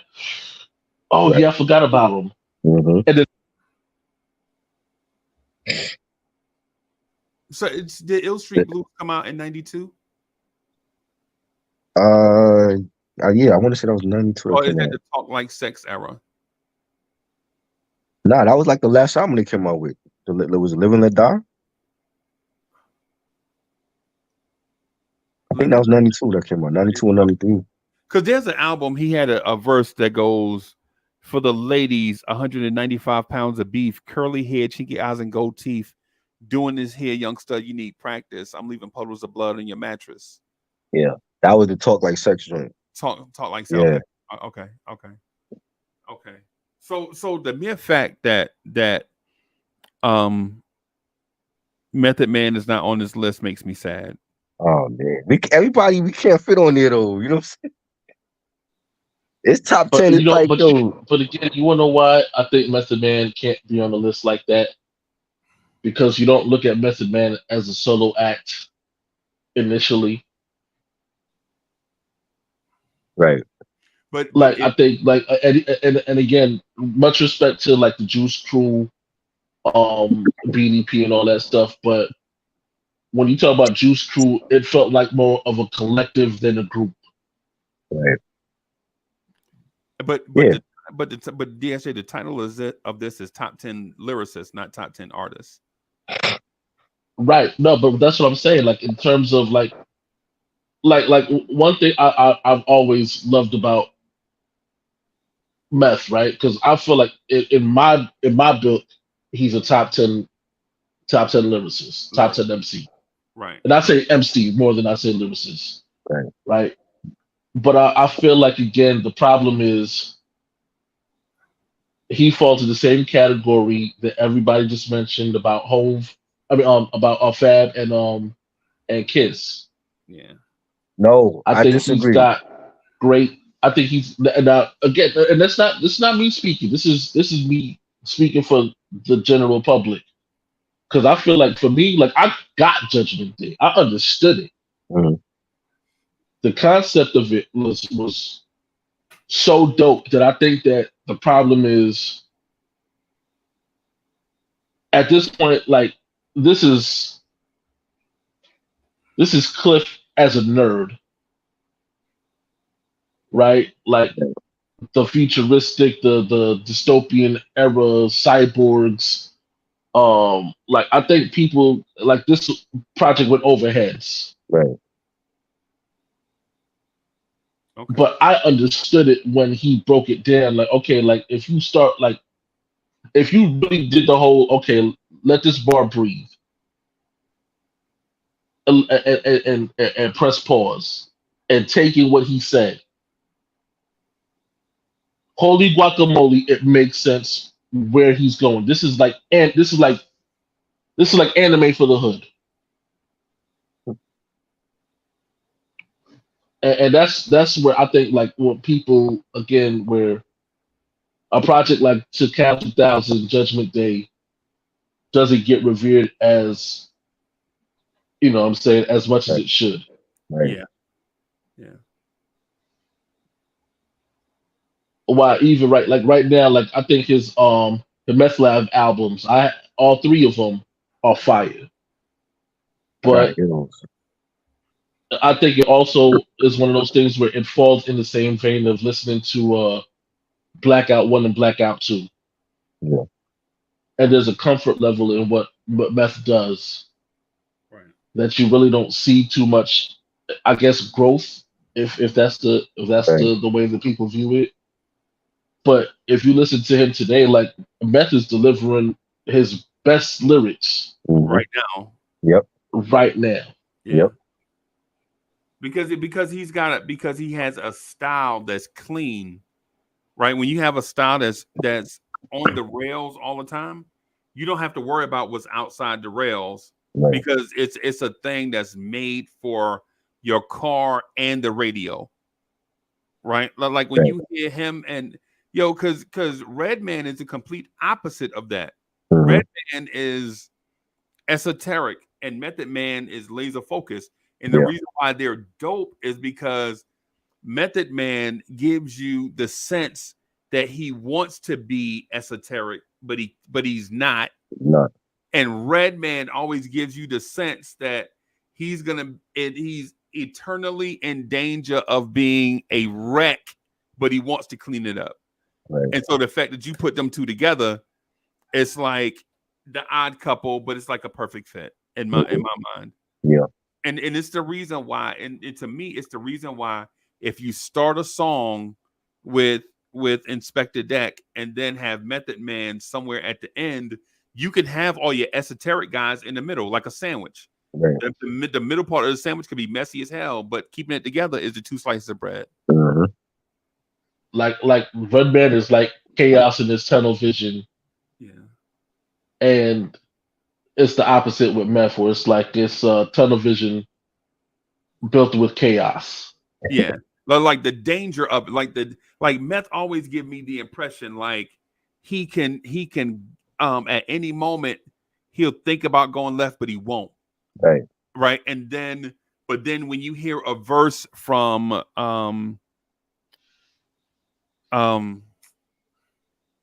Ghostface Killer, you already expect him to be off the rails as soon as his verse starts. As soon as you see him walk up to the mic, he off the rails. Yep. Right. And then you know what I'm saying? That's kind of like with the Ghost and Ray thing. Ray not always in the rails, but at least he's close to being that, like on track. Right. Where Method Man is always on track. He dependable, bro. Yeah. He depend. You already know what you're gonna get. And I think as an artist, like you just said, I think Redman took more chances with his music compared to Meth. He played it safe. Yeah. Yeah. You know what? Let me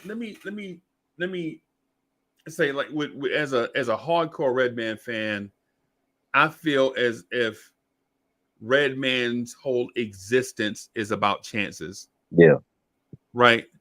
His thing is can I just keep it? Can I get it right long enough to give you something productive? Right. Even in his videos, like in his music videos, there'll be clips where something goes off the rails. Yeah. All the time, bro. It's his life is a mess. Right. And he tried to keep it together just long enough for us to rock it. Yeah. And meth is, man. Meth is like intravenous, bro. He intravenous. Yeah. So, but that's the reason why I feel like Meth not being on the list. Maybe, I think Cannabis could have been on the list. I just think Cannabis is corny. Oh man. I think he's not. I don't think he's. I think he's a great lyricist. Just that he. I don't feel like he know how to make a cohesive project. You know what I'm saying? It's like you might get like an album where it's like two strong songs and then it falls off. And you know what I'm saying? He doesn't have, like, he's another one that don't have a classic album, in my opinion. He to me he is like if Keith Murray and Kool Keith had a baby. Right. You know what I'm saying? Shout out to Kool Keith. People forget about Kool Keith. He was he is like the metronome for the MF Doom type, but neater. Yeah. But in his own neatness. Like he is, Kool Keith is esoteric.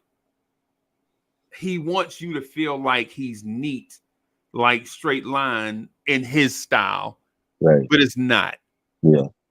It's not. And I think Keith Murray is that way. Some also, where he can say certain words. Keith Murray will say certain words that rhyme just to impress you.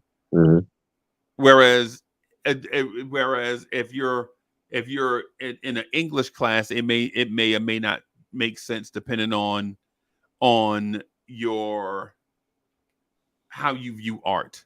Right. Like I like art in between the lines. Like to me, the Mona Lisa is a classic. Right. Art in between the lines, you can see the subtleties and the nuance of the Mona Lisa. But then others like the abstract art where they can interpret whatever they feel like interpreting. Right. And to me, that's like, and I know Cannabis is neat in his own sense, but if you're too laser, If you're too laser focused on the lyrics, people won't enjoy it all the time. Yeah, I agree. Yeah. DSJ, did we leave anybody off, you think? I feel like Ice Cube might be somebody that should be considered as a strong lyricist. Right. All right. So and Try, can I tell you the guy that I think is always left off this list and it's a crime? Oh boy, is it Kumo D? It's Corrupt. Corrupt. Oh wow. Yeah, he's very underrated as a lyricist. Yeah. It's I to agree. me, it's Corrupt. He's always left off. And if you put Corrupt side by side with some of these people on this list, bro, I don't know. Yeah. I don't know. I heard a song one time with Inspector Deck and Corrupt on it. True Master. And they had a producer rapping in the middle. Huh? And I was like, you know what? If they had put a third lyricist on this song, it may have been classic, bro. You didn't like Pete Rock? I like Pete Rock. Did you like his verse on the song though?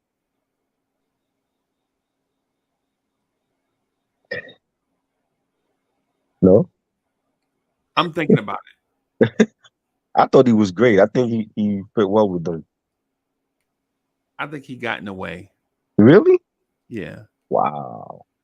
Right. In the way. In the way. Like you ever heard that song Above the Clouds? Yes. Gangstar? Uh-huh. And you know how when you listen to Above the Clouds, you like, I just wish Guru would shut the fuck up so Inspector Deck can come on. That's what oh man. And RIP Guru. I'm just talking about for that song. I'm not talking about in general. Right. I'm just talking about just for that song. No disrespect. I'm not trying to disrespect that man. See, I think Pete got dope bars and he don't take himself seriously as an MC. So it's like he let the artists that he worked with do their thing, and then he'd slide in and he just drop his verse and be out. I think that's dope. I think Pete Rock is the Keisha Cole of rappers. Keisha Cole, wow. Yeah, Keisha Cole got dope music. No, it's like you lowballing Pete Rock with that Keisha Cole, bro. Come on, man. Oh man. DSJ, is Keisha Cole Keisha Rock is a rapper? Come on, man. Yo. That's crazy. Oh no.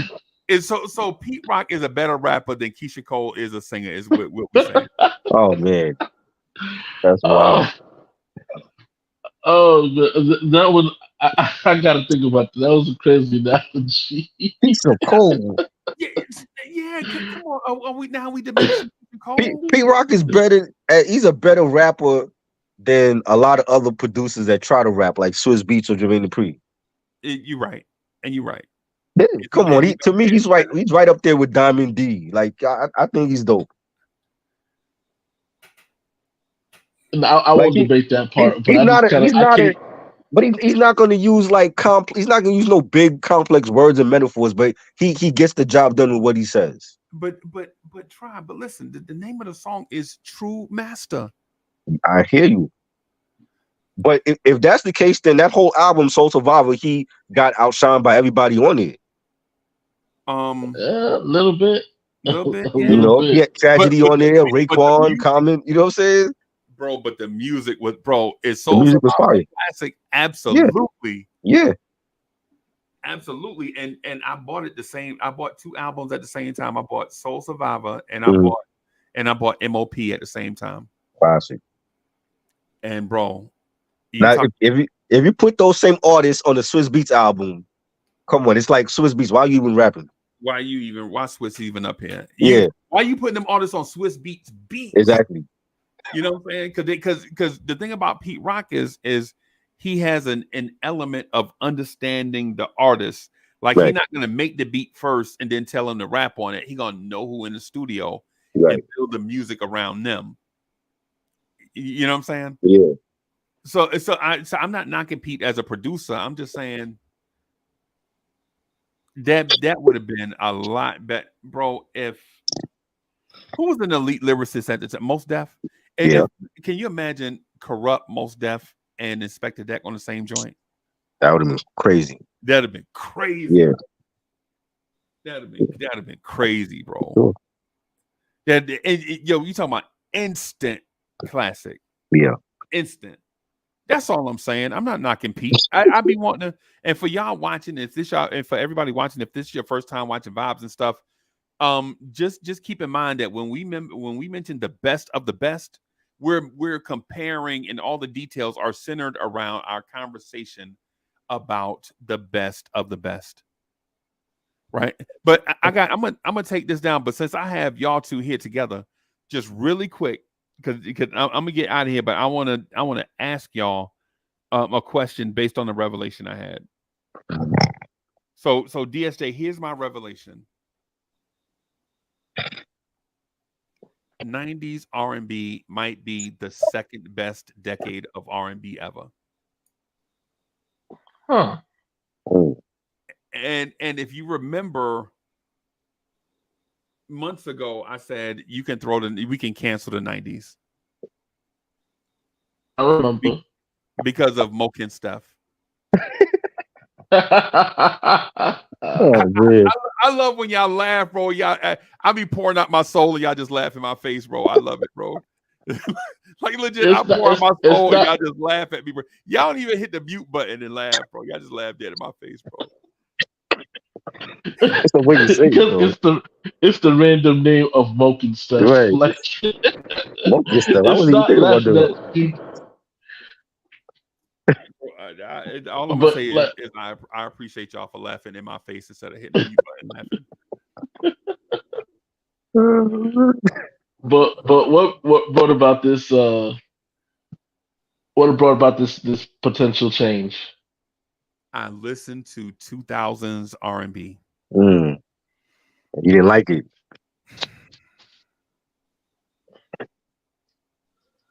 $2000s R&B is dated. But he brought up Keisha Cole. Is she from 2000s?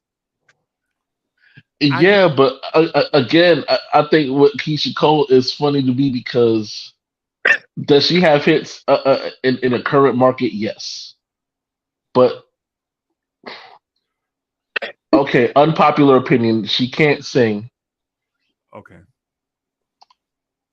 Like live performance wise, she's absolutely the worst. The worst. Yeah. I mean, I've heard a lot. I've heard a lot of people go live, and it's like they can go. Like, wow, I'm amazed. I'm amazed at how some of them can maintain after years and years of touring and stuff like that. And then I hear Keisha Cole, and it's like, who put the cat in the blender? Like, what are we doing here? Keisha Cole, bro, is the 2000s version of Sherelle. Oh wow. Yeah. Man. She is. Yeah, I remember the artist Sherelle. Yep. Yes. Yeah. Yo, on bro, the album, yo, if you buy that, bro, iconic. But in person, you like, what is that? Yeah. Why are you torturing me? Yeah. Yes. And I think there's an element of eye candy ish that go with it a little bit too. So I mean, it's just some of that stuff is a part of it. It's like the early days of Lil' Kim raps, right? When you first heard Lil' Kim, you like who she know? You know she got to know somebody in order to be here, right? Like when you heard Lil' Kim rap early on, you like now did she get better over time? Yes, absolutely. Do a lot of us get better over time as we continue to do stuff? Yes, absolutely. Right, but I'll give an example. Lil Caesar's first album to me is wow. What? The World of Caesar Leo. What? Yeah. You think it's a classic album? Yeah. I think wow. I think you know what? And if we did a top 10 most slept on albums of all time, that's gonna be on here? Yep. You're crazy. The joint, I'm talking about the one with him and Kelly Price. Yeah, I know. And he's like naked on the cover of that album. Now the album cover was trash. Yes. The album That cover was that trash. album that he said in the interview, that album was supposed to be called Puppy Love, and Biggie had like a whole image of him being like a thugged out heartthrob for the chicks, and then Biggie passed away or whatever. But Yeah, I think if Biggie's vision would that album would have been a classic. yeah, yeah. And, he had a song called "Play Around." Y'all remember that? Yes, I remember that. Yeah. To me, the dudes that were on that song, if you could have got C's and at least one or two more of that Play Around, Mhm. I think you're talking about iconic. Well, not iconic, but at Ooh, least, I gotta hear that. I heard that album back in the day, and I did not like it. I gotta hear that again. Then. bro. I promise you, I used to play the game to it, bro. That to me, Wow. I got that album and another slept on classic. Mhm. It's a album called Murder Music. It's Oh very yes, Mobb Deep. Yeah. Oh, Yeah. that's one of their best albums. But it's still not, bro. When you think about like the top 50 albums of all time, do you think Murder Music? Nah. That's what I'm saying. I think it's maybe not top 50, but definitely should be in the top 200. And I don't think. The remix with Little Kim now, that's one of their best songs. Yep. All time. That's one of their best songs. Yep. I'm gonna keep that it album real. went platinum. Unpopular opinion. I prefer the original over the remix. Yes, a lot of people say that, but I think Kim brought a special like swagger to. That's like one of her best features. That to me, that's for sure. the first verse ever. Yeah, for sure. And no disrespect to Little Kim albums, but that verse right there, you could tell either she said she wrote it, and so I'll give her credit for that. But to me, you could tell there was an element of being around a great lyricist that had her step her game up. Yeah, I agree. So yeah. We got to do that then. We got to do like top 10 underrated albums all time or something. Are we including genre or just like rap, like top 10 rap underrated albums all time? Okay. So what's the parameter? Can it be an album that was great that we thought should have been exceptional, or is it just maybe a gem that we found that should have been bigger than it was? Like an album, like a rap album that people don't mention often or it got overlooked. Like you said, like Little C's album, I don't hear nobody mention that. Yeah, that would be like a perfect example. That to me, that album is one of the better Bad Boy adjacent albums. Yeah. You know what I'm saying? Like if you ask me that album or Black Rob, that album. Yeah. Really? Over Black Rob? Yep. That album or Mace's album. Harlem World? Yep. Oh, you just love that album then. Nah, I think there's an element of construction to it. Right? Like I think it's meticulously put together. I wish it was meticulously a better album. For me. You know what I'm saying? I don't think that's touching Harlem World. I think Harlem World is a classic. It's all right. It's all right. Yeah, come on, bro. Yo, when you put Mace on it, Mace talking about he got peanut butter in his mouth. I know, but that was like Pretty Boy Mace. That wasn't Murder Mace from Big L era. You know what I'm saying? Why are you over there looking at me while my girl's standing here, bro? But even like when like the features, like the the DMX feature on and Done Started Something, that was a totally different Mace compared to what you want. Yeah. Take what's yours. Right. I like Mace, but I ain't. Oh man. I like Mace, but I like the Mace that raps like on the 112 joint. Right. Yeah. R&B Mace. You like R&B Mace? Yeah. I kind of like drippy Mace. Right. Yeah. But the Little C's album, bro. I bought the Little C's album, and I didn't expect. As a matter of fact, I bought a gospel album. I bought a joint called God's Property by Kirk Franklin. Yeah, I remember that. I bought Murder Music. I bought Lil C's album, and I think it was one more album. It was like in that 1999-ish window. I think it may have been. Was it Magnum Force? Magnum Force was 98. Yeah. Yeah. It might have been. I can't Slick remember. Rick? Slick Rick joint? No. No? No, it was another rap album, but Yeah. it might have been Cameron. I didn't buy it when it was Oh. new. It might Yeah. have been the Cameron album, Horse and Carriage or something. Or Yeah. Confessions of Fire. Yeah. Yeah, and I didn't really listen to it. Now I listened to it like twice and put this shit. And I want to say I think they did a terrible job. Not because the album wasn't good, but I felt like you made like certain songs like really big, and you neglected to put those on the album. Right.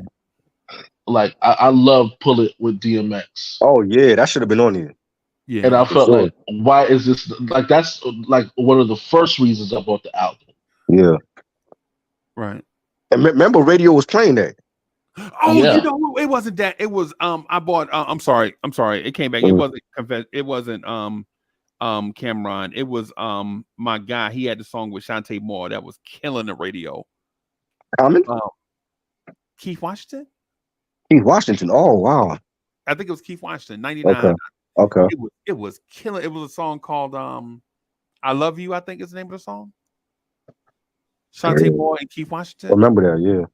And Shantae had an album out too. Mm-hmm. Shantae's Got a Man. That era. Yeah, I remember that. Yeah, it was. Was that the hip hop album she had with like Jermaine Dupri on it and all that? No, that was No? that was the Getting Back to the Nitty Gritty album. Yeah. The Getting Back to the. Okay. But DSJ, I want to save the 90s, and I know you and I argue about R&B a lot, so I know when I say I like the 90s, I know you're gonna flip it on me and say you like the 2000s. But I want to do a compromise, a peace treaty. Right, I want to do. See how you see how disrespectful this shit is. I'll wait to hear this. Get in my face, But- bro. I'll wait to hear this. But the funny thing is, I don't knock you. Do I ever laugh in your face, bro? No, but I don't I think don't never laugh in that man's face, bro. That man just laugh in my face, bro. He don't have no respect for people, bro. Try. You see what I'm talking about? I'm laughing. It's funny. Yo, man, this is crazy, man. Okay. No, but what I find funny, right? Okay, so like I don't have a problem with disliking the 2000s because I feel like the 2000s, specifically when we talk about after 2004, was a bad time for R&B. Yeah. Right. I think it was like a lot of there's okay artists out there, okay albums out there, but nothing that like okay I can really like sink my teeth into. Like this is a great album. I can listen to this front to back. All that is like you could throw that out the window past like 2004, 2005. I think 112 had a bad album that came out in the 2000s. Oh man. Absolutely. The one with Player on it. Part 3. Part 3. You thought Part 3 was a bad album? Yeah, I don't think it lived up to. I don't think it lived up to. Crazy. What you saying? I'll say this. I think if we go by the measuring stick of the original 112 debut and then Room 112, by those measures, it was a bad album. They had bangs on that album. Peaches and Cream. Dance With Me. It's Over. Oh, I like It's Over Now was a great single. Yeah, I like that. Peaches and Cream. I could have actually replaced that with Dance With Me as a second single. Yeah, and so and here's the thing. And Player was the best song on that album. Which one? Player was the best song on the album. Yeah.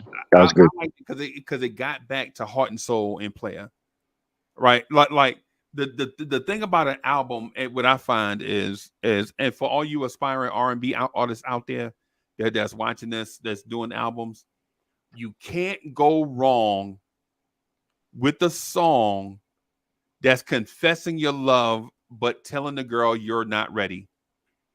If you have a song that says one day I'm gonna commit to you forever, but right now I'm not ready. You got an instant classic. Where Right? I want to be. Yeah. That what's the song? The After Seven song. They named the title Taking My Time. Taking My Time. Yeah, Taking My Time. Oh God, it's another soulful singer had a Levert. Levert had a song. I forget the name of the song. I forget it, but anyway, if that's a formula, it's rarely used. But when I hear it, it always seems like it's a smash. Like if you have a song where you just tell a girl, just wait on me to get right, and once I get right, I promise you I'm gonna be right forever. If that is when you have that in a song, it's automatically a smash. Right. Because it's alternate from what we was hearing at that. Diaz, you know what we were hearing at that time, right? Like, yeah, girl, I randomly found you. You were at the mall. My car is fire and I'm rich as a motherfucker. That's the name. Those were the songs back then. Right. Like how you gonna have an R&B song about a chick and you telling her that you randomly found her and she not as important as your watch. But see again, like I said, everything was centered more around hip hop, even like down to like the vernaculars and the style. Yeah. And that's so. And consider this, like, okay, with R&B was like well dressed, right? From the inception to about the 80s and 90s. Right. It was well dressed. It was suits. It was, you know what I'm saying? Again, yeah, they had some street clothes, of course, but for the most part, the majority of it was well dressed. New Edition. But by 2000s, it was wife beaters and long chains, which looked exactly like if I turned on a rap video. Yeah. New Edition and Jodeci, bro. Yep. Because during that time, during the 2000s, I think what group was out? Pretty Ricky. Pretty Ricky. Yep. No question from Philly. I don't even remember them. Liberty City. Yeah, you see, and I know nobody will remember them because all of these people, like, for one, either had one album and you rarely remember them, or like it's got to be something that stands out. Or it was super cheesy, like bump, bump, bump. Oh God. Or Prophet Jones. Prophet Jones. Yeah. Like if I tell you the name, you'd be like, who? But if I start describing like one of the like the lead singer had this big ass afro. Yeah. It'd be like, oh yeah, I remember that dude. I remember Prophet Jones. Yeah, I like Prophet Jones. So yeah. But yeah, the 90s, bro. I'm not gonna call it a comeback because they've been here for years. But what I will say is I rethought. I recalibrated my mindset on 90s R&B, and the reason why I think I did it is because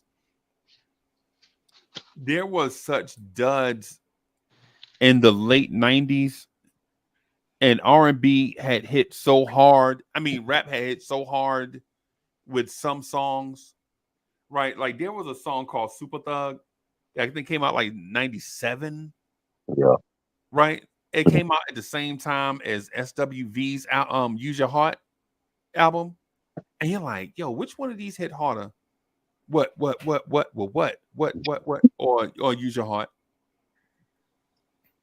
Use your heart and not your mind. That's mine.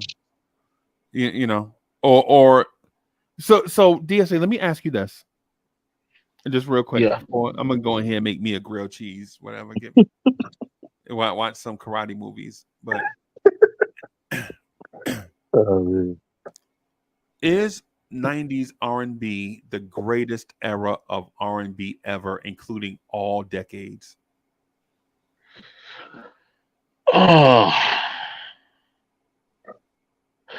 I'm inclined to say yes because of how much classic material existed.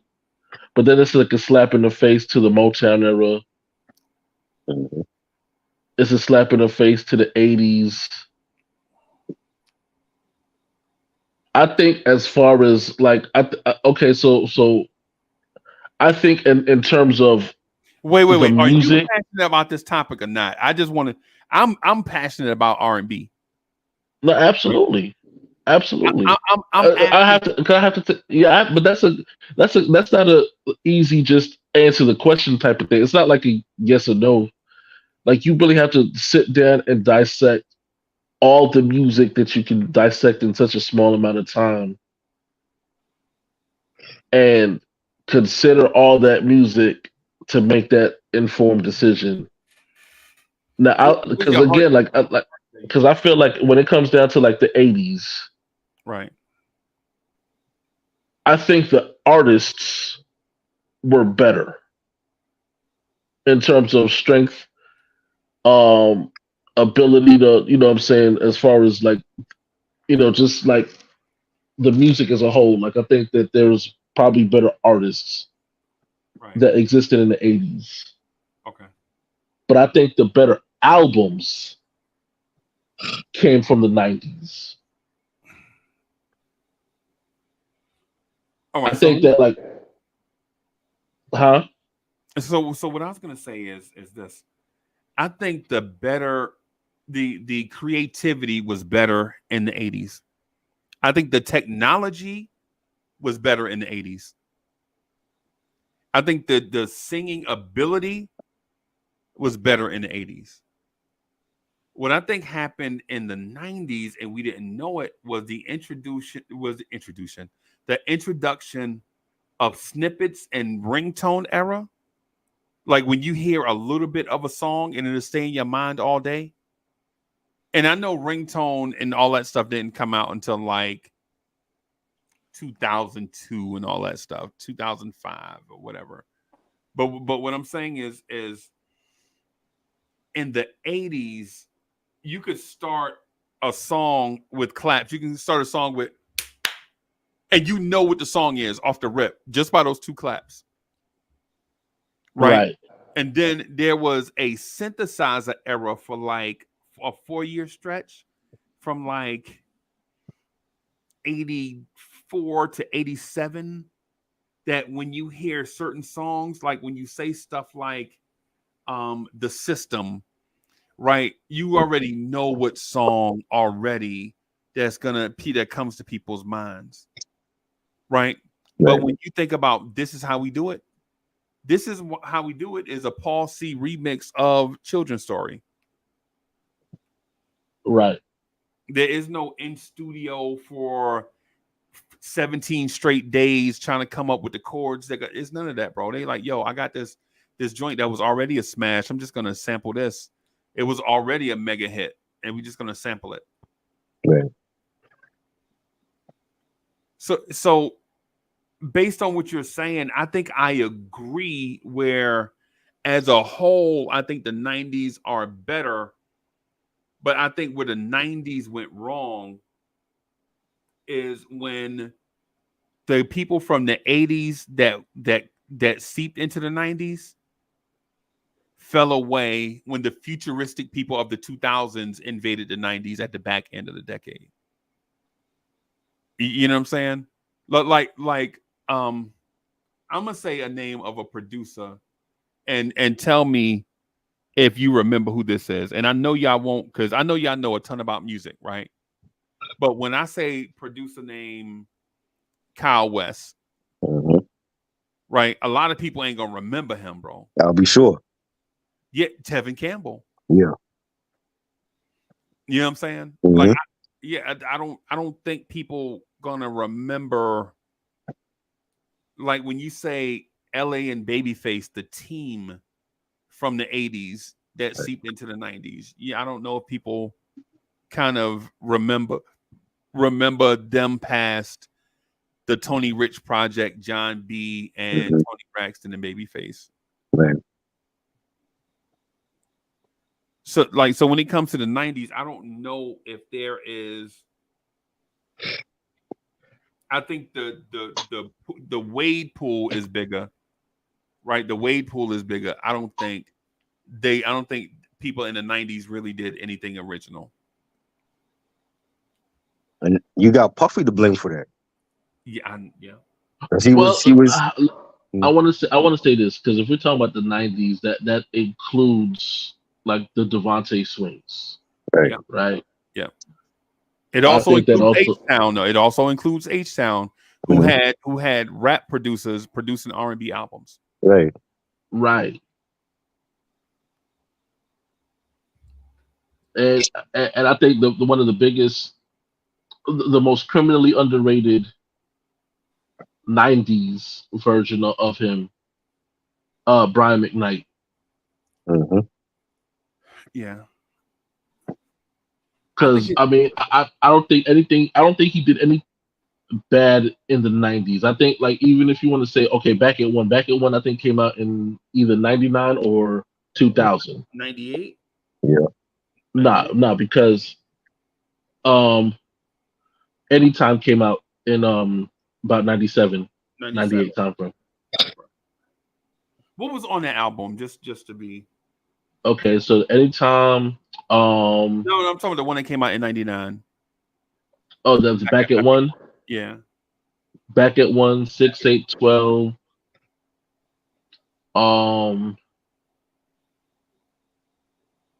It was just the softer version of Brian McKnight. I can't remember all the songs at this particular What was his moment. best album? Just so I could follow the conversation. His best album. Yeah, that's the individual album of the 90s. So I feel like his first two. So I think the self-titled Brian McKnight, and then I Remember You. I Remember You is my favorite Brian McKnight album because it had the song. Is it Still in Love? Yeah. I think it's. Let me see. Yep, Still in Love and Crazy Love and On the Down Low were on the album. And then he had like there was so many he had. He had like Merrily,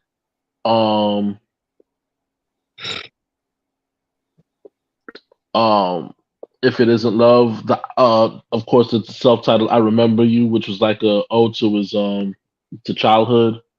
Right.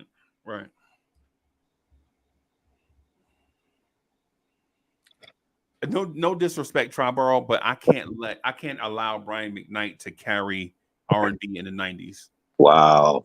I just can't. Well, if not him, then who? What are you thinking? Janet. Mariah. Okay. Mariah. Janet, definitely, yeah. Both of them were great. Yeah. Had great albums. And no disrespect to Brian McKnight, but all those songs generally outside of On the Down Low, all the other songs are just about. They're great, but I think they're all just about the same. Right. Like they're in a lane, like the one person on stage singing about love ballad type thing, like a Keith Washington album. Right. Janet had 3 great albums in the 90s: Rhythm Nation, Janet, and Velvet Rope. Yeah. You like Mariah, to me, her best stuff was the 90s. Yeah, you like Velvet Rope? Yeah, I thought Velvet Rope was fire. When did Velvet Rope come out? Velvet Rope came out in 96, right? Nah, that was like 97, 98. 96. And she had got Demeter Joe. Nah, Demeter Joe was in the 2000s. Oh, that's why that shit was trash. Okay.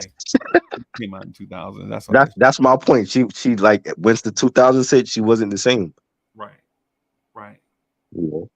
Right.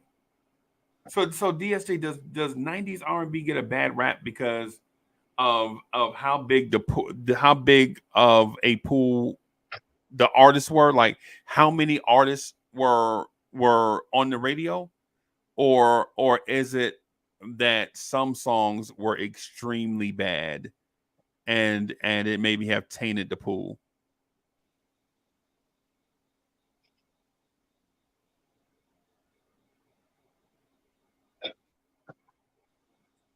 Is he there?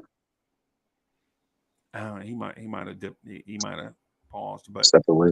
yeah, I think that, bro. I think the '80s Mm. R&B had a smaller pool. Like Yeah. they were Excuse more me. they were more Oh, recognizable. there he is. Oh yeah, there. Okay. Hey DSJ, so I asked. I don't know if you heard me ask or not, but No, I heard the question. I think it's a mixture of both. okay. I think there was some acts that, of course, you was like, okay, yeah, this is bad. How did you guys get this deal? Yeah, yeah, And I think that there's some of it where it's like, well, because the pool is so congested with good to great music. yeah. And new artists. There was so many new artists Yeah. in the '90s that was kind of hard to keep track. Mm-hmm. And again, like I said, because there's so many classic albums that you can mention immediately from the '90s. Tevin Campbell's "I'm Ready" like immediately stands out as one of those albums. It was all right. 112, their debut, Fire. and then Room 112. Was it better than Tevin Campbell's album? In my opinion, yes. Okay.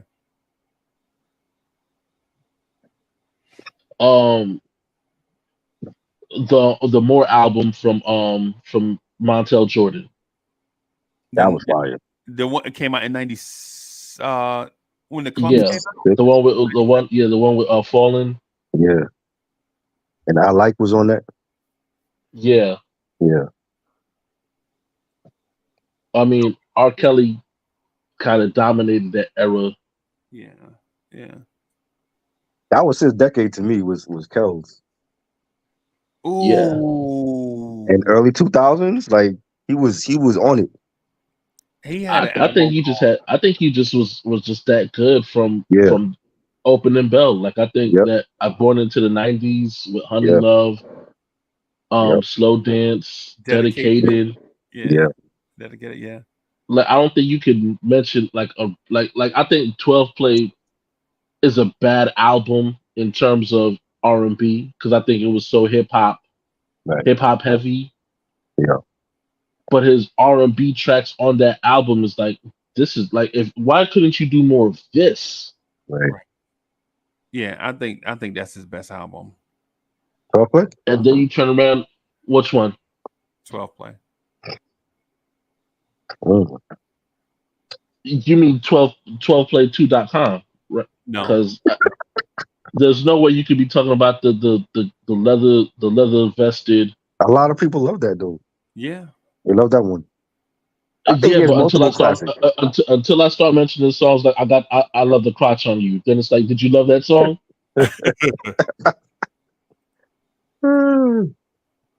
Classic, bro. It's a classic. Once I start throwing those songs out there, be like, oh yeah, I forgot that was on the album. Summer Bunnies. Yeah, like did you really love that album, or did you just love the R&B part of it? 'Cause like your body was calling, it Right. seems like you're ready. Those songs was fire. Right. Yeah. I think the album is classic, bro. Sex Me Parts 1 and 2, classic. Yeah. Right. I can Freak That Body. Oh yeah, that was fire, right? Freak That Body. That was dope, though. That was dope. Come on, ladies, let me see you freak that body. Like I bet y'all, I bet y'all couldn't wait to get to that track one more time. Shit. Homie Lover Friend, that was fire. Fire. The hook was fire. The remix was fire. Right. I agree with you on that one. The hook was fire. I think the premise of it was fire. Maybe the execution, right? Not exactly what he wanted, but I mean, he had the Sadie song for his mom. Yeah, from the Spinners. Yeah, that was dope. Yeah. He did. I'll be honest. He did. I think that's probably one of the best. I think there's a lot of like dope covers or remakes or whatever you want to call it. Right. That one is probably in like my top 10. Oh God. Top 5 of remakes. No. Wow. And, oh my god. That's a whole other list. Somebody, we gotta save DSJ from himself on that one. Oh, wait a minute. Are we saying that you don't think that version of Sadie No. was good? I don't even want to talk about it, bro. I want to talk about. That's a whole nother list. Right there. Okay. Well, else, bro. Okay. Well, we don't have to talk about it. But I just feel like 12 Play is not his best album. I think that his R&B was fire. But it's too many. But I also look at, okay, if I threw out the self-titled R. Kelly, the Blue Disc one, that was great. That's fire. Yeah. If I tell you the double album, that's fire. He had a lot of hip hop on that too. But again, he tempered it. Like it wasn't like him heavy. Yeah, it was balanced. He balanced it where okay, this is not my lane. I'm not a rapper. Right. I'm gonna leave the rapping to you rappers, and I'm gonna the hell out of these ballads and hooks. Right. Wait a minute. So you talking about the one that came out in 95? 97. Well, 95 the self-titled joint. 95? Yeah. Nah, that's the one where I Can't Sleep. Yeah. Step in My Room was on that. Yeah, I like. Yeah. Train in My Life is on there. Tempo Slow is on there. Yes. Right. Friday night. Thank God it's Friday. Oh, baby is on there. Yeah. Yeah. That was a great album. But you know what else is on here? You Remind Me. That's fire. Trash. You didn't like that? What? No. Come on, Freeze. Yo. Okay. I'll tell you what. Even if you want to say that's trash, let's for the argument's sake of saying that's trash. That is one song out of about 16, 17 songs. Yeah. I bet you can't give me 4 more like that. No, you can't. But my point though is you remember when I was saying like how you gonna look at your girl straight in the face and be like, you important to me, but you remind me of my Jeep. It was just different though. Nobody else had a song like that. He was I'm like I said, I'm not gonna debate whether or not you feel like that's a trash song. But again, did I enjoy it for what it was? Yeah. Right. Could I sit there and say like that's his best work? No. What's the best song on the album? But I also look at that album as a totality and say, can you name me 4 more songs that you can sit there and say this was trash? Yeah, Down Low was on that album. But that's why I think you stretching the conversation in a direction where it's not meant to go. Right? The conversation is about which album is the best, not that the album is trash. But even that, I'm not even saying because I don't even think that album's the best. I'm just saying as far as it was fire. He has He has multiple classics. Yeah, but most of his albums are good. Can we just agree on that? Yes, I agree. Yeah, So you're gonna get your money's worth on an R. Kelly album. Yes. Right. And so what I'm saying is in my opinion, I thought 12 Play was his best album. Now, all these albums that y'all mentioning, I bought most of these albums when they were out of the record store. Like went into the record store, made a special trip to go get this album. Right. Whichever one you name, the R. Kelly one, all of them. CP2, all of them. I went to Sounds Familiar and picked up these albums. Right. Well, what I'm saying is that if I was to rank these albums, I'm saying that I think 12 Play is the best. Okay. But that's all I'm saying. I'm not saying that any of these songs are and listen, and my man gonna put out during the decade. So he put out about 140 songs. So when I say a song is trash, bro, 1 out of 140 is like betting 1,000, basically. Right. But to DSJ's point, I understand about the 12 Play because I remember in '93 when I bought that album and I'm looking at the song titles, and then he also had a parental advisory sticker on the album. Yeah, and that wasn't common yet for R&B albums at that time. So I'm looking at it like, yo, what the hell? Like, I like the crotch on you. What is this? You know what I'm saying? So I'm like, yeah, it was more hip hop. Even like the the joints like Your Body's Calling. That was like it's a ballad, but it has like a banging beat with it. You know what I'm saying? Like there were dudes like in their ride that was bumping that real loud, and this is a ballad we talking about. I understand, but I think what we're missing though is not that song. I think we're missing the era. Mm-hmm. Because at the same time that this album came out, albums that were still being played, right? Get up off your back, do some jumping jacks, ain't nobody humping around. Yeah, right? That was fire. Or ooh, on a TLC tip, right? Those type albums were out in the marketplace too. Yeah. Right. So for us to point out that one song is like this dude slipped in the shower and went crazy and just came out with that one weird song. Nah, man. During that era, it was 93. There were a lot of there was a gambit of the very sensual, romantic love songs like Tevin Campbell. Right. And in that same year, around the same within a month span, Tony had a song called "My Ex-Girlfriend Is a Hoe." Yeah. Okay, well, remember that was an album cut though. That wasn't like radio. that was album cut. It was a single. But my point is that was the sensibility around that time.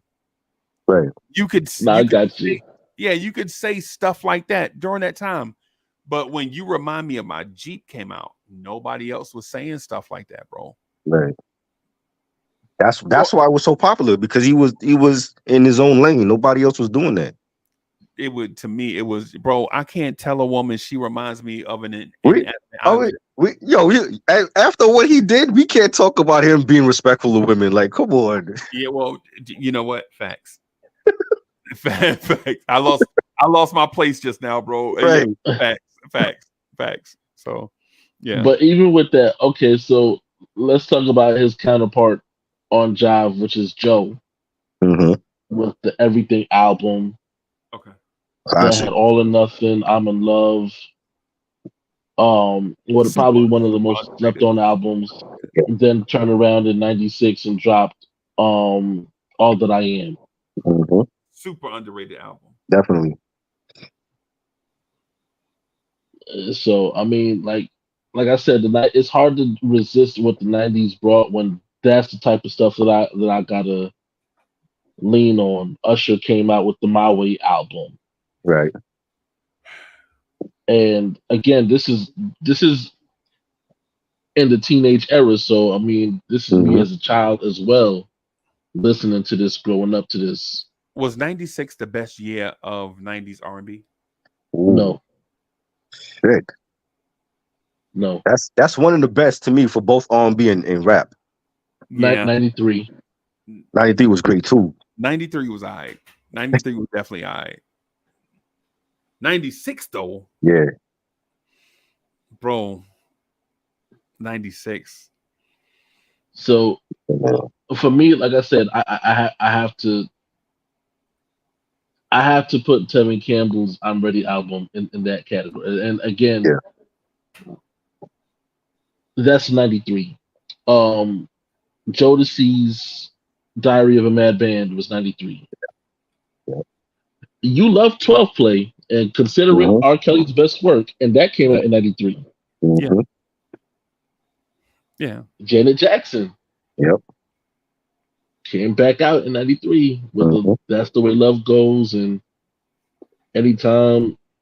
Yep. The whole, you know what I'm saying, Poetic Justice rollout. Right. So Tony Braxton's debut. Yep. Tony drop. Yep. The Sons of Soul. Sons of Soul, right. Yeah. Classic. I know you love this artist. So Babyface. We're Cooling You. Yep. And just the fact that I'm not even done. I'm just like kind of spitballing right now. Intro dropped, their debut album, 93. Pretty good album too. Yeah. So it's like hard to sit there and say, yeah, 96 they easily got in the bag. Like, let me, nah, I don't know if I can if that's the. And I'm not saying like 93 immediately just has to be, but it's like when I look at those and those albums are like the pinnacle and the example of R&B. It's hard to sit there and say, yeah, 96 got that. 96 got that, bro. Mhm. So, and let me just, can I just say, I want to say 5 albums and I'll be quiet, right? Mhm. Maxwell Urban Hang Suite, Ooh, Another Level by Blackstreet, Home yes. Again, New Edition, Mhm. right? Genuine The Bachelor came out. Ooh, Evan Campbell, You, World, you lost right there. wow. SWV New Beginning, 112 was out, and I know that's more than Yeah, 12. yeah. But yeah, man, just the mere fact that Maxwell, Donnell Jones, New Edition, Mhm. Blackstreet came out, bro, in 96. Yeah. The Maxwell album, I know people don't really like Maxwell like that. Really? Like if I ask both of y'all, Mhm. who do you prefer? R. Kelly or Maxwell? I know y'all gonna say R. Kelly, right? Maxwell is up there though. Like No, he's one of the best. but no, I'm saying if you had to take one and you had to shave the other dude head, Maxwell would be a bald headed motherfucker. Right. R. Kelly was already bald at that point, so Even and y'all still won't, and you still wouldn't shoot Maxwell no bail, right? R. Kelly already bald head, he and already Maxwell bald. got a head full of hair. Y'all have 2 bald head dudes up there, bro. Give me the shaving cream and the straight razor. I got you, Maxwell. That's what I'm saying, bro. Like, what I'm saying is Maxwell as an artist, Maxwell and Joe. Yeah. Are you sitting, bro? Come on, bro. Why? I don't know why Joe don't get no love. DSA, I'm really, Yeah. I don't know how to take this conversation, bro. When Joe don't get love, bro, Right. I don't know how to Right. take the conversation. But that's why I made the mention of him as far as the night. Whenever we discuss the 90s, I would always have him in the back pocket. Like I can't wait to drop this ace Right. on you because how can you deny the talent of this man? And he grew. Like Mhm. I think he grew from those 2 albums into becoming a powerhouse. Right. When he dropped My Name Is Joe, Yep. Right. it was the time that he became a powerhouse. But again, like those first 2 albums were criminally underrated. Yeah. And I think what helped shed light, and thank God for the soundtracks, because when he dropped the All the Things Your Man Won't Do Mhm. for the Don't Be a Menace soundtrack, that one really took off. Bro, 112 came out. Man, you remember the Keith Sweat album with Funky Dope Lovin' on it? Yep. Yeah, Keith Sweat, because it was originally Keith Sweat with Twisted on it. Yeah, and man, Drew Hill came out in 96. Mhm. Yep. Did they? Okay, I thought they came out a little earlier, but that's okay. No, they came out in 96. Kenny Lattimore, you remember Kenny Lattimore? Yep. It's supposed to Yeah, know for sure. busy. Yeah. Yeah, Kenny Lattimore, Mint Condition, who I think Mhm. is criminally overrated, but they do song. Yeah, I remember that song, free to be. Are you free, Yeah. girl? Free to be. With Okay, me. Mhm. so I'm glad you mentioned New Mint Condition because if I'm not mistaken, what was that album? Diary of a something. Diary of a Mad Band. No. No, that's Wasn't it Jodeci. from the Mint Factory or something? Oh, you should know Meant to Be Meant. Is that the one you're talking about? No, because Meant to Be Mint No. came out in like early 90s, literally like their debut album. Which song are you referencing though? So we can. No, because you said Mint Condition. It came Right. out in 96. Yeah. And I was trying to remember what album came out in 96. Diary of a Mad Band. Is there? No, that was Jodeci. But that's not Jodeci. Diary of a Mad Band. No, not. Let me find it. From the Mint Factory. It wasn't that one? Nah, from the Mint Factory Definition came of a out. band. That's it. Definition of a band. Okay. That's it. I'm sorry. Okay, now let me Now let me just go ahead and kill your argument, right?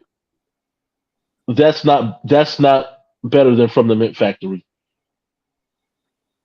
Okay. And that Mint Factory album came out in '93. Okay. Yeah, no, I agree.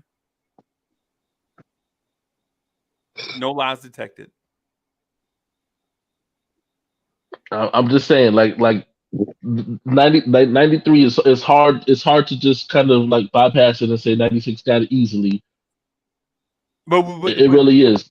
But I the thing I was referencing is the total year though. Like for instance, Tony had an album out in both years, and the '93 Tony album is better than the '96 Tony album. Yep. So I agree with you in that sense, but in terms of impact, bro, Maxwell, bro, come on, it's Maxwell, bro. A great album, honestly, like one of the best debuts. Aaliyah, you know what I'm saying? Aaliyah one in a million. Yep. Tony Braxton's second album was '96. Yeah, no and diggity. it wasn't better than the first one that came out in '93. I agree. Babyface dropped in '96. The day that's not better than Cool. I agree. And it's not better than Tender Lover, in my opinion. So I'm just. So I get where you're going, right? But and by the time in '93, there were artists that dropped stuff, but they were already established artists. But when these new artists hit the scene in '96, bro, you're like, okay, R&B is headed in. Donnell Jones, yeah, yeah, man. 112. You get Donnell Jones and 112 in the same year. Eric Benet. Underrated. Yeah, man. Yeah, and it's just, I guess it's just opinion. It's just opinion because all these artists and albums and songs are great. I guess at this point it's like splitting hairs, but 96 is a contender. I don't think 93 just walks away with it. That's a Jade reference too, by the way. A song that came out in '93. Right. Yeah. Mm-hmm. I don't.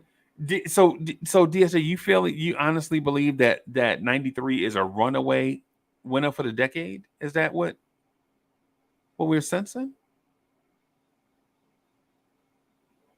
Maybe I think it comes down to like it's not almost like splitting hairs, but at some point you got to kind of start looking at, okay, well, somebody's got to win and somebody's got to lose, right? So it's not a runaway then. No, it's not at all. Not at all. Okay. But like Aaron Hall's The Truth came out in '93. Right. Yeah. You see what I'm saying? Like it's hard not to overlook. Like there's a lot of music to dissect and go through, but by the time you are done with it, it's like Michelle. I forgot about that. Michelle and Jail Cello album was fire. Yeah, the beginning of Neo Soul, bro. We talked about that once. Mm-hmm. I don't know how you feel about Escape. Love it. They had an album in both years too, right? Humming Coming At You was their debut album. Yeah. And off the hook was and I don't know. Like, was 95 though. If I'm not mistaken. 96? That was 96? Okay. Yeah. I thought it was 95. I don't think so. All right. I don't remember. Hey, listen, I'm not perfect, so I may be wrong, but I thought it was 96. It might be 96. Yeah, I thought it was because I think I bought that and Your Secret Love at the same time. Oh. Like Levert dropped For Real though in '93, and it's like I'm saying, like you see what I'm saying? Like there's so much music that came out, even if you want to say they're not. Again, like I know that Levert's been out there for you know what I'm saying longer than the '90s, like those albums is kind of hard to just kind of bypass and. Well, there's an album that came out in '96. I can't remember the name of it, but it's a soundtrack with a Queen Latifah movie. I can't remember the name of the movie, but she was like, Set It Off? Yeah. Yo, you heard the Set It Off soundtrack? Yeah. Set It Off I thought that was 95 also. That's 96? I think that's 96. Okay. I think that was a 96 film. Okay. Yeah. Bro, the Set It Off, man. Come on, bro. She was on another soundtrack. I believe that Sunset Park. Wasn't that 96? I think that was 96 also. Yeah, she had a song on that soundtrack. Yeah. Bro, because and I know what the easiest thing, the easy thing to be was, well, if Set It Off was a fire soundtrack, then Above the Rim was a better soundtrack than that. And possibly, right, depending on if you like established artists or if you like new artists. Right. Like if I'm in a mood for like new artists, then Above the Rim is probably better. Right. A bunch of people that I ain't never heard of before. Right. But I think, man, the Set It Off soundtrack, bro. What's the song Missing You with all the ladies on it? Yeah, that was good. I love that one. Bro. And then I think Trackmasters did a song called Set It Off. Yeah. Yeah. Billy Lawrence was on there. Yep. Bunch of I don't know, bro. That's underrated. It's not a runaway, but you have to consider all of that music in such a because again, like I said, I had to spitball a lot of that in a short amount of time. But 93 was like, again, like how can you bypass some of the biggest examples of classic R&B, whether records or albums, right? And not consider like, okay, like again, like I said, even the fact that some of the albums that came out in 93 were better than the ones that came out in 96 from the same artists. Yeah. See, but I think that's where the conversation is like veering into a place. Like the thing is the conversation 93 versus 96 is not that 93 is trash. It's comparing the two of the years of the decade together to see which one is the best. It's right. It's not like we're talking about 1990 R&B. Right. All right, 1990 R&B. We don't even know what it is. Right?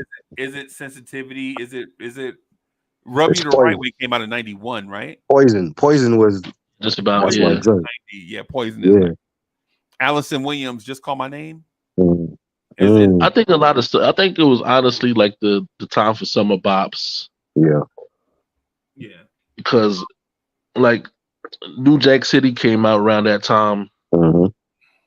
And I Want to Sex You Up was probably the biggest song. Telling Me Bad, right? Like white people was killing R&B at that time too, man.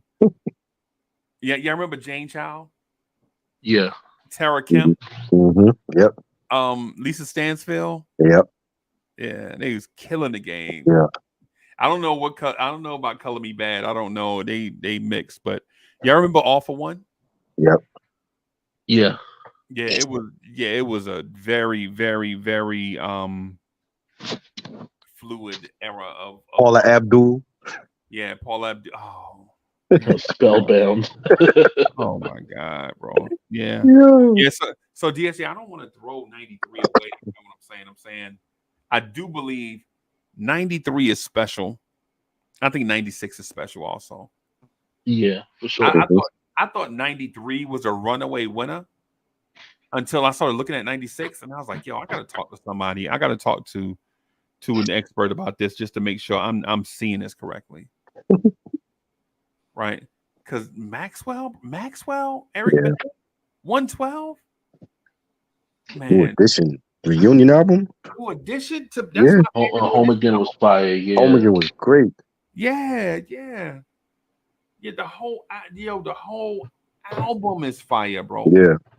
Too bad that also means you have to give a lot of credit and props to Puff. Mm-hmm. He was all over that. Him and Jermaine. Yeah. Yeah. Yeah, I bought that album 4 times, bro. Somebody Wow. stole that CD from me 3 times, bro. You wanna know what's so funny? And this is where I recognized how dope 112 is. I bought Home Again and 112 at the same time. Mhm. And so I initially was like, okay, I know I'm gonna listen to 112 just to kind of get it out the way, and then I'm gonna listen to Home Again and probably bump that all through the night and go to sleep with it, get up and go to school with. I spent the entire time listening to 112 and rewinding and like Right. I think I might have let my mother know that I got the Home Again albums if you want to check it out, Ma. Wow. Just so I can have an excuse not to let it kind of sit there and you know what I'm saying, like wither away. Right. Right. Right. Yeah, man. Yeah. That's what I'm saying. 96 was a Joe? Yeah. Man, come on, bro. He's doing it. That Set It Off album had some songs on there like Hey Joe is a classic, right? Yeah. That's also a remake. Right. That's why I don't easily put songs into that top 10 ever remake thing, because there are some remakes that are so great that you probably don't even recognize the original, right? Like Gloria is A House Is Not a Home. That's a remake. Right. Superstar Until You Come Back to Me, that's a remake. Like, I'm gonna rap on your door, I'm gonna knock on your window pane. That's Aretha Franklin. Right. But and all the changes I've been going through, those are women's lyrics. And then when you hear Luther Vandross sing it, you're like, yo, this joint is original, it's fire. Mm-hmm. That's why. And it's funny too. Didn't Regina Bell do a Until You Come Back to Me remake as well? Was it Mickey Howard you talking about? Mickey Howard, thank you.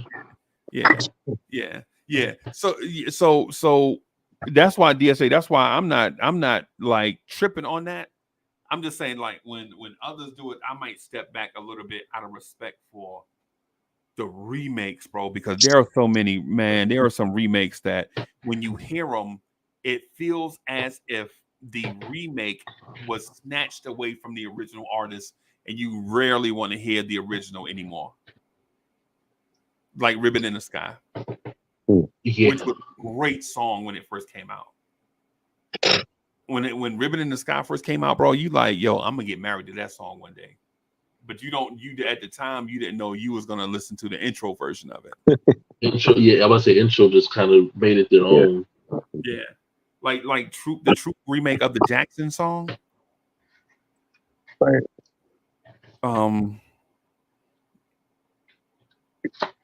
I can't remember the name of the song, but it's a great remake, and I don't even think that one is a top 10 song all time, to be honest. But we had to go through a list of top 10 lyricists. And we had unfortunately Method Man off that list. So I'm saying, like, these things are gonna exist. Yeah. And I noticed how you mentioned Gloria too. That's one of my favorite joints because I lean towards unique sounding voices. Let me just put it that way. I don't want to say what range and all that stuff, what texture, because I don't know music like that. But I lean toward unique voices. And when I hear Gloria by The Enchantments and Gloria by Jesse Powell, I don't know which one I like better. Right? Like I legit go back and forth on it. Because the Enchantments version is absolutely fire to me. But is it a top 10 remake of all time by Jesse Powell? I don't think so. Even though I love it, right? Try another remake. I was gonna throw out there, man, just to see. Do you remember All Cried Out with Allure? Lisa. No, I'm talking about the Allure and 112. Allure Oh yeah, 112 I remember version. that one. Yeah, that was a good one. It was a good remake, right? But Yeah. is it Lisa in full force? Yeah, because once you said it, I've already thought about the OG one. I'm like, 'cause I love Lisa and Coat Jam, so Yeah. I think that was a great ballad for them. Yeah. DSJ, which one you like better, the original or the remake? I like the original more. As far as the melody, I like the background vocals on the remake. It's more rich, right? Yeah, like there's more that was done to it to add to the richness of the song. Okay. Well, they had a cheat code. They had 112 on that. Yeah. You know. Was that also 1996? Yeah, I think so. I think they were 96 too. Yeah. Yeah. Oh wow. Either 96 or probably around 97. Yeah. Maybe. Yeah. Allure and 7 Mile kind of came out around the same time frame. Right. And I don't even know if people remember 7 Mile, but I don't know. No, I don't remember. Yeah. It was like them, Subway, I remember. original 702 when it was 4 members. Yeah.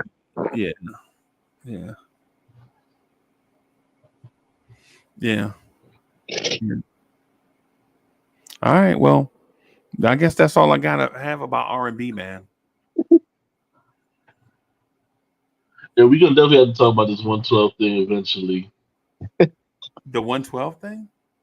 Because you brought it up as far as you wanted to discuss 112 with me earlier, but I had to take a call. Yeah, the 112 album. Oh, okay.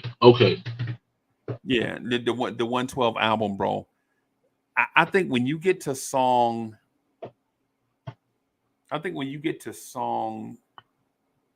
7 on the CD, I used to program song 7 through the end and put it on repeat. Mm-hmm. And I don't generally do that for an album. Right? I think that song 7 through the end of the album is probably one of the greatest gifts that was given to R&B in terms of an album. Right. I think all the songs stayed in a specific melodic pocket. Right. Mm-hmm. Except at the end, I think the last song is the Only You remix. Yeah. Right. But you get what I'm saying, like 7 through all of that, and then when you get to the bonus track or whatever, right. Bonus track is just a bonus track or whatever. So DSJ, what do you consider the greatest R&B album of all time? In your opinion, the greatest R&B album of all time, any era, any artist, any style. Oh man.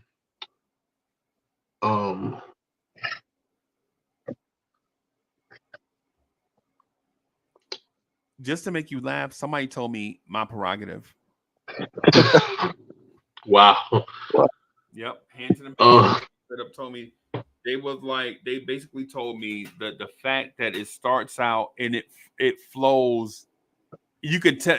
Okay, so what was told to me is the fact that it had different producers on it, and certain songs hit a certain way, and then it transitioned into other stuff, right?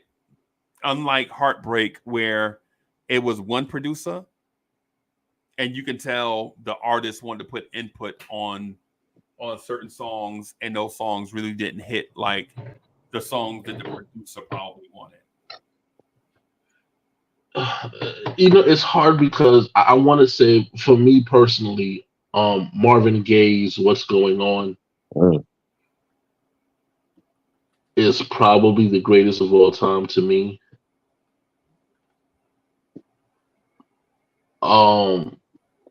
but then I look at like I'm too much of a Marvin fan. I think like by the time I sit there and start going down the list, it'll be like, nah, that's the greatest. No, that's the greatest. No, that's so. I don't know, but Marvin Gaye's discography. Um, I'd probably lean more toward Midnight Love. Marvin Gaye's Midnight Love.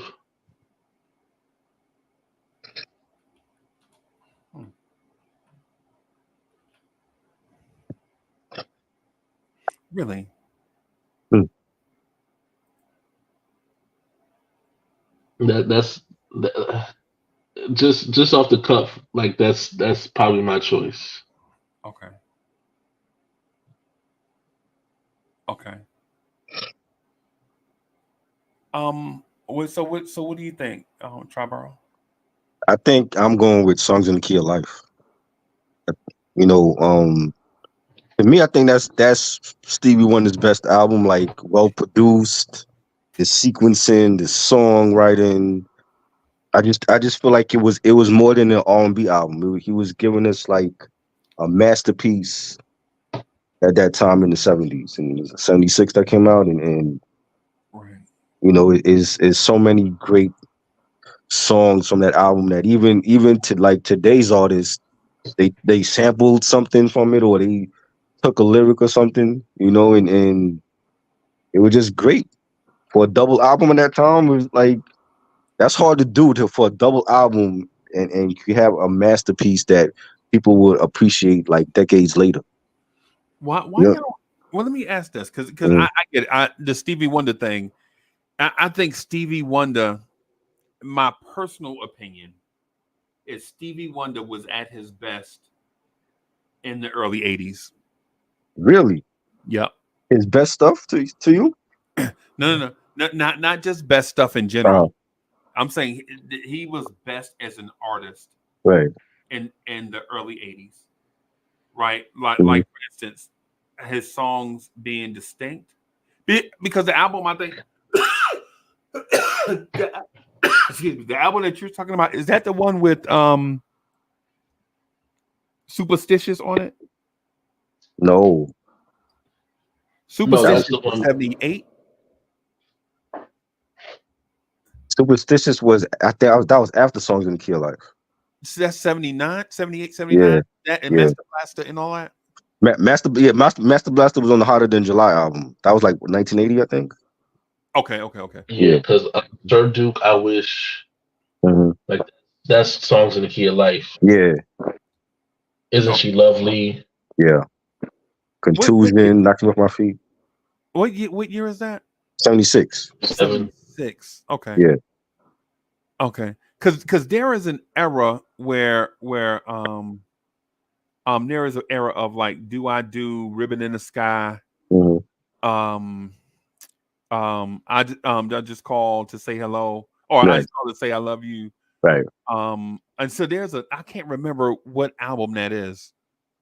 That's the era I think he's at his best. So you prefer the Hotter Than July album then? That's Hotter Than July. Yeah, that's Hotter Than July. Yeah, I thought that was, is that 1980? yeah. Because that's when he had his braids. He was doing like the reggae thing. Hotter Than July is the album. Yeah, Let me see. I gotta. I have the album. It's Hotter Than July. No. I believe you. I Mm. just wanted to look at the track list. He had the jamming song, the reggae joint. Yeah. Yeah, Oh, Lately is on there. Lately is a bro. yeah. Lately is a classic. Very, very. Yo, all I do. Right. Happy Birthday is on there. Yeah. Yo, come on, man. Yeah, Hotter Than July might be the one, bro. Yeah, that was You want to know good. what's so funny too? I think that is his best album, but my favorite album is In Square Circle, That was a good one too. Part Time Lover, hmm Whereabouts, La La Land, um, Spirit Walkers. Yeah.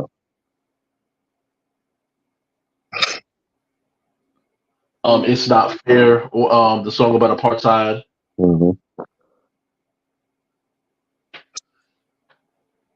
Yeah, I think I'm gonna go with But how did they? I'm sorry. Go ahead. yeah, I think I'm gonna go with Stevie Wonder's original Musicarium. I think that's the one I'm gonna go That's a with. good one too. Because even the songs, even the bro, even the songs on the backside, Do I Do, Isn't She Lovely, I Wish, oh my, Master Blaster, Jammin', Sir Duke, Higher Ground, Ribbon in the Sky, You Are the Sunshine of My Life, Superwoman. Did that one have Mr. Know It All? Superstition. Well, Ribbon in the Sky is, I'm sorry, You Are the Sunshine of My Life is 1972, right? Some of these songs, Superwoman is 1972, Living for the City is 73, Superstition is 72, but Higher Ground, Sir Duke, Master Blaster, I Wish, Isn't She Lovely? Do it. That's to have like 7 to 8 fire songs on. Yeah, man. Yeah. I guess there's no wrong choice though. Yeah. So, but hey, man, let me run. I'm gonna go ahead and fix me a Thanksgiving dinner so I can watch some karate movies, bro. I'm gonna enjoy my Labor Day, bro. Because once the week starts, it's gonna be a grind, bro. So when you want to get together and do the top 10 remakes of all time, you want to ask Reg to do it? Yeah, I can ask Reg to do that too. But see, Reg works at night, so if we do it at night, like around this time, he ain't gonna be around to do that though. Yo, he work at night now? Yeah, he an Uber driver. So he does that, and I think he works at a hotel. So it's like his hours are weird. So like the times that you do a live stream, it might be in the afternoon or it might be at night. So like I'll definitely be available for that. Yeah, I definitely can't do it during the daytime of the app because we in annual. So this time of year is enrolling people for programs and stuff. Right. I'll ask him though. Like if he's available, then he'll definitely join us. Right. Right. DSJ said his earbuds passed out. Okay. So I guess he had to charge them or whatever. We had been rocking for a long time. Yeah. But yeah, maybe it's something that we can do on like a weekend night. A weekend night or whenever everybody's schedule lines up. Just let me know. I'll definitely be available for that. So okay. All right, everybody. Thank y'all for watching, hanging out with us, man. We rock for 6 hours, 5 hours, put content on Vibes and stuff. Thank y'all for watching. We out of here, y'all. Peace.